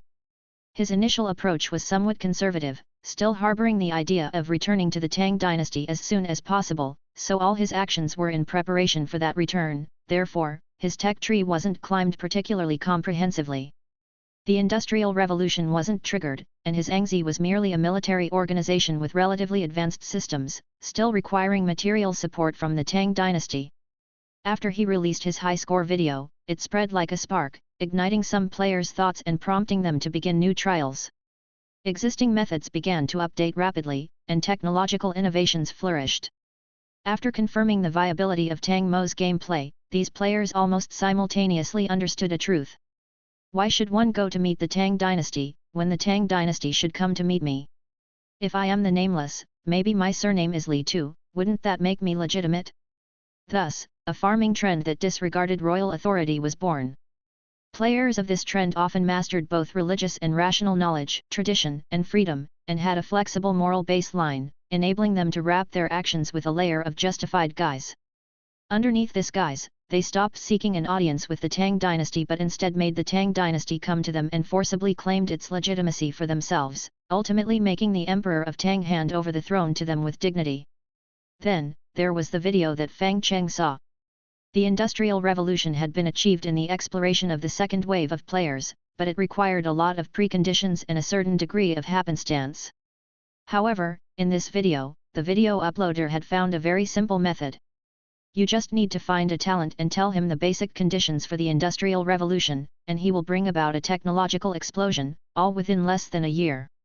This individual was originally an unknown craftsman with no historical records, a true nameless person. But he was indeed a genius far beyond his time. Such a genius, combined with knowledge from later generations, could create miracles that change the world. With this method, players didn't need much skill or any randomness. By following the steps, they could achieve the Industrial Revolution and let Engzi rapidly step into the industrial society. After seeing his method, Fang Cheng could only marvel, this was a miracle. But it was also an inevitable miracle. Tens of thousands of players had made 1,000,000 attempts, effectively simulating that period of history 1,000,000 times, and finally, using the foresight of modern people, found that one miracle in the river of history. Through this miracle, the game transformed into a civilization expansion game, allowing players to begin exploring the outside world, to conquer overseas, and plant the flags of the Tang dynasty all over the world. The video was only a short 6 minutes, covering everything from entering the game to joining Engzi, from finding the talent to leaping in time to trigger the Industrial Revolution, all in just 6 minutes. And these 6 minutes would completely change the way the game was played. After watching the video, Fang Cheng sat silently in his chair, gazing at the dust fire corresponding to the Nameless. The fire began to expand fiercely, and a large number of players, influenced by the emergence of the new gameplay, re-evaluated the game and started purchasing it. The color of the flame began to change. Although it was still an intense red, green had already begun to grow vigorously, ultimately changing its main hue. This was the choice of the players. They chose to plant grass, to experience the world through technology instead of force. And for the nameless, this was also the best outcome. After staring for a moment, Fang Cheng rubbed his forehead, wanting to pull the players aside and ask, "What are you all thinking? A perfectly good plant grass, and you played it like a war. A perfectly good the nameless, and you played it like farming. Are you here to play the game, or to defy me?" The starting point and the outcome had just reversed, plunging Fang Cheng into boundless confusion. Making games is really difficult. After sighing, he pulled himself together and returned to watching the video. It wasn't just this video, he opened several others from players and watched in silence. After dispelling the previous gloom, he examined the players' strategies from an objective standpoint and couldn't help admiring their proficiency. Without divine skills and only as slaves, they accomplished feats using nothing but their enhanced physical strength. With just their existing knowledge, they'd created small miracles like the Industrial Revolution, which was quite exceptional. Even the nameless, witnessing all this, would likely have to commend them for a job well done. After watching the video, Fang Cheng closed his eyes and began pondering why he had failed this time. Deduction was a divine skill that let players experience a world evolving in reality, enhancing their impact on the world and deepening their sense of immersion. But its omnipotence gave them more freedom than he had anticipated, leading them to find more interesting ways to play. This was the inevitable result of excessive freedom. After many games are made, players will probably find more enjoyable ways to play, making the games even more fun. After a moment of thought, Fang Cheng nodded to himself. Before gaining the Great Tao, there must come great calamities. Completing Taoist Heart might seem minor, but it would certainly be prefaced by tribulations. Especially since this would be the last trial before his ascension, it was bound to be unprecedentedly severe. And his greatest trial must be these players. Just thinking about how to make a game fun for the players while guarding against their potential backstabbing made Fang Cheng feel there was something profoundly wrong with the situation. Yet this was fine too, refining the method to complete Taoist Heart felt rewarding, even in failure. Still, it was frustrating. And so, amid Wang Xiaoying's joy and Fang Cheng's reflections, time slowly advanced to the end of the workday. Before leaving, Wang Xiaoying had already begun arranging post-launch optimization for the nameless.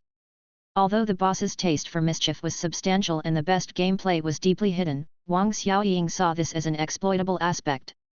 For marketing, with a base already established on the platform, it was possible to take this opportunity to coordinate some events, like hosting a high-score competition. The game's uniqueness could be leveraged too, such as racing to see who could reach the Tang dynasty the fastest. Moreover, because of the game's freedom, Wang Xiaoying realized features like circumnavigating the world, conquering it, or soaring through the skies could be included as key points in the races, further unveiling the game's potential. Pleased with the plan she'd put together, Wang Xiaoying felt her abilities had improved yet again, with quite a few excellent ideas. The key, however, was the game's quality. It ensured there was always something to work on. As the workday was ending, she saw Fang Cheng suddenly stand up and then clap his hands, saying, "Everyone! Boss, no please!" Huang Ping immediately exclaimed. "We have a new colleague, Wang Xiaoying, so let's have a meal together, boss." Watching the planners' desperate faces, Wang Xiaoying felt hurt. "Is eating with me really such an ordeal for you?" Chapter 79, The Change of the Light Spheral. The regular spot for Fang Cheng Studios' team dinner remained unchanged, and Su Qingling had even secured a VIP membership there. She no longer had to queue or book in advance, and could even request a specific chef to serve her. The quality of the food was consistently excellent. Wang Xiaoying was having such fine cuisine for the first time in her life, but she was too distracted to savor it. Watching the trio of planners with their gloomy faces, she wanted to ask if they had any complaints about her, but she didn't know how to bring it up. Huang Ping and the others also ate sorrowfully. As they ate, they sighed, which made Wang Xiaoying lose her appetite even more. However, she soon learned why the trio was so upset. After dinner, Fang Cheng said directly, "I'm really sorry for taking up everyone's evening time. As usual, we'll compensate with 2 days off, which makes it a 4-day break with the weekend. Everyone should rest well during this period and see you next Monday." Huang Ping heaved a long sigh, resigned to the inevitability of the situation. Wang Xiaoying, on the other hand, exclaimed in surprise, not expecting Fang Cheng to be so generous. She had already thought through the next promotional steps for quiet cultivation, but the forced rest left her feeling a bit anxious. Raising her hand, she quickly said, I don't need the days off, tomorrow that won't do, Su Qingling interjected, I suggest you really take a good rest, and don't think about work at all. By the way, the Nameless profit sharing will be distributed evenly this time, with each person receiving a 3% share. Also, Wang Xiaoying, you. I know, I'm an intern, so I don't get any, right? Wang Xiaoying immediately said. No, I forgot to make you a full-time employee. But that's okay, you'll still get your share, and we'll handle the formalities for your full-time position next Monday. Wang Xiaoying wanted to ask more, but then, her phone beeped with an alert for a bank deposit, which made her eyes widen. The current sales of the vapor for the Nameless reached 1.3 million, as the distribution of the new genre still needed time to spread, and future sales were expected to rise even higher. Even so, a 3% share reached an astonishing 1.5 million, giving her savings of $1 million just from starting her internship. Counting the digits of the numbers repeatedly, Wang Xiaoying was scared. Having seen plenty of internship Bible, she was prepared for the worst from an employer. As long as the boss was only after her surplus value, she could bear it. But here, with a high salary, high benefits, a good-looking boss who was also pleasant to talk to, and generous profit sharing after the game's release, she felt utterly unworthy of such a job. Grabbing Su Qingling's sleeve, Wang Xiaoying, blushing and breathless, said, Qingling, let me work overtime. If you don't, holding this money feels like it's burning my hands. No can do, Fang Cheng calmly explained from the side, money is trivial, your health is what matters most. Then please take my mental health into account as well. Boss, you've given too much. Just let me work some overtime. No, Fang Cheng said gently, yet firmly, please rest well, and see you on Monday. After all, according to what was once said, Wang Xiaoying and the others were Fang Cheng's protectors. Protectors were trusted companions whom immortals rely on to understand the profound truths of the world, the people an immortal trusts most. As long as they were diligent and devoted in assisting him, a bit of mortal wealth meant nothing. Each person present was talented and fated to be with him. As long as they were committed to helping him, sharing the game's profits was no issue at all. Fang Cheng even considered whether to improve the drinking water at the office by collecting water from a planet with a spiritual spring, so that everyone's physique could be better. Waving goodbye to his colleagues, Fang Cheng walked to his apartment on foot. Upon entering the gated community, he found the book he had ordered had arrived. After bringing home the several dozen kilograms of books he had purchased, Fang Cheng closed the door of his apartment, touched one of the books, and the characters within crawled out, transforming into a faint glow that entered Fang Cheng's mind. Having understood the content of that book, Fang Cheng then opened the next one and continued his understanding. After reading all the books, he resumed his contemplation. All these books were related to game production and included both the methodologies of some well-known domestic producers as well as memoirs of some renowned producers from abroad. Different regions have different gaming styles, for example, Europe and America obviously lean towards driving, shooting, sports, and open-world games, favoring to use their impressive technology to simulate the real world, seeking an even stronger thrill. Sakura country appeared to be entrenched in its ways. Aside from increasingly competitive artistry, many aspects were marking time, and even the game narratives, which were once a source of pride, had slightly regressed. The most popular in the domestic market were still the microtransaction-heavy mobile games, and local manufacturers were indeed doing well in this area. Various design aspects perfectly matched the psychology of the players, making them unable to stop once they started spending. Linking the content he had read with his understanding from this period, Fang Cheng realized he had gained some insight, but not much. So, what should his next game be about? He didn't have many inspirations recently and didn't have a clear direction for what to do next, but it felt somewhat wasteful not to do anything. As he was pondering, a thought struck him that something had changed on the spiritual grass planet. Concealing his presence, he crossed through a black hole and arrived at the spirit grass planet, only to find that it had dramatically changed. Under Liuz's leadership, the players were planting grass daily, engaging in battle with the incoming harvest shuttles. Although they were defeated every time, they were gradually able to take something from the shuttles. Feeding these things to the spirit grass led to interesting changes in the plants. They altered and randomly manifested different traits. Some traits might be regressive, but as long as there were evolutionary traits, they could obtain new spirit grass and then prepare new weapons for war. However, previously, this place was filled with the oppressive atmosphere of pre-war, expressionless players tirelessly preparing for battle and facing the shuttles. But today, the air was filled with a lively vibe. Players in a variety of clothes were dancing joyfully, with all kinds of eye-catching moves abound, but no one cared about these anymore. Because they had finally brought down the shuttle. Even though there was still a technological gap with the shuttles, after repeated harvesting, they managed to narrow the gap to an extent and destroyed the shuttle with overwhelming firepower. The once pristine shuttle was now riddled with cracks, and players continuously jumped onto it to take photos with the smoking wreckage, creating a scene of celebration. They actually won, hey! Looking up, Fang Cheng gazed towards the lunar base there. After the destruction of Harvester 1, Harvester 2 was soon to be mobilized. It had stronger firepower, faster speed, and a sturdier shell. He believed the players would have even more fun. After all, the best reward for players after defeating a boss was to give them a tougher one. Just as Fang Cheng was confirming the situation here, he felt something trembling in his embrace. Removing the item from his embrace, Fang Cheng saw it was a light orb from the Guardian's body on the forest planet. Not restraining it, Fang Cheng released the light orb and watched as it surged towards the destroyed shuttle and then fused with it. Chapter 80, This is Possible. The appearance of the sphere of light and the transformation of the shuttle naturally did not escape the eyes of the surrounding players. Watching the shuttle expressionlessly, the players' hearts were engulfed by a tidal wave of shock. It can't be, can it?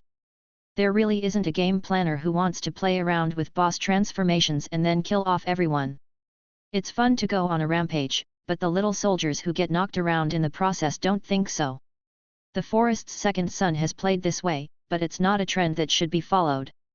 While a group of players were considering whether to attack, only Liuzi was getting excited.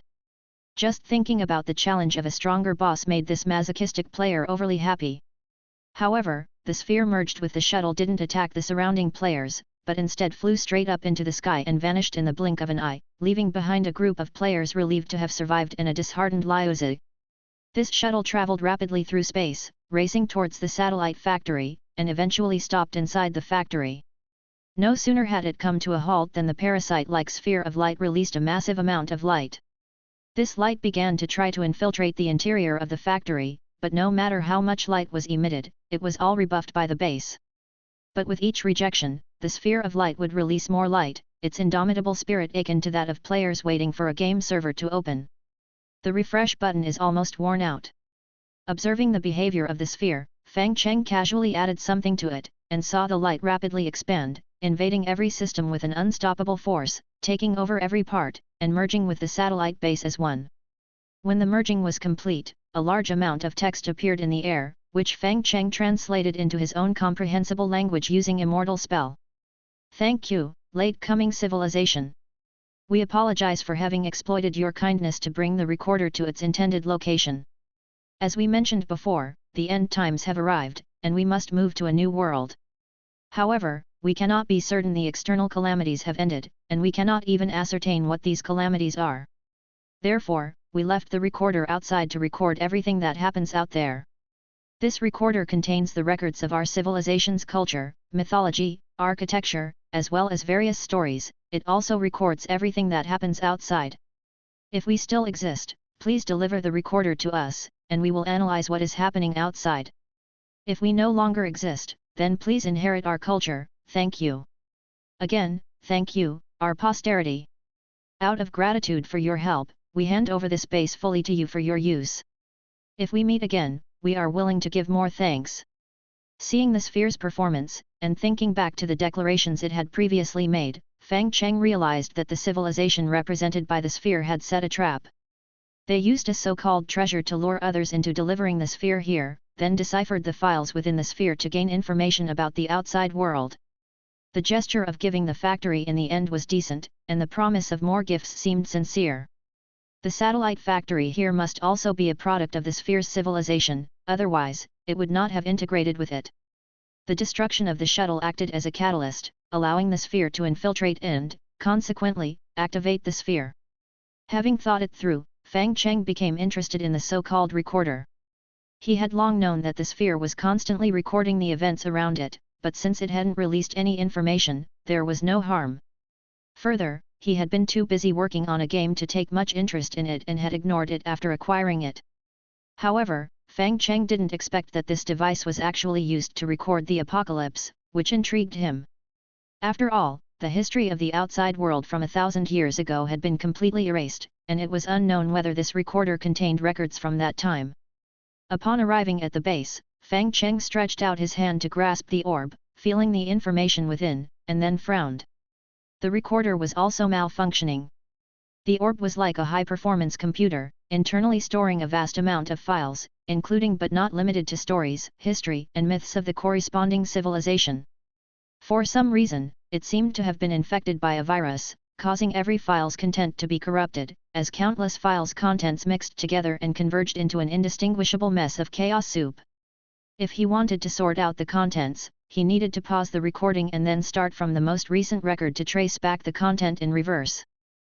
Cheng first stopped the recorder's recording function, and then made a withdrawal gesture over the files. A document was pulled out from the light brain, looking normal and logical at a glance but actually filled with nonsensical content due to the pollution. Some nouns had been replaced, while the meanings of some words had turned into their opposites, making the text look unproblematic at first glance, but riddled with holes upon closer inspection. Cheng made another gesture, and the text within the document began to change. It became visualized, the words transforming into real scenes that appeared before his eyes, making it easier to spot the flaws. However, due to the crossover of content in the articles, to repair this document, he needed to open a new document and then refer to other documents from there. This made repairing the documents quite cumbersome. A single flaw could be linked to tens of thousands of documents, and even someone like him, a living immortal, would need half a month of uninterrupted work to repair it. Furthermore, since he couldn't confirm whether the last piece of information in the recorder was useful, Cheng felt it wasn't worth spending time on this task. Just as Cheng was debating whether to waste a precious half-month on such a matter, one of his old friends was also feeling conflicted. That was Wang Sei Games. As an adult up-host with Schrodinger's luck, Wang Sei Games was agonizing over what to update tonight. The popularity of quiet cultivation remained skyrocketing, with him, the old salted fish, indulging in heavenly demon mode daily, resulting in the same content for more than 20 consecutive days, which led to complaints galore in his live streaming room. Wang, we don't ask you to transform into a technical host, but at least go suffer a bit in the nameless to entertain us. Wang had his justifications ready. It's impossible to suffer, this life, I'm never going to suffer. I can't make it doing risque things, just by playing Heavenly Demon, can I maintain a living like this? Given Wang's lax attitude, the viewers in his live streaming room decisively voted with their feet, leaving rapidly. When the viewership of his live streaming room declined to an undeniable level, Wang finally realized he needed to engage in some gimmicks. After much deliberation, he finally opened his friends list, finding an old friend who hadn't been in touch for a while, but every contact brought a surprise. World Immortal, are you there? It took a long while for the other party to reply, yes. Have you been making any new games lately? Can you let me stir up some trouble? Cheng thought for a moment, then looked at the orb in his hand. This could work. Chapter 81, The Odd Wife. Gamers, a truly magical creature. At least, that's what Cheng thought. They could find joy in the most mundane things and make a fun activity boring. They could wage war in farming games and farm in war games. They were chaotic, they were disorderly, but it had to be said that some things might actually need them. After setting up the spirit gathering array and pinpointing the coordinates in the sphere's live scene, adding the deduce divine power and a few other minor divine skills, Cheng simply processed the login device and then returned to his room. He then said to Wang Sei Games, yes. Wang was overjoyed and hurriedly asked, can I really make sarcastic comments? What kind of game is it? Don't tell me it's educational again. After a pause, Wang continued, education is fine, I guess. If worst comes to worst, I'll just go outside now and find a crowded place to make do. Cheng thought for a while and then replied, I don't know what kind it is. How can you not know? That's the fact. This time, Cheng needed the gamer's help to straighten out data, something outside his own realm of proving the way, so he didn't care about the genre. Each gamer would carry their preset spells, and as long as they moved within the three-dimensional visuals of the document, small issues would automatically be repaired, and larger errors had to be found and fixed manually by the gamers, ultimately repairing and archiving the document. Therefore, Cheng didn't know what the gamers would encounter during the process.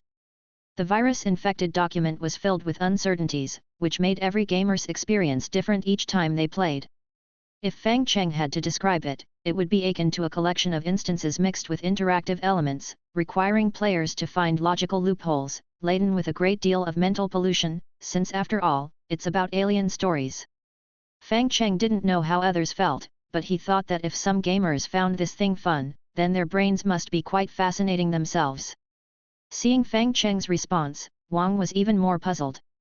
After hesitating for a bit, he carefully asked, "The content of the game, you didn't create it?" "I just provided an interface, the specific content isn't from me." Wang nodded, feeling like he understood now. It must be the living Immortal providing an editor, and then his bunch of buddies used it to create a whole lot of mini-games. So, Wang decisively said, "I get it, please send it to me, I'll give it a try." After receiving the game client from Cheng, Wang Sei Games immediately left the apartment and ran to the biggest internet cafe near his home. Although the internet cafe was filled with the strong smell of cigarette smoke, and full of foot-scratching Han Dynasty-style blokes, it had a strong sense of vitality, making him feel especially secure. He rented a small private room for himself, and Wang Sei Games purposefully chose one with a glass door, surrounded by burly fellows, before he finally sat down contentedly. He turned on the camera on the screen and then chugged a can of Dongpeng's special drink before saying, "Guys, today we're going to... It's the Heavenly Demon mode again, right? I'll give you the script, so you don't have to worry about what to say later. Today I'm the Heavenly Demon, there's a sword immortal in the distance, what's with this gamer, huh? Why the hell do they want to train to be a sword immortal? Can't you just be Meng Po? Alright, here I go. Whoa, the youngster is quite good at dodging, that was just for show, I'm not that bad, let's do this again." This comment was immediately met with a frenzy of likes, and even the streaming room's assistant administrator pinned it to the top, ensuring that every viewer that came in could see Wang's sordid nature. Wang Sei Games was left speechless. Taking a deep breath, he said to his administrator, who was also his foreign girlfriend, "Zhao, don't be like this. Administrator, salted fish like you aren't worthy of speaking to me. And the king of salted fish should be put to death by everyone. Zhao's words are splendid. That's justice over family. Zhao easily insults the old man, Zhao is invincible." Sighing helplessly, Wang couldn't respond. Others' words, he'd spray them back on the spot. But since it was his girlfriend, he could only hold back. So, he immediately said, "No, it's not quiet cultivation today. The nameless? Old man, you didn't get anything hot off the press either, it's already the Industrial Revolution 2.0 now. If you don't have anything new, don't bother coming online. It's not the nameless, it's a new game given to us by our old friend, the living Immortal. There's no name for the game, it seems to be a collection of mini-games, mostly narrative-driven. Old rules apply, I'll post the game in the comments section in a bit, just to attract some viewers for myself first." "No wonder you're at an internet cafe, you got scared, huh?" "Yes, a little," Wang admitted generously. "Alright, game's starting, let's begin." The game had no title, the launch screen was quite simple, the background was a blackboard, with Start Game and Exit written on it in chalk. After clicking Start Game, the game began to load, and a prompt appeared beneath the progress bar. Once you enter the game, it will randomly select a script to play with. Games not cleared will remain for an hour before being randomly available to others. Seeing the prompt, Wang felt there was something to this game. Multiplayer online, with others capable of playing through one's own copy, this game seemed to be playing with some really new stuff. While waiting for the game to start, Wang also told the live stream audience, "I asked the living Immortal, and there's a main story in the game. We play as an error corrector, who needs to find mistakes in various copies and fix them. However, the presentation of different copies varies, so the gameplay can be very diverse, but each won't be too long." "Wang, you talk too much. If you're nervous, you could go out and find a gangster, I think the one throwing sultry looks at you from behind looks pretty good. Don't scare me." "Oh my gosh, really? I hope that guy doesn't like me." "Maybe. Don't tell me you're that guy. Maybe. Doing his best to ignore the silly audience, Wang's games continued. Alright, we're inside the game now. As usual, let's first get a feel for it. Very nice, playing normally. The game interface was very simple, with the upper left corner showing the number of errors in the script, and no other UI markings anywhere else. The protagonist was in bed at the moment, surrounded by sci-fi decor with a minimalist yet abstinent aesthetic. The controls were also very straightforward. Players who had experienced plant grass could easily get the hang of it without any obstacles. The gameplay was about sorting out the issues that appeared. As long as you found a problem, you just had to circle it with the mouse and submit. Once all the problems in a copy were dealt with, that copy would be considered cleared. Just as Wang was familiarizing himself with the gameplay, he felt someone lean over by the shaking of the screen and the voice in his ear. "Dear, why so early? Wasn't last night enough to let you sleep till dawn?" The charming voice filled the live stream room with quickened breaths as people began covertly sending tips, urging Wang to turn his head quickly. Wang, however, nervously glanced at the chat box, found the moderator had not spoken, and then forced a smile, saying, "Looks like I'll have to look back. This game, starting with such things, if not for passing the level, there's no way I, Wang, would turn around." Swiftly turning around, Wang saw delicate skin, barely their clothing, and a head resembling the Thulhu evil god, with 8 tentacles on its neck. "Average, can charge. You can only hurt yourself coming at everything headlong." Determinedly circling the head with the mouse, Wang shouted, "Here, the bug is this." But to everyone's surprise, the number of bugs didn't decrease. His wife, that's what she looked like. Indeed, this game was playing with something very new. Chapter 82, All New Gameplay.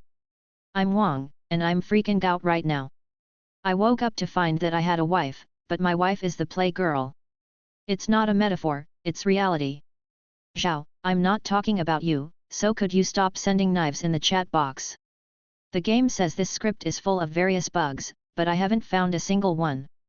What I thought were bugs turned out not to be, and what I thought weren't bugs might not be either. So, could it be that I am the bug? The octopus-headed wife didn't notice the change in Wang. She gracefully stood up, her sticky tentacles waving about like kelp in the sea, and they even looked quite elegant after a while. In front of the mirror, she put on a necklace with a gemstone and then said to Wang, "Come, help me put this on, please." "Oh." He stepped forward, took the necklace, and as he was about to put it on her, he saw that she had no hair. An eye suddenly opened on the back of her rubbery head, staring motionless at Wang. However, this scene wasn't very scary, it was actually quite funny, especially the way her eyeball kept moving around, which made Wang laugh out loud. Compared to spreading traditional culture, this was nothing. What's this? Quite unique and kind of cute. Is it a bug? Give her a kiss. Don't fan the flames, my girlfriend is here. Oh my god, Zhao, why are you the one fanning the flames? Unable to resist, Wang circled the moment and realized it wasn't a bug. Under the eye's gaze, Wang slowly put the necklace on her, and that was the end of the process. The next item on the agenda was breakfast. He had expected breakfast to be something special, but it turned out to be quite normal.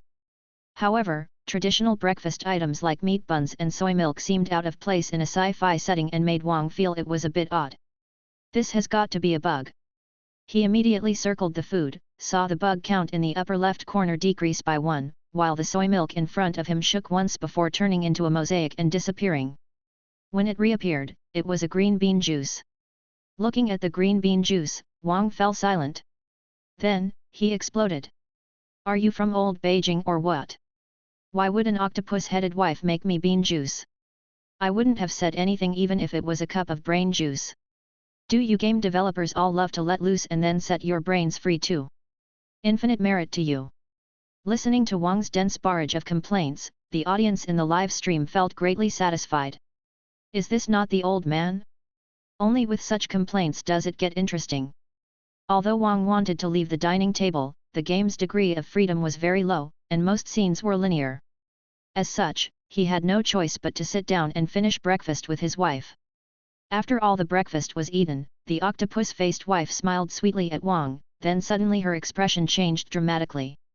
Her tentacles waving, a cacophony of piercing sounds filled the room, as if countless people were shouting, or as if someone had buried a million needles in one's ears, causing an intense headache. Who is summoning me again? Can't they give it a rest? I still have half an hour before work. She left in a huff, slamming the door behind her, but not before caressing Wang's head. Then she was gone. The game ended, and the screen returned to the beginning. Looking at the simple screen, Wang sank into confusion. Who am I? Where do I come from? What did I just play? An utterly incomprehensible script, a baffling process, getting up, putting on a necklace, having breakfast, saying goodbye, it all made up the entire content of the game, which left Wang feeling that something was not quite right. And on the main interface, besides the initial start game and exit game, some new things had appeared. On the blackboard serving as a backdrop, a new photo had been added. The photo showed him having breakfast with his octopus-headed wife, whose octopus head looked somewhat gentle against the backdrop of the filter. What made him feel uneasy was the title of the photo. Breakfast before arrival, 19 bugs remaining. Recalling his wife's farewell, the entire game sequence was immediately tinged with an eerie feeling. Down in the live stream room, the lost popularity began to rise again as viewers who had come for the fame started to leave messages. This seems kind of interesting.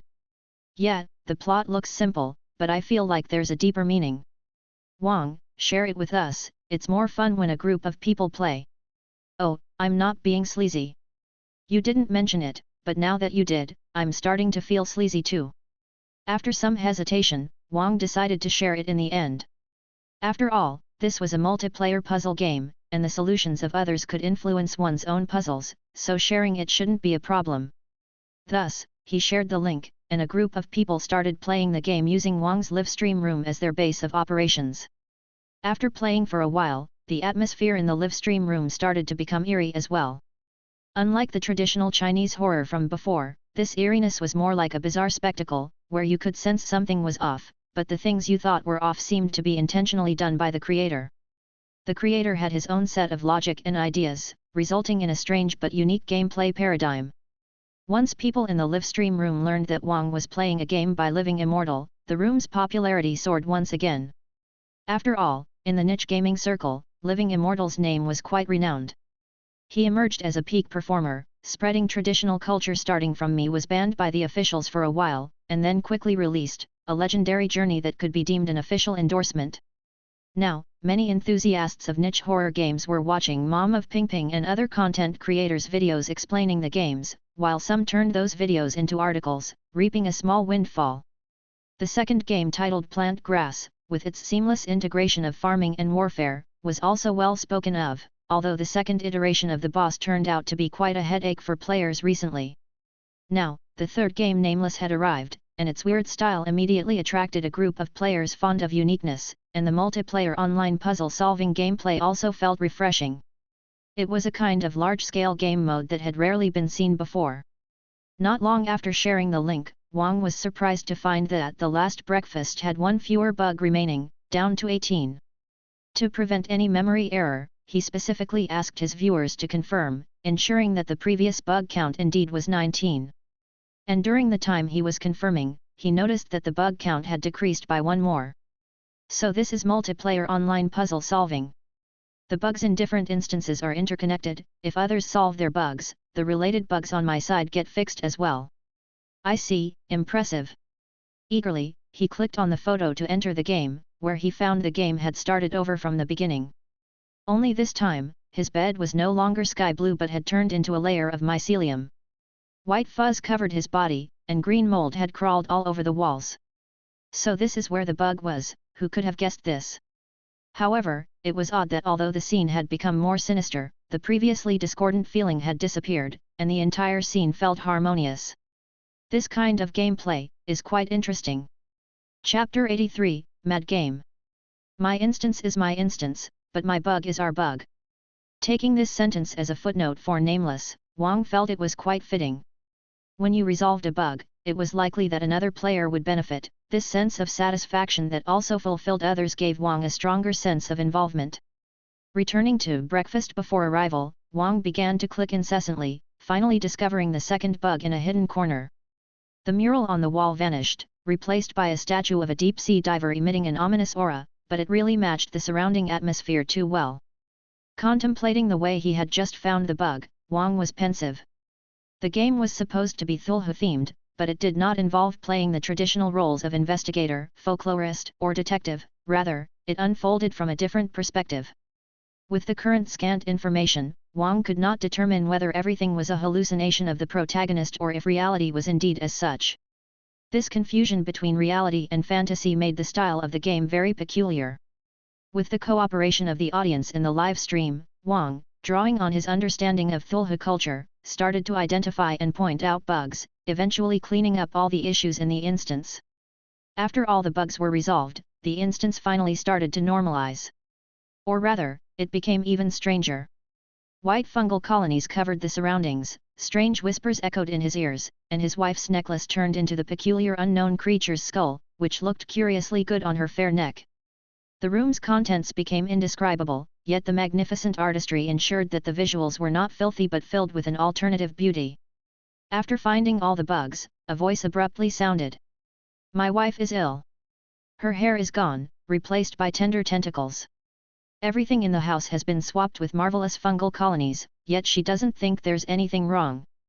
I can't make love to a wife who's like an octopus, even with the lights off, feel the stickiness in the darkness. I sense the problem may also lie with me, but I cannot distinguish what is real and what is fantasy. Everything I know is gradually being replaced, and I am powerless to stop it. The snow outside keeps falling, the snowflakes as big as fists, not cold, even slightly warm. Only when they hit the ground do they melt quickly, and the collapse of the world becomes more complete. I have been afraid of snow since I was a child, so on the day of the first snowfall, I did not go outside. Perhaps it was my caution that prevented me from becoming like everyone else. I hate my caution. In the land of lunatics, the few sane ones are the real madmen. I don't know how long I can hold on, but I need to keep going." The voice came to an abrupt end, answering some puzzles while creating more for the game. Looking outside the window, Wang saw that it was indeed snowing outside. But rather than snow, it looked more like fist-sized dandelions, each with a small lump of flesh underneath, which was exceptionally disgusting.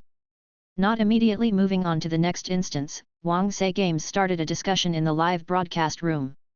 "I originally thought this was a game unfolding from the perspective of the Thulhu evil god, but now it seems not.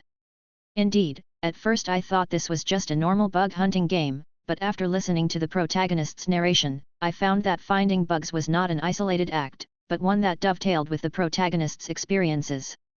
Since the game is from a first-person viewpoint, there exists deceptive narration and plot trickery. After all, first-person games are a hotspot for playing with such narrative tricks. Let's sum it up, there seem to be two possibilities now. 1. The protagonist is sick and sees everything around him as colonies of fungi and evil gods, just like in the Song of Saya.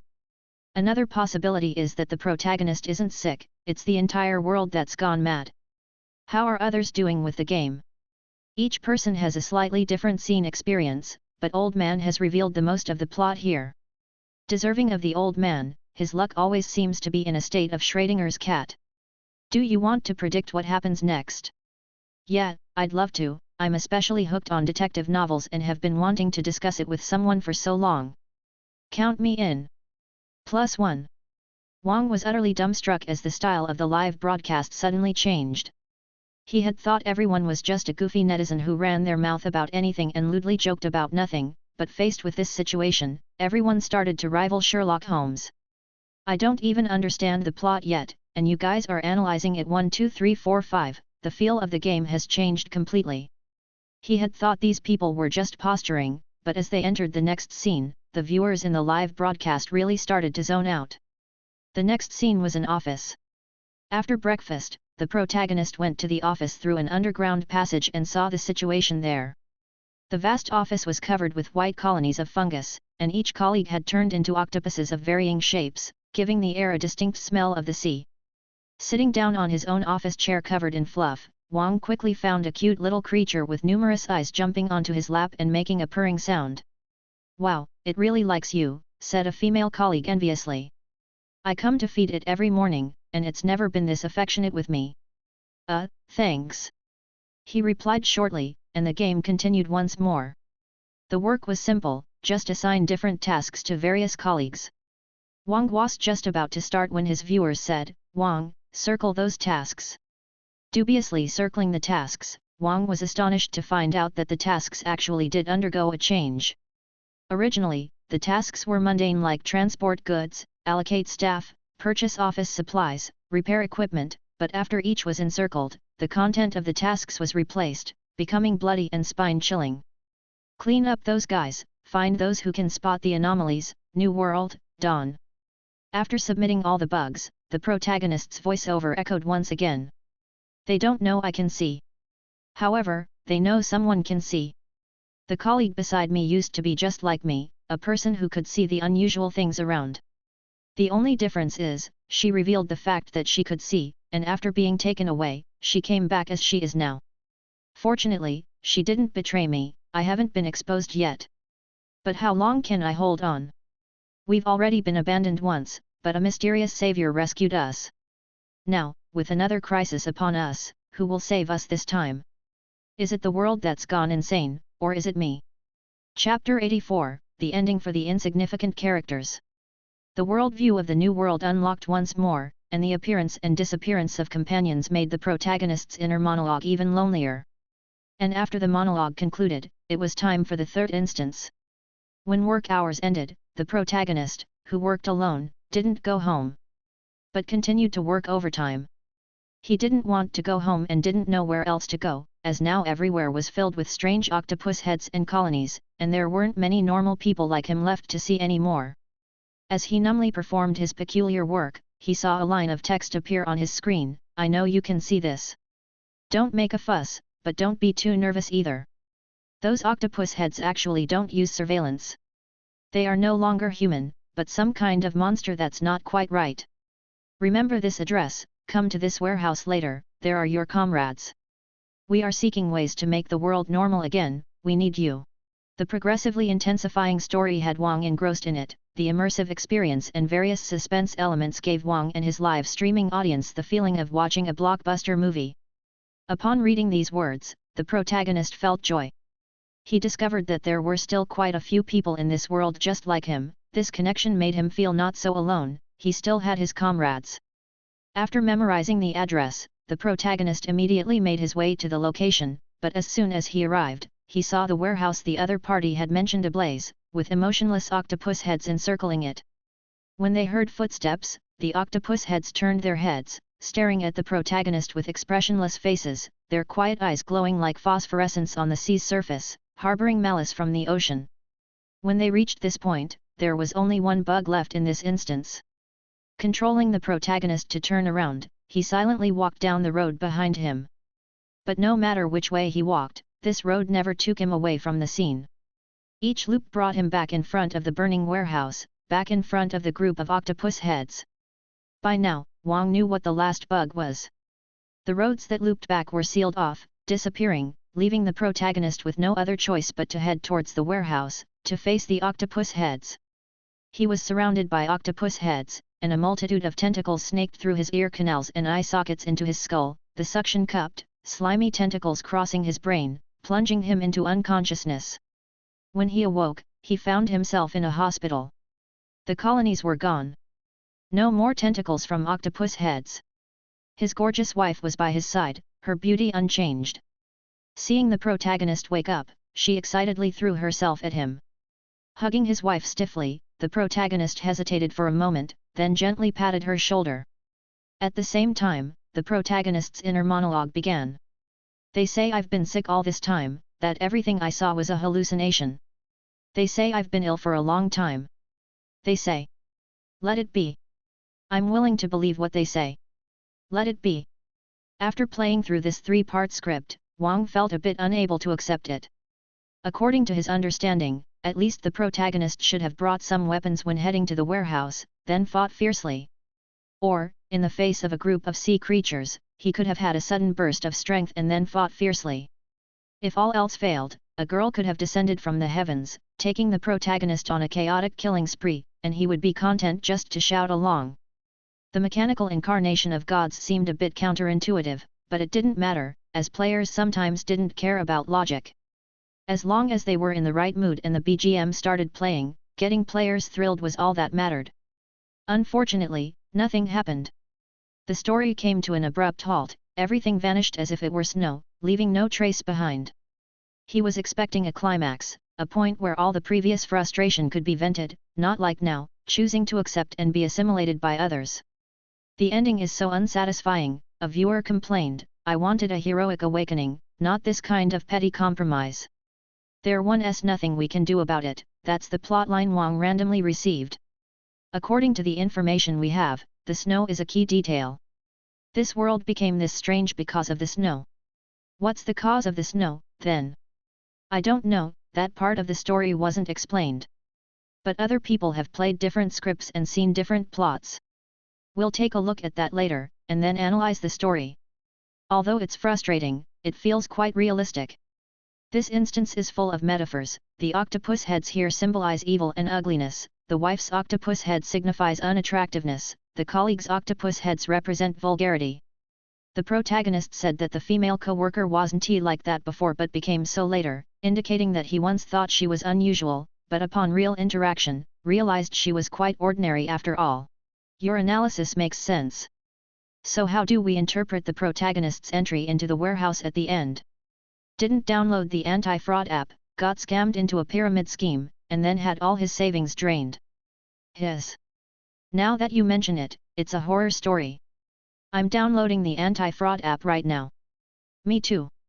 Let's be serious, the protagonist was clearly assimilated in the end, which probably signifies the protagonist's final compromise with society and self.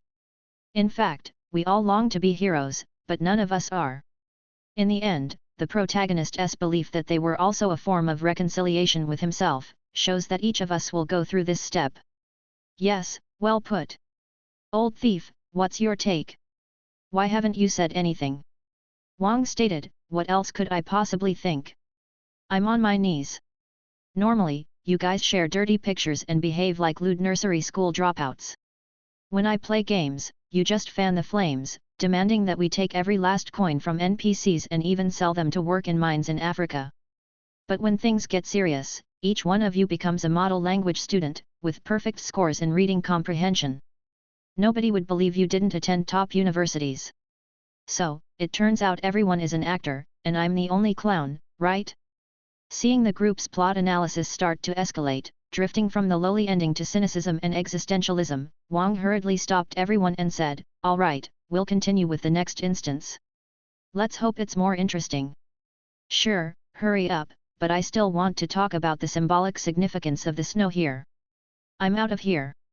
As Wang Say games continued to grind through instances, Fang Cheng stood in the void of the mirror universe, watching the spectacle unfold within the sphere of light.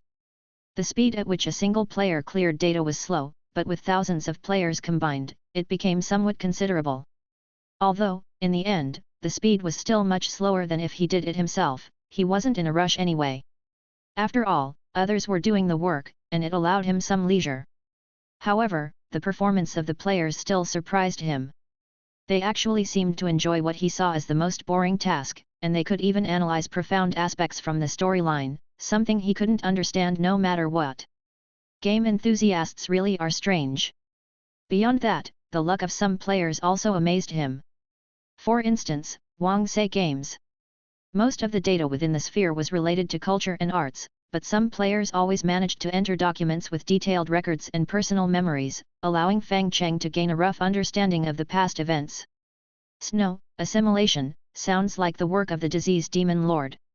However, that guy should be dead already. I finally minced him along with his primordial spirit into mincemeat, how could he possibly come back to life? Reminiscing about the past, Fang Cheng fell into deep thought. Chapter 85, The Story of the Researchers. Back then, before Fang Cheng prepared for his rebirth by dispersing his body, it goes without saying that he arranged the rebirth array himself, and he had also eradicated all unfavorable factors. To be more specific, this unfavorable factor was the demon sect. To be even more specific, it was the big shots of the demon sect, each of the demon lords. A common demon sect leader didn't qualify to be called a demon lord, only those who had grasped the profound understandings of earth, fire, water, wind, space, time, past, and future could be called demon lords. At that time, he was the key stand of the righteous sects, usually uninvolved in worldly affairs, focusing solely on cultivation, but his mere presence acted as a stabilizing force, rendering the demon lords of the demon sect incapable of any action. Moreover, his cultivation level was extremely high. Had it not been for the excessive karma that killing a demon lord would bring about, the demon sect would have ceased to exist long ago. Later on, calculating the opportunity for his own enlightenment, he took this chance to disregard karma and started a massacre in the demon sect. The wicked demon lords were killed one by one, and the troublesome demon sect was wiped out in one fell swoop, cleansing the cultivation world's atmosphere, marking it as the best era of cultivation in history. The diseased demon lord was just casually killed by him during that time. Having dealt with all the demon lords, he immediately underwent rebirth by body dispersion, thus settling his worldly karma, not expecting to wake up to find everyone gone. Now, suspecting that the diseased demon lord might have reappeared, Fang Cheng became more interested in the records within this orb and began to watch them with even greater attention. As the game progressed, players unearthed record after record. A related wiki was created, and players began exporting and sharing the documents they saw in the game on the wiki, organizing and summarizing the content of the documents, and then ranking their favorite documents.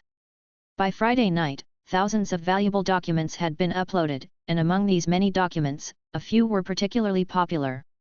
Ranked in the top 3 was a document titled Heroes. Fang Cheng didn't know why so many people liked it, he still found a few others more interesting.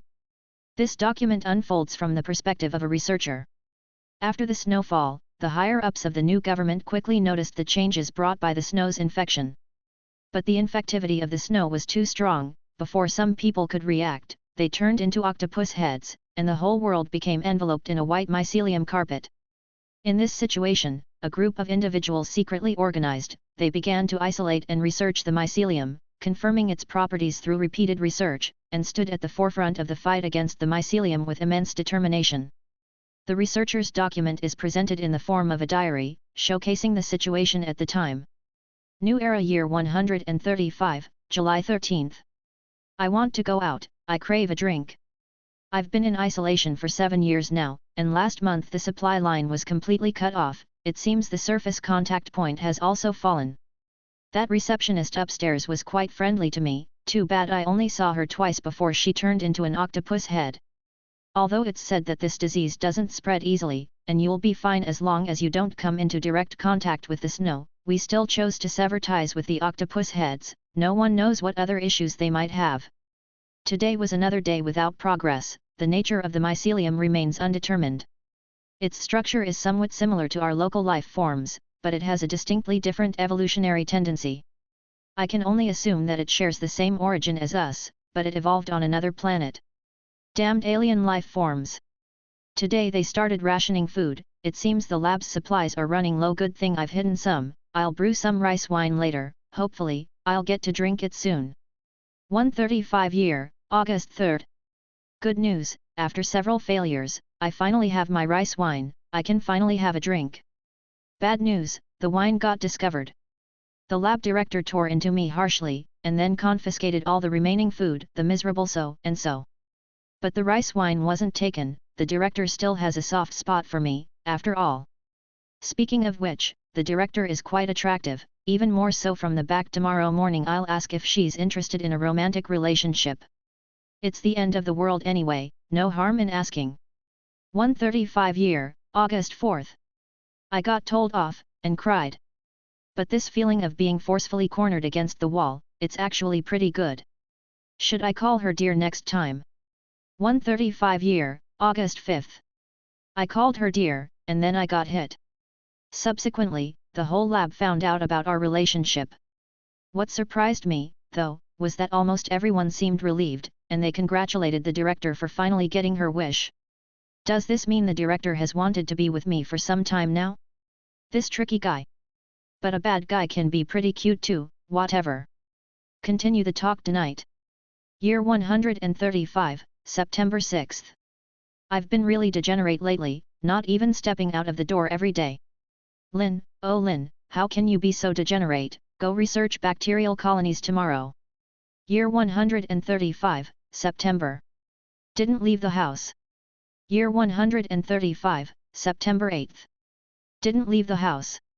Year 135, September 9th.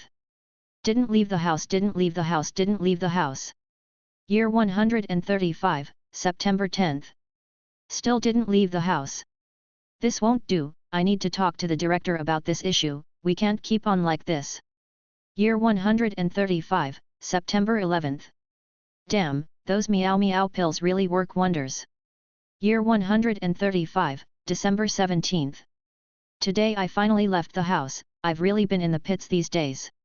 Our research institute, true to its name as a biological research facility, found a way to obtain food through algae and artificial power sources, even though we've lost contact with the surface world. Plus, we have geothermal generators. Even without support, we could last quite a long time. Though there's definitely no rescue coming, that's for sure. No one's said it out loud yet, but we all understand, humanity is finished. Our lab is 1,000 meters underground, this position effectively isolates us from the snow above, but we basically also have no chance to go out anymore. The signals from other labs are fading away. Some institutes, due to a lack of food, have declared their resignation. They left the research institutes and came to the surface, surrendering to the snow. Some refused to leave, fighting until the very last moment, earning themselves a funeral fit for heroes. I definitely won't end up trapped here, at worst I'll go up and become Octopus Head, no way, I'm just waiting to die. Year 136, March 21st. The director asked me if I wanted to get married, I did not reply. Because I was crying and nodding incessantly, afraid that the other person would change their mind. I always thought I was an old hand at playing the field, but unexpectedly, I actually fell for someone here, damn it. Year 136, April 21st. I'm widowed. The experiment was a massive failure. The bacterial colonies exploded suddenly, and the director vanished inside it. Logically, the director should have turned into Octopus Head, but he didn't. He just disappeared, along with several other researchers. Fortunately, I've always been a bit scared of getting married, now I don't have to. A bunch of people have been consoling me, what a joke, I'm actually quite pleased. Why the director? Why? Year 136, May 7th. I'm no longer in a state of widowhood. The director has come back. Chapter 86, Remnant Soul. May 8136. After coming back, the director doesn't like to talk anymore. He didn't turn into an octopus head, but he's very sluggish. I knew it, the director isn't so easy to kill, after all, he often told me, I will absolutely not die before saving the world. Although he's not young, the director is still pretty childish, I love it to death. I asked the director how he survived the fungal colony outbreak, no answer. I asked why he got so much smaller when he came back, still no answer. Forget it, if he won't talk, that's fine. It's good enough that he came back. May 11136. The director still doesn't talk, doesn't eat, doesn't sleep. He just sits under the table lamp all day, spacing out, occasionally only drinks water. Who would have thought that the experiment failure hit the director so hard? But it's fine, I will comfort you well. May 17136. The lab issued an emergency notice, if you discover your deceased colleagues have returned, you must immediately report it, and you can't hide it. I went over the notice carefully, it didn't specify the reason, but it's definitely not about the director. Because the director didn't die at that time, did he? He wasn't dead. May 20136. The director began to show signs of collapse. I tried to feed him some chlorella nutrient solution, but it was useless. Switched to a fungal colony culture solution, and it worked. But even so, his body started to deteriorate, the skin on the surface began to crack, large patches of skin fell off, exposing the fungal colonies underneath. But as long as you rehydrate in time, there's no problem. So, there's no problem. We will be fine. June 1136. Today, our motor malfunctioned, and the lost parts can only be found on the ground. We have no choice but to take a risk and explore the surface. The ground is no longer suitable for living. The snow has long stopped, but the octopus heads have all disappeared, and numerous caves leading straight to the bottom have appeared on the surface. Those octopus heads have all stepped into Earth's heart. The surroundings are all occupied by fungal colonies. These terrifying organisms have consumed all the nutrients of our planet. The air is also filled with a faint presence of fungal colonies, the sky has turned black, blocking out all light from the stars. They even don't spare the sunlight. If we don't take action, extinction will be our only end. Sad to say, we don't even know who our enemy is. The snow appeared out of nowhere, descending regardless of our will, turning our world into a mess. To hell with it. Just destroy it already, hurry up. June 10136. The research institute is almost devoid of activity. The last exploration shocked everyone too deeply. Despair pervades the institute, even the head of the institute can't stand the psychological pressure brought by doomsday, locking himself in his room, refusing to come out. I don't care anymore. After all, I have the director. The director is right there, silent, without any expression. Every time I help him wash, it's like taking care of a puppet, no reaction at all. But the director is here. That was enough. July 1st, 136 years. Today is the director's birthday. We ate a non-existent cake together, blew out non-existent candles, and then made a wish together. It was at this moment that the director woke up. Suddenly clutching me, the director let out a wind-like voice from his throat. And kept blowing on me. I understood what he meant and held him tight. The colony spread between us, letting me hear the voice of the soul. The director told me a lot of things. When the outbreak occurred, the director had already died once. After death, his soul was dragged into the colony where he witnessed that terrifying entity and understood the truth about the snow. The snow was the remnant of some indescribable entity, which was killed by an even more indescribable entity and then saved by yet another indescribable entity. The leftover body had its life and death inverted. Those snowflakes were one of its lingering souls, and our world was the seedbed for its resurrection. Everything we have, from the world to the soul, would serve as nourishment for it to repair its lingering soul. Fortunately, other indescribable entities were handling these beings, but they were also about to leave, and we didn't have much time left. We must transmit everything here, liberate all the souls, and send the information to those indescribable entities. They will strike at this world. We will surely be destroyed, but at least we can die along with the instigator, and there's a slight possibility that the spark may remain. Such things sound troublesome, and I definitely wouldn't have bothered with it before. But for you, I am willing to be the enemy of the world. The record ended here. The content after this was not provided, everything remained unknown. How the protagonist managed to fulfill his partner's wish, whether he succeeded in the end, and what actions he took. All of this was no longer known. Everything was just like the snow from that year, dissipated in the river of time. After reading a few more stories, Cheng pretty much confirmed some things. He was certain that he had indeed shattered the disease demon lord back in the day, and it should have been impossible for the opponent to be resurrected. However, someone tried to resurrect the disease demon lord by scattering its lingering soul here, which was the origin of the snow. That person's strength must be considerable, and the Immortal from 1,000 years ago was probably avoiding this entity, later fleeing to the mirror universe and not daring to appear. Cheng only felt respect for the mortal who thwarted the disease demon lord's resurrection plan. With a mortal body, they destroyed the demon lord's plan for resurrection. Even if the opponent was a dead demon lord and despite assistance from other immortals, it was an incredible feat. Of course, Lin was not the only one resisting. A group of people, whether for their lovers, for their relatives, or for those young children, stood up and struggled against the invincible enemy. A large number of mortals did everything they could as the apocalypse approached, and with the help of the deceased, they continuously worked hard and ultimately managed to slow down the pace of the disease demon lord's resurgence. Nodding gently, Cheng quietly waited. Something was coming.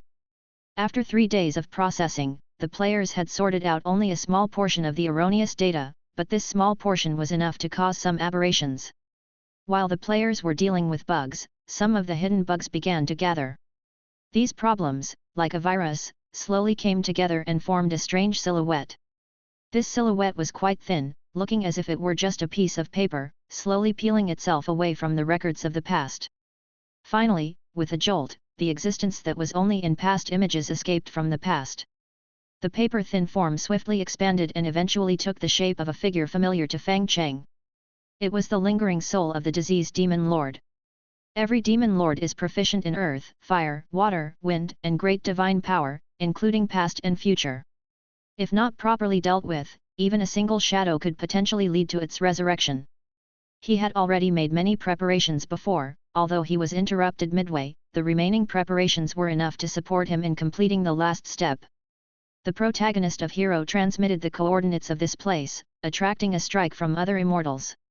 The entire planet's colony consequently perished, but a shadow of the diseased demon lord was still etched in the planet's original records, disrupting the original records and surviving in the form of a virus. Now, the images in the recorder had been repaired, and the shadow from the past appeared again, allowing the demon to resurrect once more. However, the resurrected demon lord was just a lingering soul and was noticeably sluggish. He looked around blankly and then, following his instincts, flew towards his own body. Chapter 87, Inspiration for a New Game. The soul remnant's speed was not fast. But Fang Cheng was neither impatient nor hasty, casually following behind. In this mirror universe, the laws of the heavenly Tao were somewhat ambiguous and unclear. In many places, even with divine sense, it was difficult to investigate, so following the other was a shortcut to finding its true body. After crossing thousands of light years, the soul remnant finally stopped in a star system. The structure of this star system was similar to Earth's, but what was different was that in Earth's orbit, there were actually 4 planets scattered. Within the central star, a demon lord sat, occupying almost the entire star. His body was shrouded in black mist, tinting the star a blackish-red color, with demonic chi rolling nearby and his appearance exceptionally loathsome. The flying soul remnant cheered, instinctively merging into the demon lord's body, becoming one with it, then began to rapidly integrate. The demon lord within the star was the true body of the diseased demon lord, and as it merged with the soul remnant, the sound of the grand Dao burst forth from his body, spreading throughout this world. His innate Dao was the path of disease, so every place tainted by his Dao inevitably fell ill.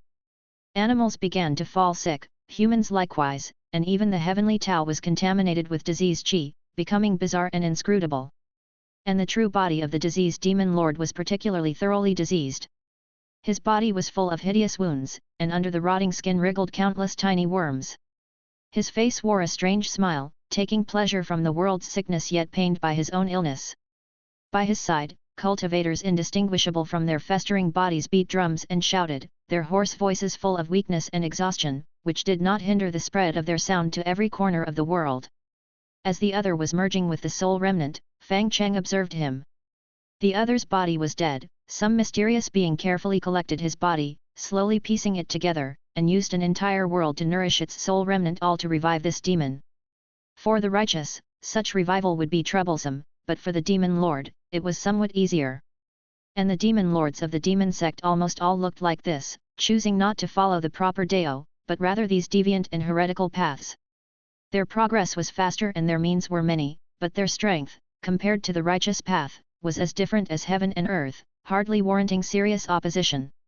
When the soul remnant entered the body, the diseased demon lord's body finally shook slightly. The huge, pale eyeballs rolled about, the black pupils flipping from the back of the head to the front, finally bringing some vitality to his face. Diseased chi was not death chi but a force that constantly decayed and degraded. Under the influence of diseased chi, the diseased demon lord's body was always in a state of sickness, and it continuously released diseased chi to its surroundings. And now with the soul remnant, he finally awakened the scarce vitality within him, and the dead flesh truly came to life. Reaching out his hand, he grabbed a cultivator who was beating the drum and shouting. The captured cultivator, far from panicking, instead revealed supreme joy, praising the name of the diseased demon lord before being swallowed by him in one gulp. Before long, all the drum-beating cultivators around were consumed one by one, acting like miraculous medicines, bringing an aftertaste of enjoyment to his face. Only after relishing did the diseased demon lord exhale a long breath of turbid air, joyfully stating, "It is indeed better to be alive, when dead, there are no diseases. This world, after 1,000 years, is really quite delightful. And with Heavenly Lord Fang now gone, it's even more enthralling. Thinking about me." The diseased demon lord turned pale with shock upon suddenly seeing Fang Cheng appear beside him, and he exclaimed in a lost voice, "Heavenly Lord Fang! How are you still alive?" Upon seeing Fang Cheng, countless divine skills emerged, numerous magical weapons went awry, and the sky-darkening immortal spells swept in, carrying the might of world annihilation towards Fang Cheng, only to be blown away into nothingness by a bolt of his palm thunder. Looking at the stunned disease demon lord, Fang Cheng sighed. As I've said, the demon sect's demon lord is just like this. If not for their overwhelming numbers, the demon sect really wouldn't amount to much. What use is a good-looking scene if a single palm thunder can solve everything? Fang Cheng doesn't lack sophisticated techniques, but against trash like the disease demon lord, he really can't take it seriously. The disease demon lord wanted to say something, but was then killed by a palm strike from Fang Cheng, and his primordial spirit was extracted once again. The primordial spirit of the disease demon lord was riddled with diseases, with millions of illnesses devouring each other here, evolving into even more terrifying plagues. Although most of the diseases were crushed by Fang Cheng's palm, this world had already been deeply contaminated by the disease qi, and it wouldn't recover in a few years. Looking at the 4 planets here, Fang Cheng silently lamented their misfortune. The area of the 4 planets was vast, with countless habitable spots, and the inhabitants were descendants of the Han people, but their combined population was just over 400 million. The disease qi of the disease demon lord infected not only living beings but even plants and the land, rendering this world uninhabitable. The land was polluted, resulting in a surprising lack of fertile fields, causing habitable areas to shrink increasingly. Some creatures even fed on the disease qi, turning into ugly, bloated monsters that then attacked the human clan, making the living environment here even worse. From this, one can see that the sins of the demon sect are immense and vile, and even dead members of the demon sect are unforgivably wicked and must be killed twice. As he sifted through the information in the disease demon lord's primordial spirit, Fang Cheng knitted his brows. Just like the history of light, the information within the disease demon lord's primordial spirit had been erased, not a single piece from 1,000 years back remained, which made Fang Cheng feel the other side was quite cautious. Dead, they can't spit out any information, and while alive, it's even less likely. After slicing the disease demon lord's body and primordial spirit into slivers and burning them all, Fang Cheng began to address the world before him. He extended his hand, and mana began to spread, his surging mana enveloping the world and starting to attempt to repel the disease qi. However, the world had been too deeply contaminated by the plague. The disease demon lord's strength wasn't up to par, but he was quite skilled at contaminating the world. The little heavenly way of this place seemed to be still functioning, but it was actually riddled with holes. The entire law was maintained in a state close to collapse but could still barely operate, and a hasty repair would only make it deteriorate faster. Fang Cheng could only infuse mana to temporarily maintain the balance, but the finer points needed gradual repair. Feeling Fang Cheng's goodwill, the dying heavenly way manifested as a little girl, giving a sliver of merit with trembling hands to Fang Cheng. This sliver of merit was also full of disease qi, and the little heavenly way realized this, holding the merit, unsure whether to give it or keep it, and almost ready to burst into tears. All right, I'll take it, but this place is badly infected, and it needs to be adjusted slowly. Unless someone can enter your world and gradually repair it from within, wait, why not? Staring at the greyish world, Fang Cheng began to think. Doing good deeds accumulates merit, and I also quite enjoy the process of gaining merit. The whole process is quite fun. So let the players enter this world, then they can start doing good deeds, earning merit, and I believe they would find joy in it too. After all, this world is severely afflicted, and there's a lot of merit to be had, as long as we restrict certain behaviors of the players, preventing them from doing evil, that would suffice. And since the land here is full of disease qi and unable to be farmed, they can only diligently do good deeds. I was still worrying about what theme to make for a game next, but who would have thought that the theme would present itself like this? I've decided, the name of the game will be Healer. Chapter 88, Game Expo. While healing this world, Fang Cheng spent the weekend absorbed in contemplating the entire game's plan. When it was time to go to work, he changed into a fresh set of clothes at his apartment, then teleported directly to the company's doorstep and entered the studio. This time, he decided to thoroughly brainstorm the gameplay. He couldn't let those players farm anymore. He would employ every strategy possible to ensure the players understood the compassionate heart of a healer and the virtue of performing good deeds. Coming up with a new gameplay could take a while, but healing the lingering malaise would also require time. He roughly had a month to handle everything. Sitting in his chair, Fang Cheng multitasked, both repairing the world and pondering about the game's issues. Wang Xiaoying, who was undertaking the operational work for quiet cultivation, looked at Fang Cheng and asked Huang Pingjin in a low voice, "Huang, what's the boss doing thinking so hard? Confusion painted Huang Ping's face as he whispered back, "This is my first time seeing the boss like this. He's probably gearing up for some major project." Wang Xiaoying drew in a sharp breath. The tasks the boss usually set were challenging enough, and now there could be something even tougher?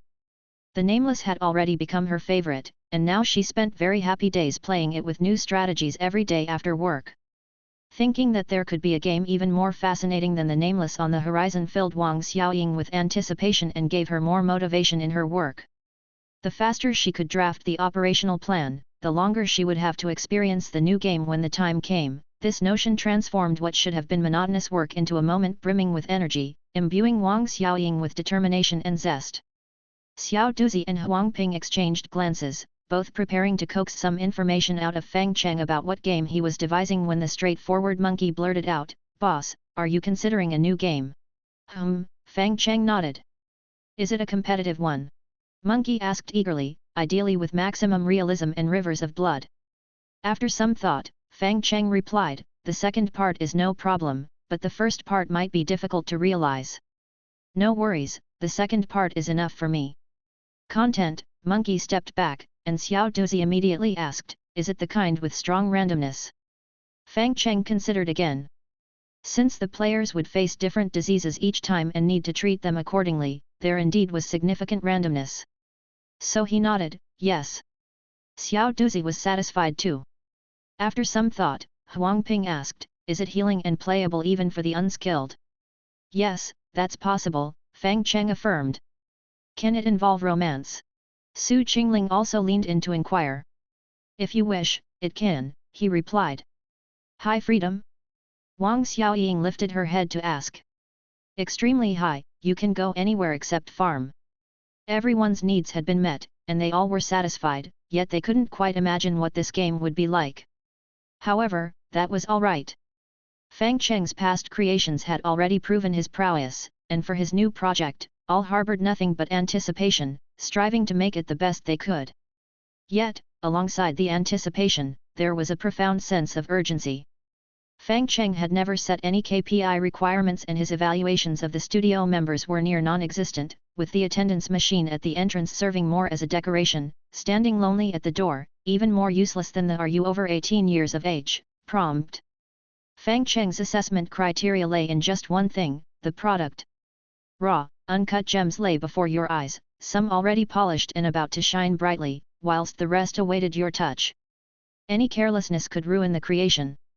This trepidation compelled them to grow quickly to keep up with Fang Cheng's pace. This inner drive born from within spurred them to continuously improve and produce better games. Fang Cheng sat at his station, pondering how to constrain certain actions of the players and how to encourage others. In previous games, the freedom granted to players was excessive, leading them to inexplicably turn the games into farming simulations. Although farming is the basis of all things, aren't you taking it a bit too far? However, in that world tainted by heavenly Tao, there were too few areas suitable for farming, and sowing there would likely lead to total loss. One could expect that players would not be able to farm. Moreover, to prevent players from committing evil acts and harming the NPCs in the world, the inability to attack NPCs would have to be fixed with immortal law, to avoid any player-caused disturbances. Given the fragility of that world, Fang Cheng had no desire to send a bunch of vandals over. Due to this world's delicacy, Fang Cheng had to gradually infuse Immortal spell into it, a process that couldn't be rushed. By the time the preliminary work was complete and the framework was built, half a month had already passed. The foundation of the spirit gathering array had been laid, and the overall environment was set up. Now it was up to Huang Ping and the others to build the game systems and structure the attributes. Just as they were undertaking the construction, Mr. Shen's call came. Mr. Shen had learned about Chu Fang's situation the very same day. After discovering Chu Fang had fabricated her resume and work experience, Mr. Shen chided his old friend harshly and decided to sever ties decisively. Chapter 89, Game Expo 2. You dare to recommend such a dud, you really took me for a fool. It all started with Mr. Shen, so he had been pondering over how to express his apology and finally found a way recently. Fang Cheng, have you heard of the Mo City Game Expo? I have, what about it? I got you a spot to exhibit there. Are you interested in participating? Holding his phone, Fang Cheng started to ponder. The Mo City Game Expo is actually an international animation and gaming exposition which includes a variety of cultural products related to animation, idols, games, and sensory equipment, and has been one of the larger expos in recent years. The qualifications for the expo need to be booked in advance. However, because the expo is a significant platform for games and company publicity, it has always been in high demand. The Autumn Expo will open in October, last for 4 days, and studios can send their games as exhibits to the expo where various awards will be given at the end. After understanding the significance of this expo, Fang Cheng became somewhat interested. The major framework for his new game The Physician had already been completed, sending it there would be perfect for some early publicity and to test the players' reactions, which could help make targeted adjustments. The testing phase was indispensable, otherwise, they would have to go back to farming again. Having made up his mind, Fang Cheng decisively said, "Thank you, Mr. Shen. I'm willing to participate." "Great, that's great." Upon hearing Fang Cheng's response, Mr. Shen felt a weight lifted off his shoulders. Fang Cheng was the most outstanding among the students he had trained while others were still struggling with planning, testing, and in turn programmer positions. He had already created 3 successful games proving his worth. The domestic gaming industry had been quiet for too long, and the void in domestic games was filled by reskinned mobile games and pay-to-win games, which are more like Capital's games than real games.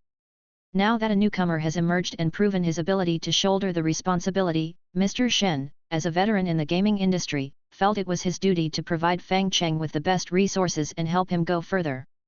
"So from now on, anything related to Fang Cheng, I won't recognize any favors, everyone stay away from me." After arranging the details of the trip to Mo City with Fang Cheng and giving him the contact information, Mr. Shen was about to hang up the phone when he heard Fang Cheng say, "Mr. Shen, I recently got some nice tea leaves, I'll send some over to you later." Patting his resolute hair, Mr. Shen said solemnly, "Okay." When Fang Cheng told everyone in the studio about his upcoming trip to Mo City, his colleagues were devastated. "Boss, are you really leaving us?" Xiao Duzi said sadly. "Don't worry, the boss can command us remotely." Huang Ping put on a brave front.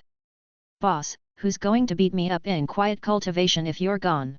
Looking at the 3 peculiar individuals, Fang Cheng said in confusion, "What are you thinking?" "Of course, everyone will go together." The expo is 4 days. We need to adjust our game based on player feedback, we can't just make it and run like before. This time, I definitely want the players to follow my pace." "Does this count as overtime?" "No, it counts as regular work hours. No compensatory time off." "No compensatory time off. Long live the boss." Looking at his celebrating colleagues, Fang Cheng felt each of them was a bit strange. Not only could he not understand the thoughts of the players, but now it seemed he couldn't understand the thoughts of his employees either. Human hearts are truly unfathomable. Knowing that everyone was going, Su Qingling immediately set about booking plane tickets, reserving hotel rooms, and planning the itinerary to ensure that all 6 people could enjoy the trip. The next day, after gathering at the company, everyone took a taxi to the airport and flew to Mo City. The hotel in Mo City was personally booked by Su Qingling, not far from the exhibition venue. Standing by the window, you could see the Huangpu River outside, one of the best scenic areas in Mo City. The dinner was also chosen by Su Qingling. The delicately flavored Chinese food was very much to Fang Cheng's liking. After resting for one night, the group arrived early at the exhibition hall and started setting up their booth. Even though they already had 3 successful games, Fang Cheng's studio still had some gaps compared to those old factories with over 20 years of heritage. This was evident from the size of their booth. The booths of well-established game giants were large and had countless gaming-related peripherals. Action figures, posters, mascot pillows, cosplay, game prop models, badges. These items that could showcase game culture were dazzling and overwhelming. The exhibition hall, having hosted 18 exhibitions already, was adept at this kind of event, with various preparations proceeding in an orderly fashion. Upon learning that Fang Cheng and his colleagues were exhibitors, the attendees confirmed their information and quickly led them to their spot. This position was tucked in the innermost side of the exhibition hall, where the flow of people was sparse, and the booth was temporarily constructed, almost certain to attract no one. The attendees, feeling apologetic, said to Fang Cheng, "I'm sorry, Mr. Fang, but we allocate spaces according to certain rules. This spot just opened up because the studio that had it dissolved. It's fine, this place is good. Glad you understand. By the way, could I get your autograph? I'm a big fan of the Nameless. And if you have a poster, could I buy one? Su Qingling had already pre-ordered a batch of peripherals, which had now been delivered and set aside. Taking out a poster, Fang Cheng signed it and handed it to the staff member, then saw the grateful staff member off. After arranging their display cabinet together with his staff, Fang Cheng saw that there was still some time before the official opening. This time was somewhat of a benefit for all exhibiting companies, providing them an opportunity to meet producers they wanted to know, to experience some games that were still in the testing phase, or to network with industry leaders and possibly gain new insights. As soon as they entered the place, the planning trio became a little restless. Wang Xiaong also saw a few big names in marketing chatting away, and she too felt the urge to go over and have a look. Su Qingling noticed a resurgence in romance games and was hence slightly tempted. Alright, you guys go ahead, we have some time before it officially starts, we can wander around? Letting his excited colleagues go off to explore, Fang Cheng roamed the exhibition hall by himself. This exhibition was gamer-oriented, featuring many cool yet commercially unworthy items. Seeing too much here could invoke a feeling of having arrived in a future world ahead of time. The most appealing were still the gaming machines here. Some gaming machines had virtually no commercial value, they were made simply to convey a concept or to promote their own philosophy. After trying out the latest motion sensing gaming machine and playing a while on a light sensing gaming machine, Fang Cheng felt that these gaming devices were closer to reality in terms of control compared to traditional games, but the games within were indescribably lackluster. He couldn't quite grasp what was fun, but he had a rough idea of what was not. The gaming machine that most caught his attention was the newly produced Kirin series VR integrated machine. The integrated machine looked like a sealed small room with soundproofing so that players could shout without problems inside. It featured a movable platform that could tilt horizontally to stimulate effects like slopes. Players could walk and run on the platform, and when tired, switch to another control method. The bioelectric gloves could mimic real hand movements, and the VR headset on top allowed players to wear VR equipment without any pressure. Besides, it was equipped with thoughtful features like a microphone, offering an innovative experience that significantly enhanced gameplay. But the games inside were really subpar. Noticing Fang Cheng frowning after trying the games, a staff member from the booth hurried to explain, "Our machine performs very well and can run some big games, but there's a problem, its adaptability is poor. Developing games for this kind of integrated VR machine requires readjustment, almost like rewriting half the game, so many manufacturers are reluctant to do it. We can only repackage some small games and then put them in." I see. Looking at the uniquely designed integrated VR gaming machine, Fang Cheng asked, "So, are you interested in selling me a couple of them?" Chapter 90, Unprecedented Grand Occasion. After learning that Fang Cheng wanted to pair it with his own game, the staff requested approval from their superiors and then sold 2 units to Fang Cheng at a price of 28,000 yuan each. Fang Cheng had the 2 VR all-in-one machines delivered to his display cabinet, and looking at them, he felt extremely satisfied. Why hadn't he thought of this sooner? The hardware components of the VR all-in-one machine were already taking shape, but the software aspect was very weak. Because it was expensive. Decent equipment required several thousand yuan, and the matching software hadn't caught up, resulting in the equipment collecting dust over time. Nobody knew whether a technological revolution would impact this field, and the devices purchased today could become obsolete in a few months, further reducing the cost-effectiveness of VR all-in-one machines. The number of machines also affected game sales, and the high cost deterred game manufacturers from investing in this area, leaving only low-quality games in the end. Without sales and unclear prospects, capital wasn't too fond of such ostentatious but impractical content, and the eventual result was everyone calling for VR devices, but nobody willing to buy them. No buyers meant no money, and other manufacturers were even less willing to invest, creating a vicious cycle. However, for Fang Cheng, none of these issues were problems. His games were actually built on Immortal Spell, and by simply upgrading from Immortal Spell 1.0 to 1.1 and incorporating adaptability for VR all-in-one machines, there would be no issue. For Fang Cheng, the cost of software adaptation was almost zero, and the time cost was negligible. He had tried it himself. VR all-in-one machines could improve the level of realism in visuals and sensations to 70%, a limit most games could not reach.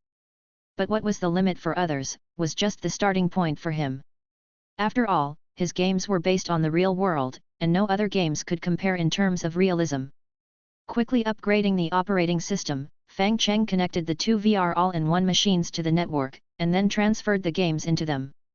After the adaptation was complete, Fang Cheng glanced at Su Qingling, who had just returned, and pointed to the VR machine.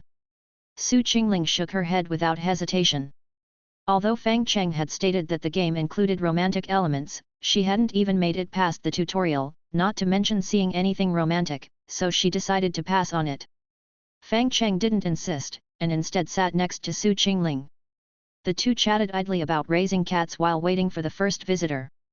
The exhibition booth's location was indeed unfortunate, and since there were already VR machines on display in front of it, some people lost interest upon seeing this, resulting in not a single visitor. It wasn't until an hour after the exhibition opened that the first visitor arrived. Chen Rang, a game journalist.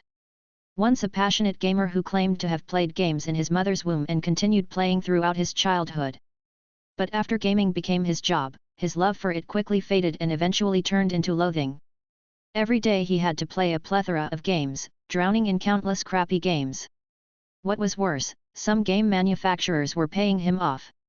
Under the coercion and enticement of these sponsors, he was forced to consume these crappy games and then feign a smiling face, pretending everything was fresh and delicious. Once or twice was bearable, but perhaps due to his strong writing skills, Chen Rang devastatingly found that the number of crappy games he had to consume was only increasing. You manufacturers, can't you produce anything other than crap? Have your brains and intestines swapped places? How can you expect to make good games when you're surrounded by vermin? Finally, tormented to the core, Chen Rang decided to quit. He was done with those rotten games. This anime and game exhibition was his last shift.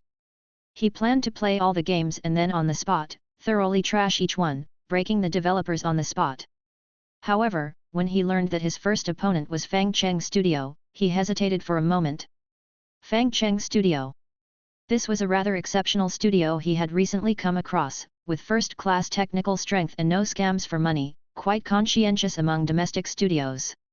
But he always felt that their games were lacking something, missing that soul-stirring impact. He could sense that their games could be a bit better, but he couldn't put his finger on what changes were needed.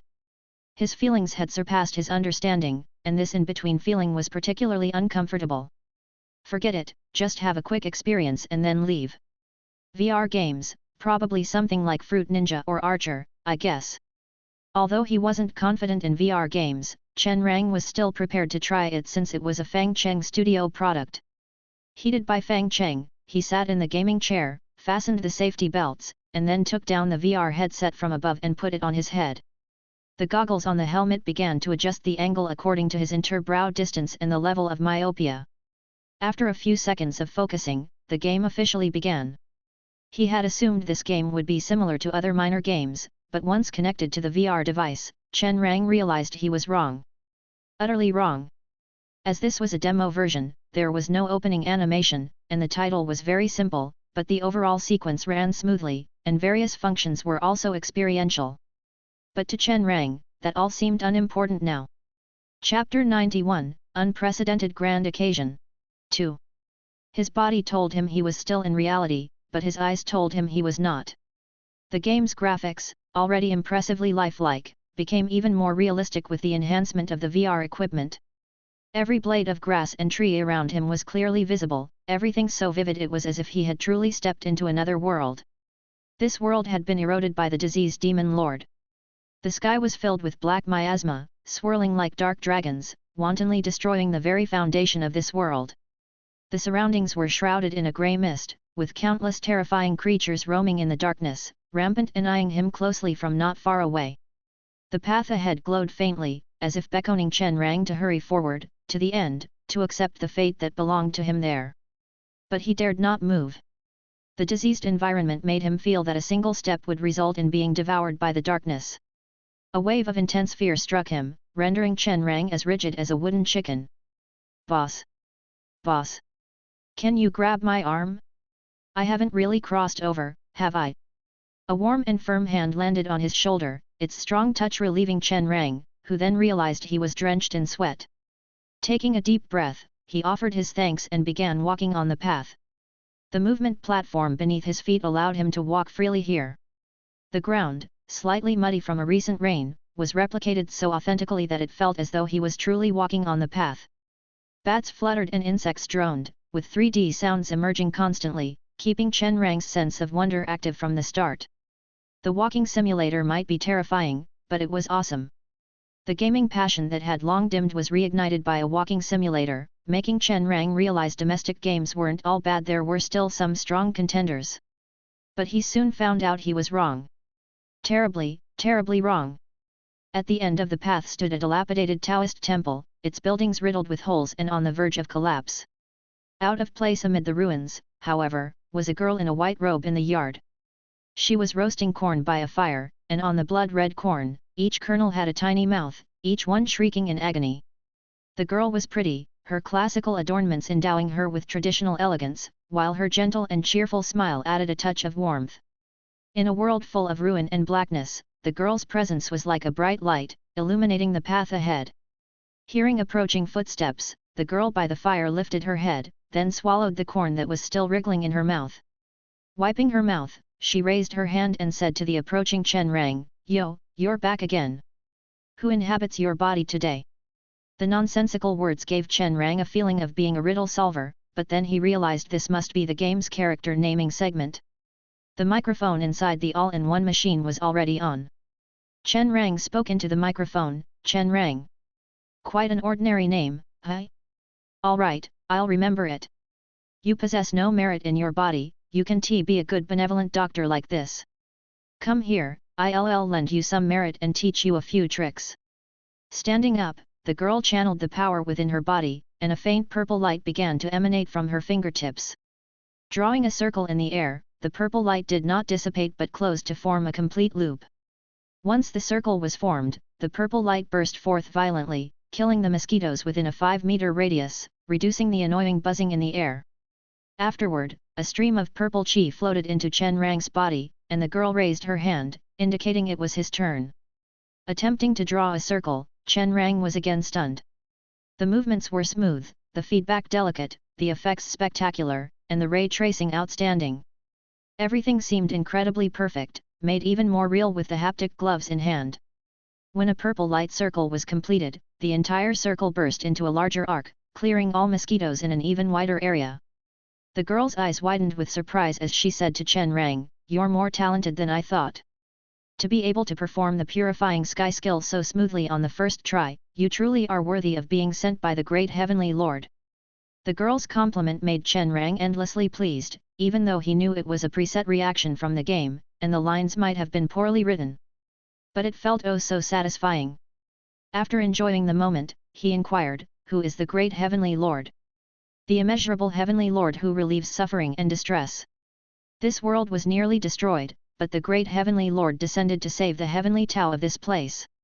After vanquishing the demon lords, the great heavenly lord had to leave, but he sent a multitude of healers to expel the disease from this realm, restoring peace to the world." "Right, you are one of those healers. Then you are." "Me? I am without name or lineage, a puppet of the heavenly Tao here to assist you. If you don't mind, you can call me Miuquei." "Why that name? Wooden puppet? Do you always have so many questions? Were you raised on why? Mind your own business." Chen Rang had already experienced the powerful artificial intelligence Fang Cheng studio once before, briefly sampling the nameless, but he hadn't gotten the full experience yet. However, now, with a cheerful, generous powerful owl appearing before him, wrapped in a good-looking shell, Chen Rang instantly connected with it. He had thrown his interview mission to the back of his mind, completely forgetting the plan he had prepared to catch people off guard. Chapter 92, Unprecedented Grand Occasion. 3. He simply wanted to follow Miuquei and journey on, building up merit to save the world. Together, they cleared the land's soil of diseased qi and eradicated the disease beasts that plagued the world. With Miuquei's presence, the terrifying and bizarre game scenery became incredibly warm and even made Chen Rang feel as if crossing over wouldn't be such a bad idea. As their journey progressed, new spells were slowly unlocked, and merit began to multiply, which could be used for upgrades to enhance his abilities. Moreover, the amount of merit previously earned at certain levels granted him new divine skills, adding a fresh twist to the game experience. The intense feedback and scenes so realistic made this design deeply engaging even without VR equipment, and with it, only more addictive. And this was just the tutorial content. According to Mukwei's explanation, they were only in Lost Valley. Outside, there were towns, cities, and even the legendary ruins. The outside world was bigger, with greater challenges and more expansive landscapes. Black seas churned, dead leviathans floated in the sky, colossal skeletons reaped the lives of creatures, and puppets infected by diseased chi moved across the ground. But there were also mountains and lakes, unyielding people and cunning bandits. The world was already sick, but it still had a breath left in it. So, go and save the world, healers. Just as Chen Rang's blood was boiling with excitement and he wanted to continue, Mukwei suddenly stopped. Looking into the distance with a grave expression, she regretfully said, "I'm sorry, I can't continue with you." "Why?" Chen Rang yelled anxiously, "Did some plot get triggered? Is it the parting scene next?" "Fang Cheng, you can't be so melodramatic. Tell me, how much do you want to change the plot? 50,000, 100,000? No, according to the Great Heavenly Lord's notice, each healer's experience time is only 1 hour. So, you have to go back." "Go back where?" Mukwei helplessly said to Chen Rang, "Back to reality. You haven't forgotten that you're actually a stranger here, right? Don't make me leave, I want to stay here forever." "Sorry, goodbye." "Wait, did I really play for an hour? It only felt like a few minutes. I want to file a complaint." At that moment, the screen went dark, and Chen Rang frantically tried to grab onto something, sadly unable to catch anything. Someone removed his VR helmet, someone unbuckled his safety belt, someone led him out of the all-in-one cabin, and then hastily took his place. Only then did Chen Rang notice that outside Fang Cheng's studio, a long line had formed. 3 more VR all-in-one machines were brought in, each with external equipment broadcasting the player's performance inside. A huge crowd of players, drawn by the game's reputation, packed the place so tightly that what should have been the least popular spot had become the exhibition hall's hottest attraction. "Have none of you ever played a game before?" After muttering a curse, Chen Rang grumpily and grudgingly rejoined the queue. Standing in the crowd and looking at the eager players around him, Chen Rang even felt a bit of superiority. "I've already played for an hour. I'm a second-round player." Due to the sheer number of people, the experience time was reduced from the initial 1 hour to half an hour, and eventually, to only 10 minutes. But even so, the crowd showed no signs of diminishing. They watched the external screens without blinking, and even after seeing the same 10 minutes dozens of times, they were still captivated. The dense crowd finally drew the attention of the event organizers, and after understanding the situation, they made a decision to open a new exhibition area. An area previously used as a temporary storage was immediately cleared out, and 12 new VR all-in-one machines were brought in and installed with the healer for public use. This spectacle lasted until 5 in the afternoon, and just when the event organizers considered extending the closing time further, Fang Cheng made an announcement. "Sorry, we're off work now." Chapter 93, Greetings from Kirin Industry. Since he was here for work, Fang Cheng believed that everything should comply with the workflow, which meant clocking out on time and without any ambiguity. Moreover, the exhibition had agreed to close at 3:30 in the afternoon, and strictly speaking, he was making his employees work overtime. However, after Su Qingling's reasoned argument, he decided it was best to calculate it according to Rong City's work hours. Upon hearing this news, the players found it somewhat unbelievable. "You're currently in the limelight. If you're not seizing the opportunity to expand your influence and let your name as a genius producer echo through Mo City, why the rush to go home? Do you really think without you, the butcher, we can't handle this scruffy pig?" However, watching Fang Cheng lock up the integrated machine and call his companions to leave, the players present instantly remembered the days when their mothers confiscated their computer power supplies. Some began to search online for a demo version, but to no avail. Some tried to plead with Fang Cheng, but it was of no use.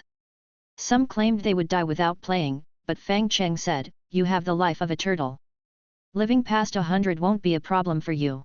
After exhausting all other options, they found one method. That was to wait. A long line formed on the street outside the exhibition area. The snake-like queues stretched out from the entrance and wound around the building 3 times before one could find the end of the line. In Mo City during October, the nights were already a bit chilly. Blending into the crowd, Chen Rang had his colleagues bring him clothes, hot drinks, food, and a small stool, while he began to draft an article based on what he had witnessed. Mainly his experience with the healer.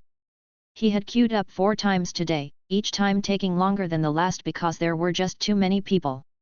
One could say that he spent an hour and a half playing the game today, and the rest of the time queuing and queuing and queuing. But he felt it was all worth it. Sitting on the stool, Chen Rang opened his Bluetooth keyboard and connected it to his phone to begin writing his report on the spot. A groundbreaking game performance. Realistic character modeling and AL reactions without any dead angles, the practice of breaking the fourth wall, far from destroying the sense of immersion, made the experience even more enthralling. The VR somatosensory technology integrated with the game scenes so perfectly, it brought a realistic feeling of crossing into another world. It feels like the charm of the game is still confined by the VR integrated machine. Keelan Industry, the producer of the integrated machines, is already quite well known within the industry, and the performance of their machines has reached international standards, but it is still a bit weak. Can't you guys be a bit more ambitious? Out of 10, I'd only want to give 100. It feels like my life has been divided into 2 stages, before playing the healer and after. Next to Chen Rang, a curious colleague looked at his report and asked with a frown, "How much did you get paid this time? Didn't you swear up and down yesterday that you would absolutely refuse payment and criticize anyone you encountered?" "Quiet," Chen Rang said irritably, "do you realize you're insulting my heart's masterpiece? You're quite professional in taking money. Praise online, self-maintenance offline, hi." Looking at his colleague's ugly mug, Chen Rang sneered coldly. "Another poor soul who has never played a good game. But it's not your fault. It's the world's fault, the environment's fault. However, the Almighty Lord is merciful. He has given you a chance to re-experience the beauty of games and awaken the little boy in your heart." Chen Rang shrugged his shoulders and pointed towards the end of the queue, gesturing his colleague to go line up. "Some things aren't believed when said, you have only to try for yourself." Watching his colleague leave, Chen Rang continued writing his article with excited anticipation. After finishing, however, he gradually calmed down and scrutinized his article, then said helplessly, "Is it a bit too conservative?"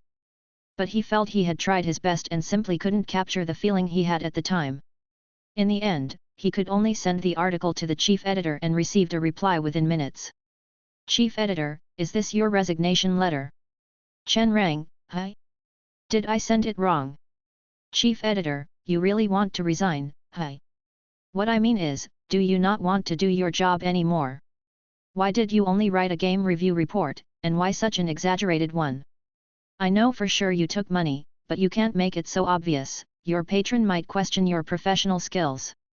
Chen Rang, "I didn't take any." Chief editor, "Oh, so it's lavish praise, but that's not your style, is it?" Reading the chief editor's reply, Chen Rang sighed. Yet another poor soul who hasn't played the game. He took a photo of his surroundings and replied to the chief editor with a simple "come and queue up," then ignored the chief editor. "Believe it or not. Don't disturb me as I reminisce." At 9:30 in the morning, the line finally began to move. The players yawned, like a flock of hungry quails, following the queue inside to experience a groundbreaking work. At 3 in the afternoon, the chief editor staggered out of the integrated machine and looked up to see Chen Rang watching him with a half-smile. Approaching, he took the bottle of mineral water from Chen Rang's hand and drank half of it gulp by gulp, then patted Chen Rang on the shoulder and said, "That article still needs revision, it's too conservative." "I knew it. Also, keep an eye on Keelan Industry, this company is likely to take off." "I knew it." Of course, the commotion from yesterday naturally also caught the attention of Keelan Industry. Chapter 94, Greetings from Keelan Industry. 2. As providers of the all-in-one gaming console, their display case saw people excitedly running over every 10 or so seconds, asking if their console came pre-installed with Healer, and if so, could one be delivered within 15 minutes if they purchased now? Upon learning the answer was no, these individuals would instantly go from filled with hope to brimming with despair, then leave disheartened and discouraged. Although there were many inquiries and few purchases, the high traffic volume meant that even pigs might fly. The 14 units sold earlier were already quite remarkable, but before long, the influx of attendees had wiped out all the stock in the display case. Even the sample machines intended for display were sold. The manufacturer's orders began to skyrocket, creating an unusual situation that led the president of Kirin Industry to personally call to inquire about what was happening. A rapid increase in orders in a short period was not necessarily a good thing. Because it was uncertain whether this surge in orders was sustainable, and expanding the production line required additional time and economic costs. If they expanded production rashly and orders decreased later on, this part of the production line would become a burden, with daily machinery wear and factory costs amounting to a significant sum. Yet if they didn't expand, the continued accumulation of orders would impact the company's reputation, making it a difficult dilemma. After understanding the situation through the phone, the president immediately flew from the south to Mo City, and upon landing, was driven straight to the expo by staff. Seeing the expo's bustling crowd, the president nodded and remarked, Mo City truly lives up to its reputation, always so lively. It wasn't this busy yesterday, most of them came today after seeing the game review reports and have come here out of admiration, someone replied. What game is so fun? Healer. Look, the organizers gave the rights to use the big screen to Fang Cheng's studio free of charge, even begging them to let them show it. The president furrowed his brows, feeling that this matter was a bit magical. He had heard of Fang Cheng's studio, though they had several popular titles, it wasn't enough to warrant such treatment from the event organizers. But looking out the car window, he clearly saw the game screen displayed on the large screen in the square. The expo's big screen measured 55.536 meters wide and 31.008 meters high, facing directly onto the expo square, making it a highly visible spot. The off-season rental price was as high as 170,000 per day, and during the expo, it was priceless, as all sorts of industry bigwigs were eager to showcase their products for even a few minutes to demonstrate their strength. Now, it was being overshadowed by a new game from a studio, making the president realize the gaming industry was indeed full of miracles. The president had the car parked to the side, and upon getting out, discovered the square was already packed with people. They were craning their necks, mouths agape, eyes wide open as they fixated on the live game footage on the screen, their gaze as if welded in place, motionless. This spectacle resembled kids playing with an iPad for the first time, their linguistic abilities vanished due to the intense impact, with just one thought in their heads, amazing, amazing, amazing. After standing and watching for a while, the president's eyes had widened as he, too, forgot what he was supposed to do. Behind him, a gamer whose view was blocked twisted around for some time before finally remembering he had a mouth. Mister, could you not stand there? You're blocking my view, the gamer said. Oh, sorry about that, the president apologized. Only then did the president snap out of it, promptly sitting down to watch along with the others. If he observed the scene from a third-party perspective, it would indeed appear quite fantastical at this moment. In the center of the square was the large screen playing Healer, to the left were idol singers performing cheerfully, and to the right, a large cosplay event. However, they weren't the stars of today.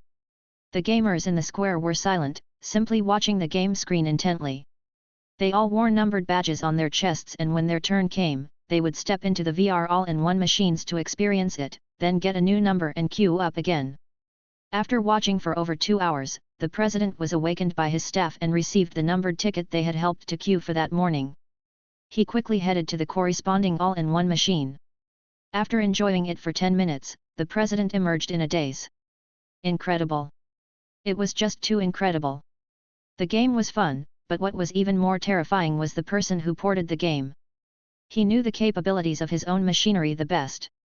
Yet, the game doctor somehow managed to harness 100% of the machinery's capabilities, leading him to discover that the theoretical limit and practical limit actually coincided that day. The programmer of Doctor was definitely a mythical figure in the field. Although it was a bit embarrassing and a bit sneaky, he decided that he had to get this person on his team. With this programmer, the software shortcomings would be completely overcome, and Kirin Industry would soar, breaking international barriers in 1 year, establishing a foothold internationally in 2 years, dominating the world in 3 years, and exploring the universe in 4 years. With him, he could expand the production lines as much as he wished, produce as many units daily as desired, the company size would be as large as he wanted, and the stock prices after going public would be as high as he wished. Those game manufacturers who were indifferent to him today would know what it meant to be out of their league tomorrow. With that thought, even the shock from the game seemed to fade. He quickly found a staff member nearby and said to this exceptionally handsome man, "Excuse me, are you an employee of Fang Cheng Studio?" The man, who had been chatting with a stunningly beautiful woman, stopped and nodded, "Lamb. That's great, has your studio's lead programmer arrived? I have a few questions to ask." Fang Cheng and Su Qingling exchanged puzzled looks. However, he still said politely, "That would be me." "That's fantastic." The president eagerly shook his hand, moving it up and down excitedly, and then handed over his business card. "Lam, the president of Kirin Industry, Gao Tianyuan, with a 77% controlling stake in the company, and I have the final say in everything. Kirin Industry is an established enterprise based on VR devices, originally Kirin Heavy Industries, with many years of insight in gaming machine equipment. Starting with arcade game boards, we have significant expertise in physical industries. Our company's philosophy is..." Interrupting him, Fang Cheng asked with a puzzled face, "Excuse me, what can I do for you?" "Sorry, I got too excited. Here's the thing, I've seen the strength of your software, the ability to fully exploit the potential of gaming machines is truly amazing. So, I wanted to ask, are you interested in switching tracks? To put it more clearly, are you interested in working for our company as the head of the technical department, as a vice president? I know you might hesitate, but hear me out. VR is one of the future trends of gaming development, and it's a key milestone towards virtual reality. But it lacks a breakthrough, a point that could truly ignite the trend. I thought this point would accumulate slowly, only coming in 10 years. But then I saw you. You are heaven sent, a deity in the software world. Please, let me finish. Your capabilities shouldn't be limited here, you could contribute so much more, much greater. You will be the pioneer in the VR field, and the history of game development will record your name.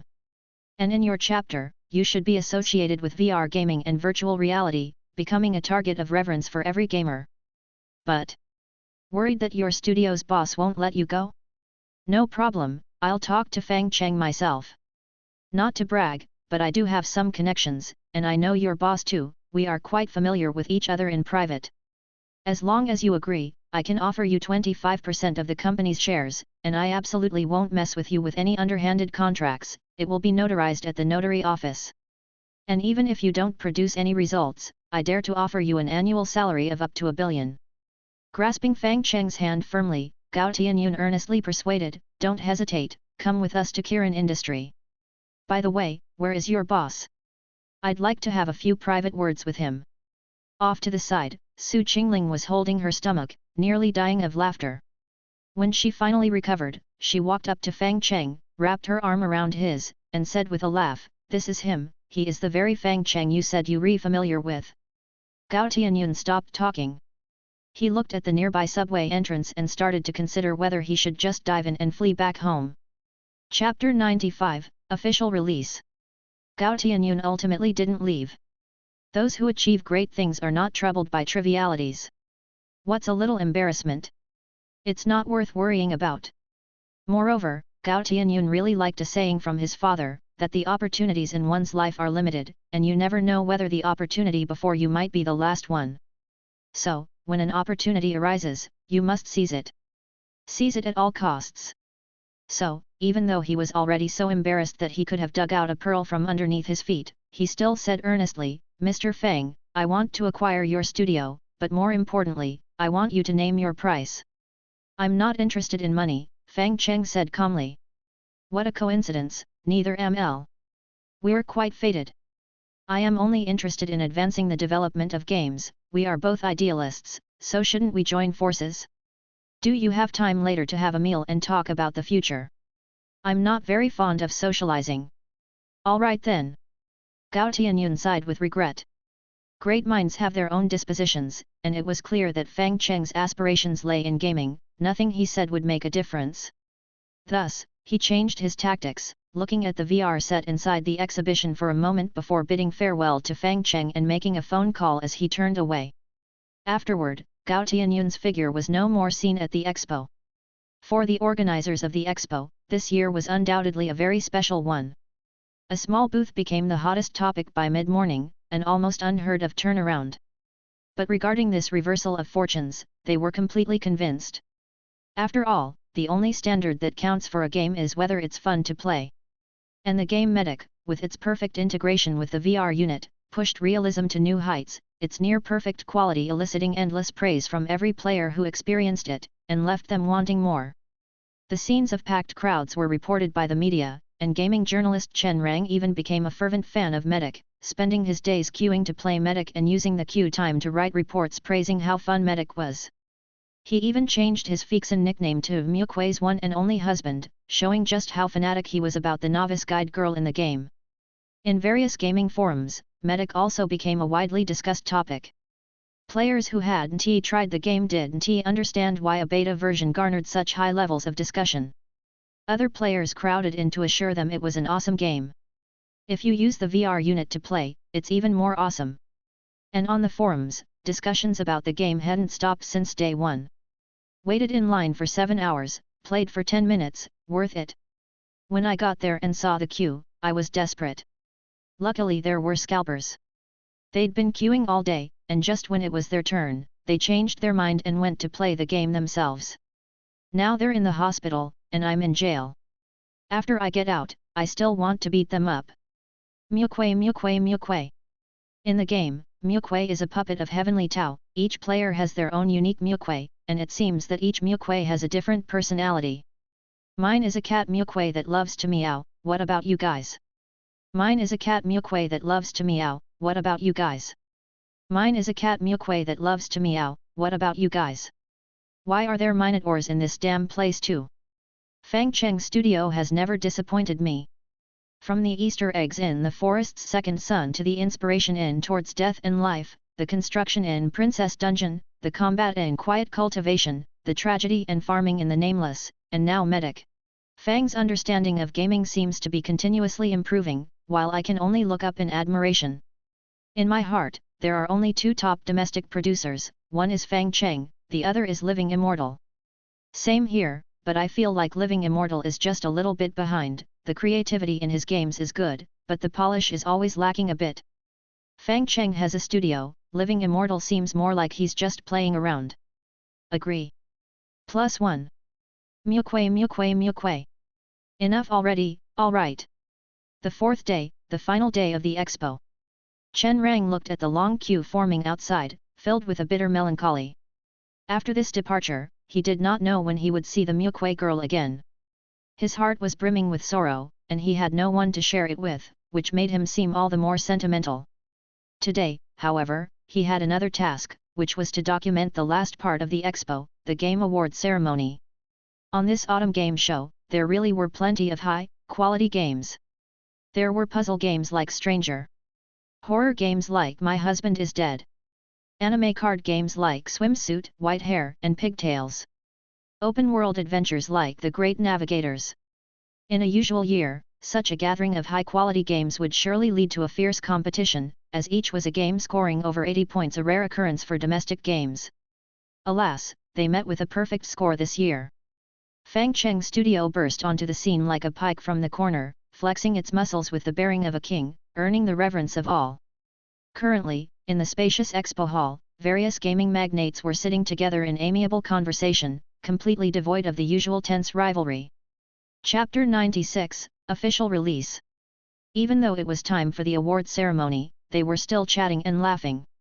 Every year, the Comic and Game Expo would present various game awards, including Best Music, Best Graphics, and the most coveted of all, Best Game. The prestige of these awards wasn't particularly high. In previous years, sponsoring the organizers could pretty much guarantee an award for any game with a bright spot. However, this year, everyone knew that one award could not possibly go to anyone else. That was the Best Game Award. This award was the pride of the Comic and Game Expo. While other awards could be tainted by commercialism, this one could not. After announcing the various subcategories, the person in charge of the event picked up a small card and said helplessly to everyone, "Usually, I would play coy and tease you a bit. I really enjoy this process, it's like the vinegar I came to eat with my dumplings. After a pause, he sighed, this year, well, everyone already knows the results. There's no point in playing coy, so let's just skip to the end. Mr. Fang Cheng, congratulations! Your game healer has shown us the proper way to unfold a VR game and the limitless possibilities of VR gaming. With impeccable integration of console performance and in-game environment, the only flaw of healer is that it leaves us with too little time to play. Amidst applause from the crowd of industry giants, Fang Cheng stood up, nodded to those around him, and then made his way to the podium. He took the gold-plated trophy and shook hands with the host to express his gratitude. Knowing he had to give an acceptance speech, Fang Cheng smiled and said, sorry, I might not have much insight to share. I still don't really understand why games are fun, but I will continue striving towards making them enjoyable. A brief speech, but I quite like it, the host nodded. Congratulations again to Mr. Fang, and thank you for the enjoyment he's brought us over the last few days. After the predictable award ceremony, Fang Cheng accepted an interview with the reporters, concluding his 4-day trip to Mo City. That evening, the team from Fang Cheng's studio took a flight back to Rong City with the VR-integrated machines they had acquired, along with a wealth of player feedback, ready to make targeted improvements at the company. When Fang Cheng returned to Rong City on Friday night and rested over the weekend, he found that the previously vacant first floor had already begun to be occupied as he walked towards the studio on Monday. Workers were moving goods, employees were organizing computers, and the person directing the work looked familiar. It was Gao Tianyuan, the CEO of Kirin Industry he had met in Mo City. As Fang Cheng observed him, Gao Tianyuan also felt Fang Cheng's gaze and immediately approached him, saying, Mr. Fang, what a coincidence. Do you think I'm that easy to fool? Hehe. Alright, I came here for you. Since Mr. Fang didn't want to come to me, I thought I'd come to you. I've moved the company's tech department here, and I'll stick to my previous offer, head of tech, vice president of the company, and a 30% stake. How did it become 30%? Oh, I've bought back some company shares recently, so I can offer more now. Mr. Fang shouldn't feel any pressure, just come to me if there's anything. I know some people in Rong City and have some influence here. Fang Cheng found the young CEO's words half credible at best. However, Fang Cheng had already realized the impact of combining VR with his own games. VR amplifies the player's experience and allows the player to better connect with their emotions. The discrepancy in understanding between each other can be reduced with VR, making it easier for him to convey his own feelings to the players. So, he nodded and said to Gao Tianyuan, alright, you can ask me if you have any technical problems. This promise made Gao Tianyuan overjoyed, and he quickly thanked him, thank you, Mr. Fang. I won't disturb you further. At 9:30, other members of the team arrived one after another, and they were all curious about the company set to move in downstairs. When they learned it was Kirin Industry, they all expressed that this man had determination and persistence, truly a warm-hearted guy. Moreover, regarding the integration of games and VR, the studio members also felt it was quite an exciting prospect. The healer had already proven the exceptional compatibility between the game and VR, so what kind of changes would occur if other games from the studio were placed into it? Continuing to chop trees in the forest's second sun, making diligent leaps in towards death and life, galloping through Princess Dungeon, slaying demons in quiet cultivation, and fighting with real swords in the Nameless.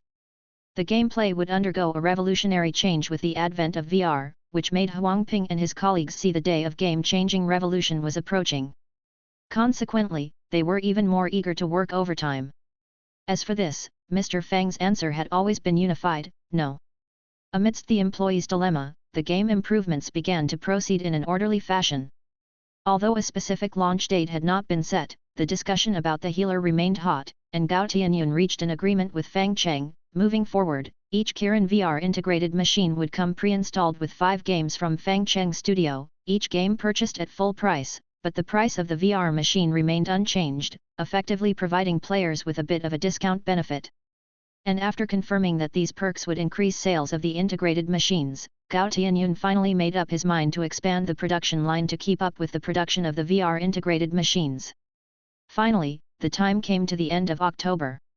The release date for the healer was finally set.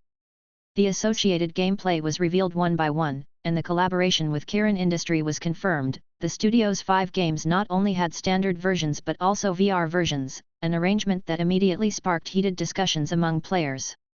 Some players expressed disbelief, as VR adaptation is not such a simple task. The VR version of Biohazard 4, although very successful, required substantial changes, lowering its difficulty level. The VR versions of many other games, however, ended up being a tragedy, as, without sufficient technical prowess, a game's VR version could encounter all sorts of bizarre problems, further driving up the cost of the game. Thus, there was another surge of online discussion regarding Fang Cheng Studios' arrangements. On one hand, some thought Mr. Fang's approach was a misstep, biting off more than he could chew. On the other hand, some argued that the healer had already proven the studio's capabilities, and that Fang Cheng must have had his own considerations. We players shouldn't worry about anything else, just play the games. Although both sides were fans of Fang Cheng's studio, they clashed again due to differing philosophies, highlighting the diversity of players once more. But regardless of the players' opinions, at the end of October, the healer went live. Upon release, the download count on the Steam platform shattered the 2 million mark. The flat price of $128 not only didn't deter the enthusiasm of the players but instilled in them even more confidence in the quality of the game. Game journalist Chen also purchased and downloaded the game at the earliest opportunity, eagerly awaiting what was to come. With the official launch, Fang Cheng Studio stated that only a portion of the data would carry over, but it was not disclosed which parts would be inherited. Chen had no interest in the accumulated merits from before, he was only interested in one character, that was Miu Kui. During the time away from the game, he reminisced daily about Miu Kui in the game, then realized he had actually developed feelings for a virtual character. Every Miu Kui was unique, they were the envoys of Heavenly Tao, responsible for assisting the healers in curing the entire world and protecting the human clan living there. If possible, Chen hoped that his Miu Kui could be passed down, even if she had forgotten him, that didn't matter. His Miu Kui was a gluttonous, somewhat cheerful girl. He still hoped to explore the world of the healer with her, to see the vast and limitless lands together. When the game was fully installed, Chen, sitting in the VR integration chamber, took a deep breath and put on the helmet. Chapter 97, Methods of Obtaining Merit. In order to have a better experience of the world of the physician in the official version, Chen specifically purchased the Kirin VR integrated machine and placed it in his study. Before the official release of the physician, he had already experienced other games from Fang Cheng Studio with the VR integrated machine and was moved by how VR truly enhanced those games. But compared to Miu Kui, those games really tasted bland. Entering the official version, Chen found the graphics had become more refined, the control felt more accurate, and the sensory connection between the player and the game world was further enhanced, bringing another qualitative breakthrough in the game's authenticity. His birthplace was still the same as before, located in a place in Lost Valley. Following the small path, he walked through a forest filled with eyeballs, waded through black river water, avoided the night owls in the sky, and kept moving along the glowing path until he finally saw the abandoned Taoist temple. A girl in white sat by the campfire, the glowing flames casting her in an incomparably beautiful light. She was just as perfect and pretty as she had been over a month ago, and the corn on the cob in her hand was still screaming in a non-human voice. When she saw Chen approaching, she lifted her head and with a bright voice identical to the one in his memory, she said, "Yo, you're here again. Who's within you today?" As expected. She doesn't remember me.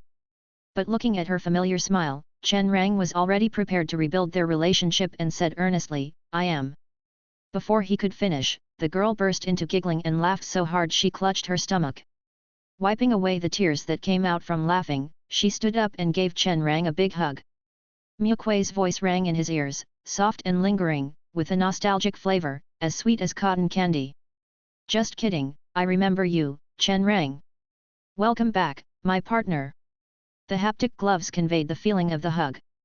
Memories poured out like flowing water, making Chen marvel from the bottom of his heart.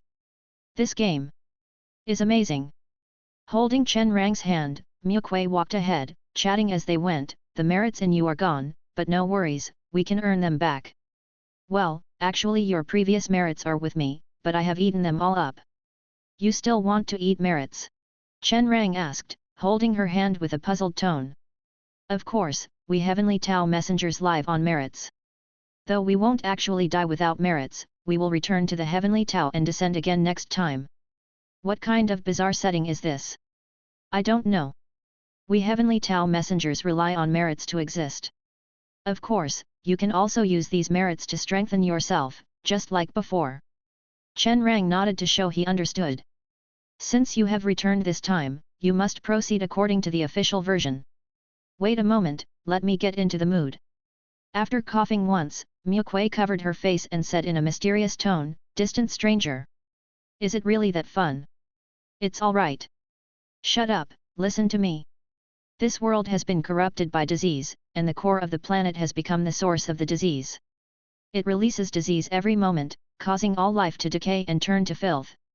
And you, my partner, join me on this journey to save the world. By the way, there are 2,400,000 other physicians like you. That many." Miu Kui covered her mouth and snickered. "You didn't think you could handle everything by yourself, did you? The power of a single physician is very small, you need to unite to make a difference. Will I meet those other physicians? For sure, we are scattered on 4 different planets, with different climates, and some places even have survivors of the human clan. So, partner, are you interested in exploring this world with me? Let's devour all the deliciousness. Oh no, I forgot you don't have the taste function. Ha ha ha, look at you, look at you." Watching Miu Kui unabashedly tease him about his own deficiencies, Chen Rang felt a little annoyed but mostly warmth. In such a decaying world, having such a partner was really lovely. In Chen Rang's view, the world of the physician was no longer just a game, but a home. A home that bore his dreams of adventure and where he had a partner to support each other. Alright, stop getting sentimental there. Have you decided where to go next? Snapped out of his thoughts by Miu Kui, Chen Rang pondered for a bit and then said, "Deadwater Lake? There seemed to be traces of humans there last time, I want to check it out." Alright, let's go. The world of the physician is an open world where players rely on merits to cast spells, repair heavenly Tao, and expel evil spirits to gain merits. The quickest way to gain merits is by completing the tasks of local residents, which yields the most merits. Killing massive disease beasts can also earn a large amount of merits, but disease beasts are monsters with a monster core formed inside their body from the disease. Either extraordinarily powerful or as fleeting as the wind. Before amassing a substantial amount of merits, one must stay far away from these monsters, or risk fatal dangers. Having decided on the next destination, Chen Rang was about to set off when he heard hurried breathing.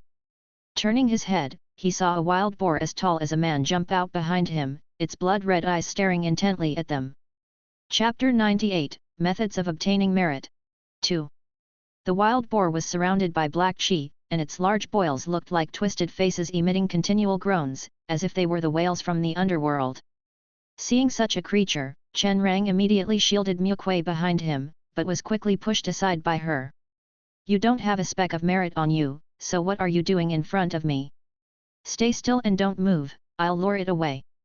After saying that, Miu Kui took to her heels, with the wild boar in hot pursuit behind her. It wasn't long before Miu Kui looped back, and with a princess carry, scooped Chen Rang up into her arms and dashed towards the distance. Behind them, more than a dozen wild boars covered in boils appeared, charging madly towards them. Seeing this group, Chen Rang turned pale. An elite monster right from the start, is this place really that dangerous? You haven't been here for over a month, what's wrong with having more monsters? The monsters in this place can even reproduce. What did you think? Don't the animals at your house reproduce? This kind of setting left Chen Rang utterly speechless. It was brutal of Fang Cheng's studio to make such a realistic setting in a place like this.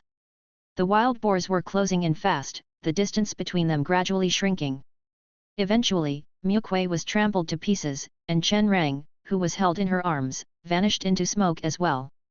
When he woke up again, he found himself restored to his original state.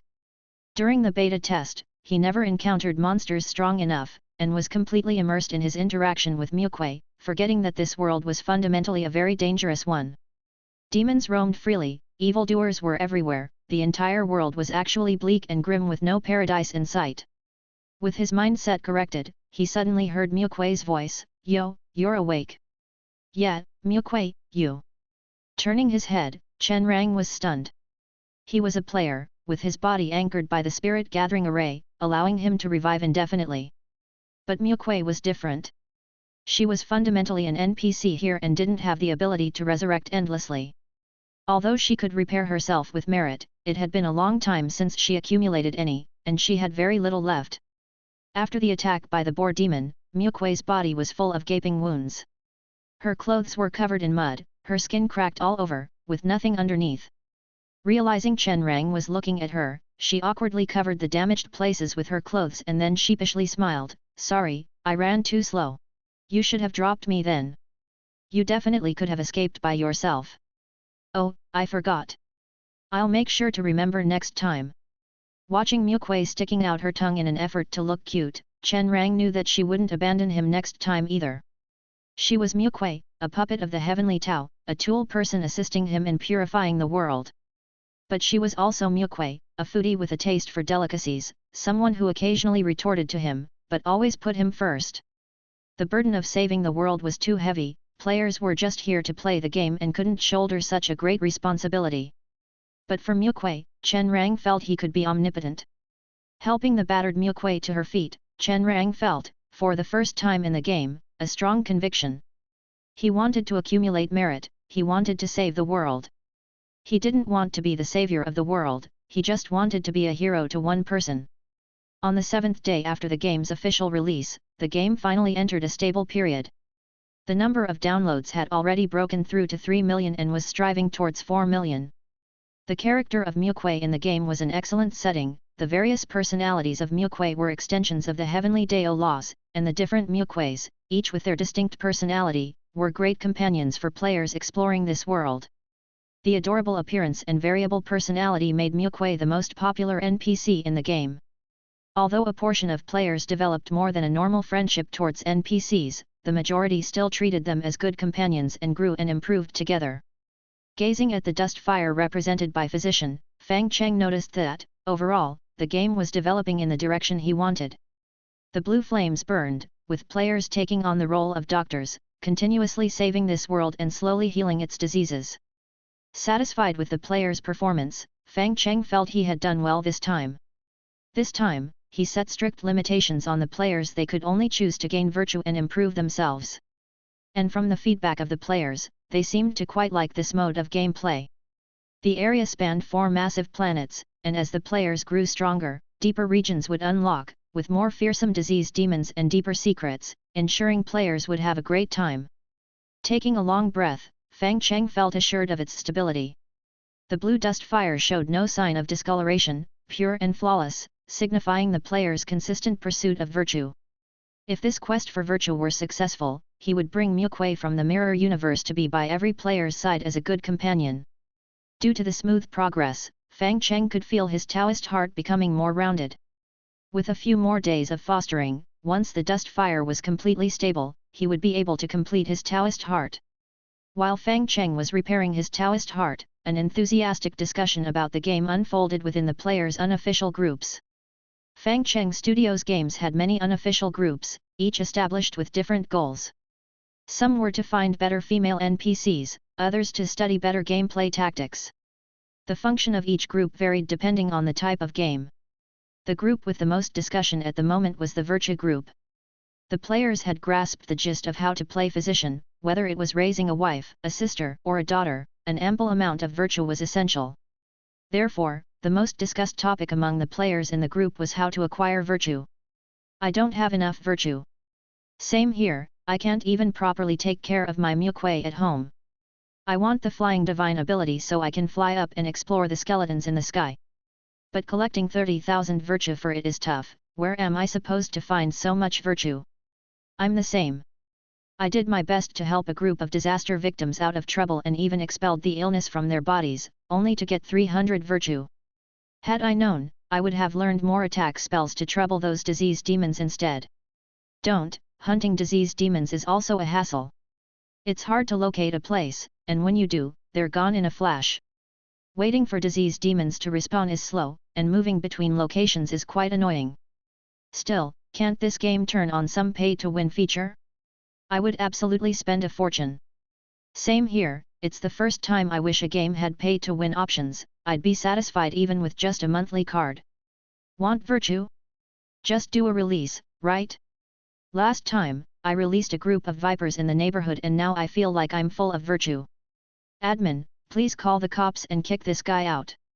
How did he even get in here? As everyone sighed and lamented, one player asked uncertainly, so, is it really hard to get virtue? Admin, call the cops, kick, wait. They saw a player named Zeman Wadeo post a screenshot, prominently displaying his in-game virtue. Seeing the amount of virtue he had, all the players gasped in shock. Ai ma, this guy must be a paragon of virtue from 10 past lives. With over 10,000 virtue, he stood out among the players in the group, who eagerly inquired how he had accumulated so much virtue. I just couldn't find my way back during an adventure and was preparing to jump off a cliff to respawn. But when I landed, I accidentally crushed an NPC to death. Really? How did that give you virtue? That's how it happened. Afterwards, I found out that this guy was a notorious thief in the area with several lives on his hands, and I had accidentally finished him off. After reading Zeman Wadeo's description, the players fell silent. The game imposed restrictions on player behavior, preventing actions that would deduct virtue, usually criminal acts. But Zeman Wadeo seemed to have found a clear path. Who decreed that killing couldn't result in virtue? Chapter 99, The Awakening of the Local People. At the hour of yin, Li awoke. There was no crowing from his sickly chicken, perhaps it had died. That meant there would be meat to eat at last. Alive with sickness, dead and free of it, illness clings only to the living. The dead may look horrifying, but they're actually quite delectable. Ambling over to the chicken coop, Li leaned his hands on the fence, stepped on clumps of earth and, on tiptoe, peered with his one good eye into the coop, only to find the chicken sprawled on the ground, eerily staring back at him. Not dead, eh? Then why didn't you crow? Eyeing the chicken with suspicion, Li noticed a large tumor hanging off its neck, a sign it had contracted a new illness. To fall ill anew, it must still possess the vitality of life, it wouldn't die anytime soon. He sighed and returned to the courtyard to endure the hardship for yet another day. His eldest son's wife had been coughing all night, but now she was finally quiet for a while. That coughing through the night always made others' throats itch as if they wanted to cough too. His younger son had suffered an injury to his arm and with no place to seek treatment, he was now bearing with painful purple sores covering the limb. Illness seems to have a particular fondness for robust life, the young and strong are full of it, with every bump and bruise spawning a myriad of ailments. But in old age, in decay, illness no longer seems so interested. To live to 60, that's when good days truly begin, to reach such an age is to triumph over life in these times. Thus, when the older generation tends to the ailing young, they always say, endure a bit more, just endure a little longer. If you endure to my age, life will be easy. Sitting on a chair, Li felt like singing a few lines from an opera, some tunes from happier times long past, but it all felt strangely unreal to him. It is said that long ago, people fell ill too, but not as gravely as nowadays. Youth could bask in comfort, roam the mountains, swim the rivers, and lie close together in the sunlit meadows. They were like the wind, the clouds, the rushing rivers, and the wild grass by the road, carefree and unconcerned, they'd be lively again the following day. Li was willing to believe such good old days had existed, but his two sons and daughters-in-law did not. They were young and naive, unaware that belief in something is essential for hope and survival. Yawning, Li felt somewhat weary. His body seemed light, his bones no longer ached, he wasn't cold, and he was free from all ailments. Ha, so it's my turn to die today. Closing his eyes, he wasn't afraid but instead felt quite comfortable. But gradually, he sensed that something was amiss. The comfort in his body kept growing, to the point where he began to feel hungry. When ill, one doesn't feel hunger, but the elders would force them to eat something, else they would surely perish. Most of the food had to be handed over to the city lord, and the remainder was only fit to be mixed with black muck. It was dark, tasteless, neither satisfying nor particularly edible. Only when an animal died could they sneak in an extra meal. That aroma, even a sick child in bed couldn't help but come over for a taste. In the past, eating was just a chore, but now there was something in his stomach crying out for him to find something to eat immediately. Opening his eyes, he saw a man and a woman standing opposite him. They had no tumors on their faces and their skin was delicate and smooth. The man was expressionless, the woman silent and reserved, yet both were extraordinarily attractive. Noticing that he was awake, the man withdrew the purple light from his hands, lamenting, "Old man, did you know you were on the brink of death just now?" Li looked at them in bewilderment and couldn't help but ask, "Are you black and white impermanents? Have they become so good-looking these days?" "No," the man quickly waved his hand, "Lam Zeman Wadeo, and this is my companion, Mukwei 1234. My Mukwei doesn't talk much but is very reliable. I thought your name was strange enough, why is your companion's even stranger?" "That's not important. We are from the Ethical Mutual Aid Guild, healers here to save the world and earn merit through our deeds. Do you know of any morally corrupt individuals nearby? We're looking to experiment with something using them." Before Li could answer, violent coughing erupted from the adjacent room. Hearing the cough, Zeman Wadeo's body jolted. In just a few leaps, he dashed into the room, as swiftly as an agile wild dog, exuding an indescribable sense of joy. Suddenly, the room filled with a burst of purple radiance, and even the airborne illness was jolted, creating a gap, which made Li's heart race with shock. What is this person's background? What had he done? Rushing forward in panic, Li saw that his daughter-in-law on the bed had actually fallen asleep, a content smile on her face. The grandchild in her arms also seemed unusually peaceful, no longer crying or fussing. Even the jaundice on the baby's body had faded significantly. "All right, I've dispelled the illness from their bodies, but it will likely return after some time. I'll write you a prescription, and you can take the medicine according to it every day." "You think they have money too?" sighed Mukwei 1234. "Oh, right. Never mind, Mukwei a dream, I want to exchange merit for money, help me exchange it." "Can you not waste your merit? And why can't you just exchange it directly for the item? We've just earned a good amount, and there's plenty left from that large chunk we got earlier. After adding to it, there'll be a substantial remainder." Then, looking at his total merit with pleasure, he said, 10 merits, just enough to open my heavenly vision. That's like having a mini-map. Healers is such a stingy game, system functions have to be unlocked by accumulating merit, but it's such a big help. Oh, and now I can see the health bars too, well done. 20,000 merits to unlock the mini-map and health bars, I should share this in the group. Chapter 100, The Awakening of the Local People. 2. Mukwei 1234. Looked at Zeman Wadeo with displeasure, "Companion, can you please stop saying those peculiar things in front of the common folk? It's fine, I quite enjoy seeing their confused reactions. After all, I'm a fun player, not a role-playing gamer. Role-playing gamers are those who, in the world of medic, act and speak in ways befitting the identity of a medic, striving to immerse themselves completely in this world. But fun players love seeking different ways to play, striving to break the bounds of the game system, finding more joy in the game. One should play games with a smile, and as for whether others smile or not, that's beyond my control." Mukwei 1234 sighed once again. All these outsiders were sent by the great heavenly lord to save the world. They had excellent talents, learned quickly, could help mend the world, repel disease, and just required virtue in return. However, their temperaments were varied and strange, like the Zeman Wadeo in front of her who always did inexplicable things. If only it were possible to choose one's own companions, she really wouldn't want to act together with him. It's not that she's always silent, she just doesn't want to talk to you. Following Zeman Wadeo's instructions, Mukwei 1234 directly exchanged the medicinal ingredients for finished products and then handed them to Li. Li's first reaction to receiving the medicine was not gratitude but fear. In these troubled times, there was little feeling between people. The nearby city lords just strung along their lives, letting them survive only to produce disease. How could anyone be so kind-hearted as to come over and help treat illness? Clutching the medicine, Li hesitated for a long time, still unable to figure out why they would help him, but not daring to ask. They might look pretty, but for all he knew, they might be ruthless and brutal inside, ready to slaughter him at the slightest displeasure. His old body really couldn't withstand such torment. As Li hesitated, there suddenly came a knocking at the door. Unlike them, the weak old folks and the young people full of disease, the person knocking sounded solid and forceful, carrying an air of arrogance and unreasonableness. Before they arrived, Li had a feeling. The visitors were here for Zeman Wadeo and Mukwei 234.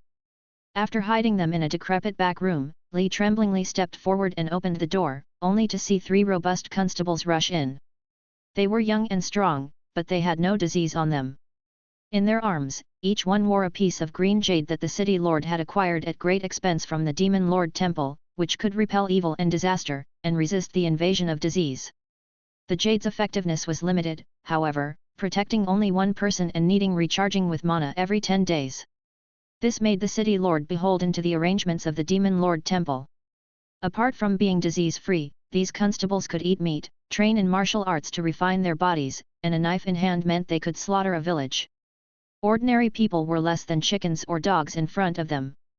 After opening the door, the lead constable pushed Li aside, stood in the yard, looked around, and said, "We just saw a purple light flash here. Do you have any idea what that was about?" Li's heart skipped a beat. Indeed, they were here for the medic. After pondering for a moment, just as he was about to answer, a purple light flashed inside the house, and the disease in the air opened up once again. Then Zeman Wadeo dragged his young son over, shouting fiercely, "Don't come any closer. I'll kill him if you do." "Humph, a mere medic trying to threaten us like some bandit. We don't need him alive, chop him to death." Drawing out their machetes, the constables rushed forward and hacked Zeman Wadeo to death. Dragging the bloody corpse with them, the constables turned to leave, but not before threatening, "These medics are all lunatics, and the demon lord temple is very displeased. Don't associate with them from now on. You were supposed to be taken in for questioning as well, but since you seemed to be coerced, take this plague chicken as walk-away money." The tumored plague chicken was taken away, and as it left, its eyes coldly watched Li. It wasn't until they had gone that Li stood still for a while before waking from his stupor and hurrying to his son's side. He had assumed his son would suffer some minor injury in the recent commotion, but upon closer inspection, he discovered not only was there no injury, the wound on his arm had significantly healed, presumably Zeman Wadeo's doing. What's more, his son's previously burning forehead was now cool to the touch, and the son, regaining consciousness, opened his eyes, looked at Li, and uttered his first words in 3 days. "Dad. I'm hungry." "Oh, Dad went to find food." "No need, I brought some." The familiar voice that rose made Li shiver down to his bones. Turning his head, he saw Zeman Wadeo and Mukwe 1234 standing right behind him, holding the food that had just been exchanged with morality. The smell of blood still lingered in the air, and the bloodstains on the ground had not yet dried. Li had just watched the other party being killed and dragged away, but now they were standing there as if nothing had happened. Covering his mouth, Li tightly controlled his throat. It took a while before he could calm himself a bit.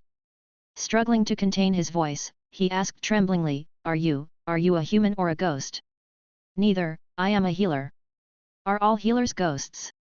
Watching the extremely frightened Li, Zeman Wadeo couldn't help but screenshot the scene and then said to Mukwe 1234 beside him, "See, this is how you should play games, the reactions of these NPCs are really too funny."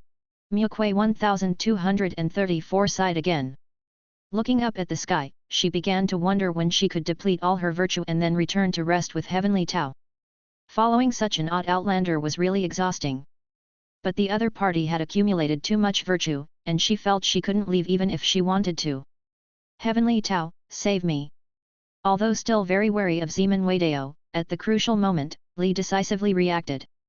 He quickly shut the door and then invited the two inside his room, closing the room door before feeling somewhat safer.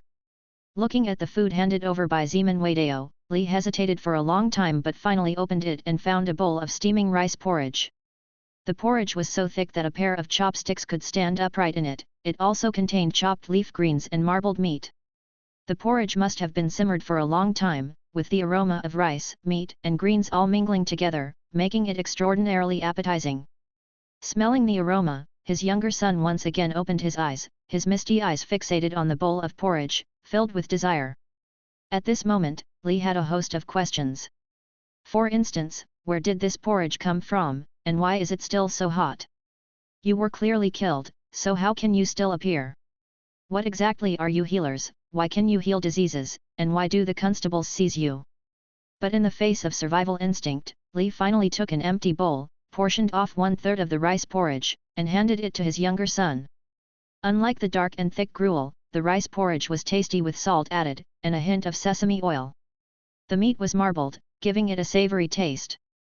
The instinct for life made the younger son recognize that this was good stuff, and he gulped down the porridge, absorbing the nutrients. As the nourishment entered his body, like rainwater on barren land, it moisturized his physical body and a glow appeared in his eyes. Having quickly finished his share of the rice porridge, the younger son subconsciously looked at the remaining portion, just about to ask for more, he forcibly held back. Slowly, he licked his bowl clean, even licking around the rim, before reluctantly handing the immaculate bowl, free of any residue, back to Li. "Dad, I'm full." Li glanced at the remaining porridge. This was what he had planned to give to his eldest son and his family, but his younger son was still growing, and the porridge was important too. Just as he was torn about what to do, Zeman Wadeo reached out and conjured up another bowl of steaming rice porridge. "Don't worry, I have plenty." Seeing another bowl of rice porridge appear, Li was certain. "No matter if you are a human or a ghost, just for these 2 bowls of porridge, I, Li, would give you my life."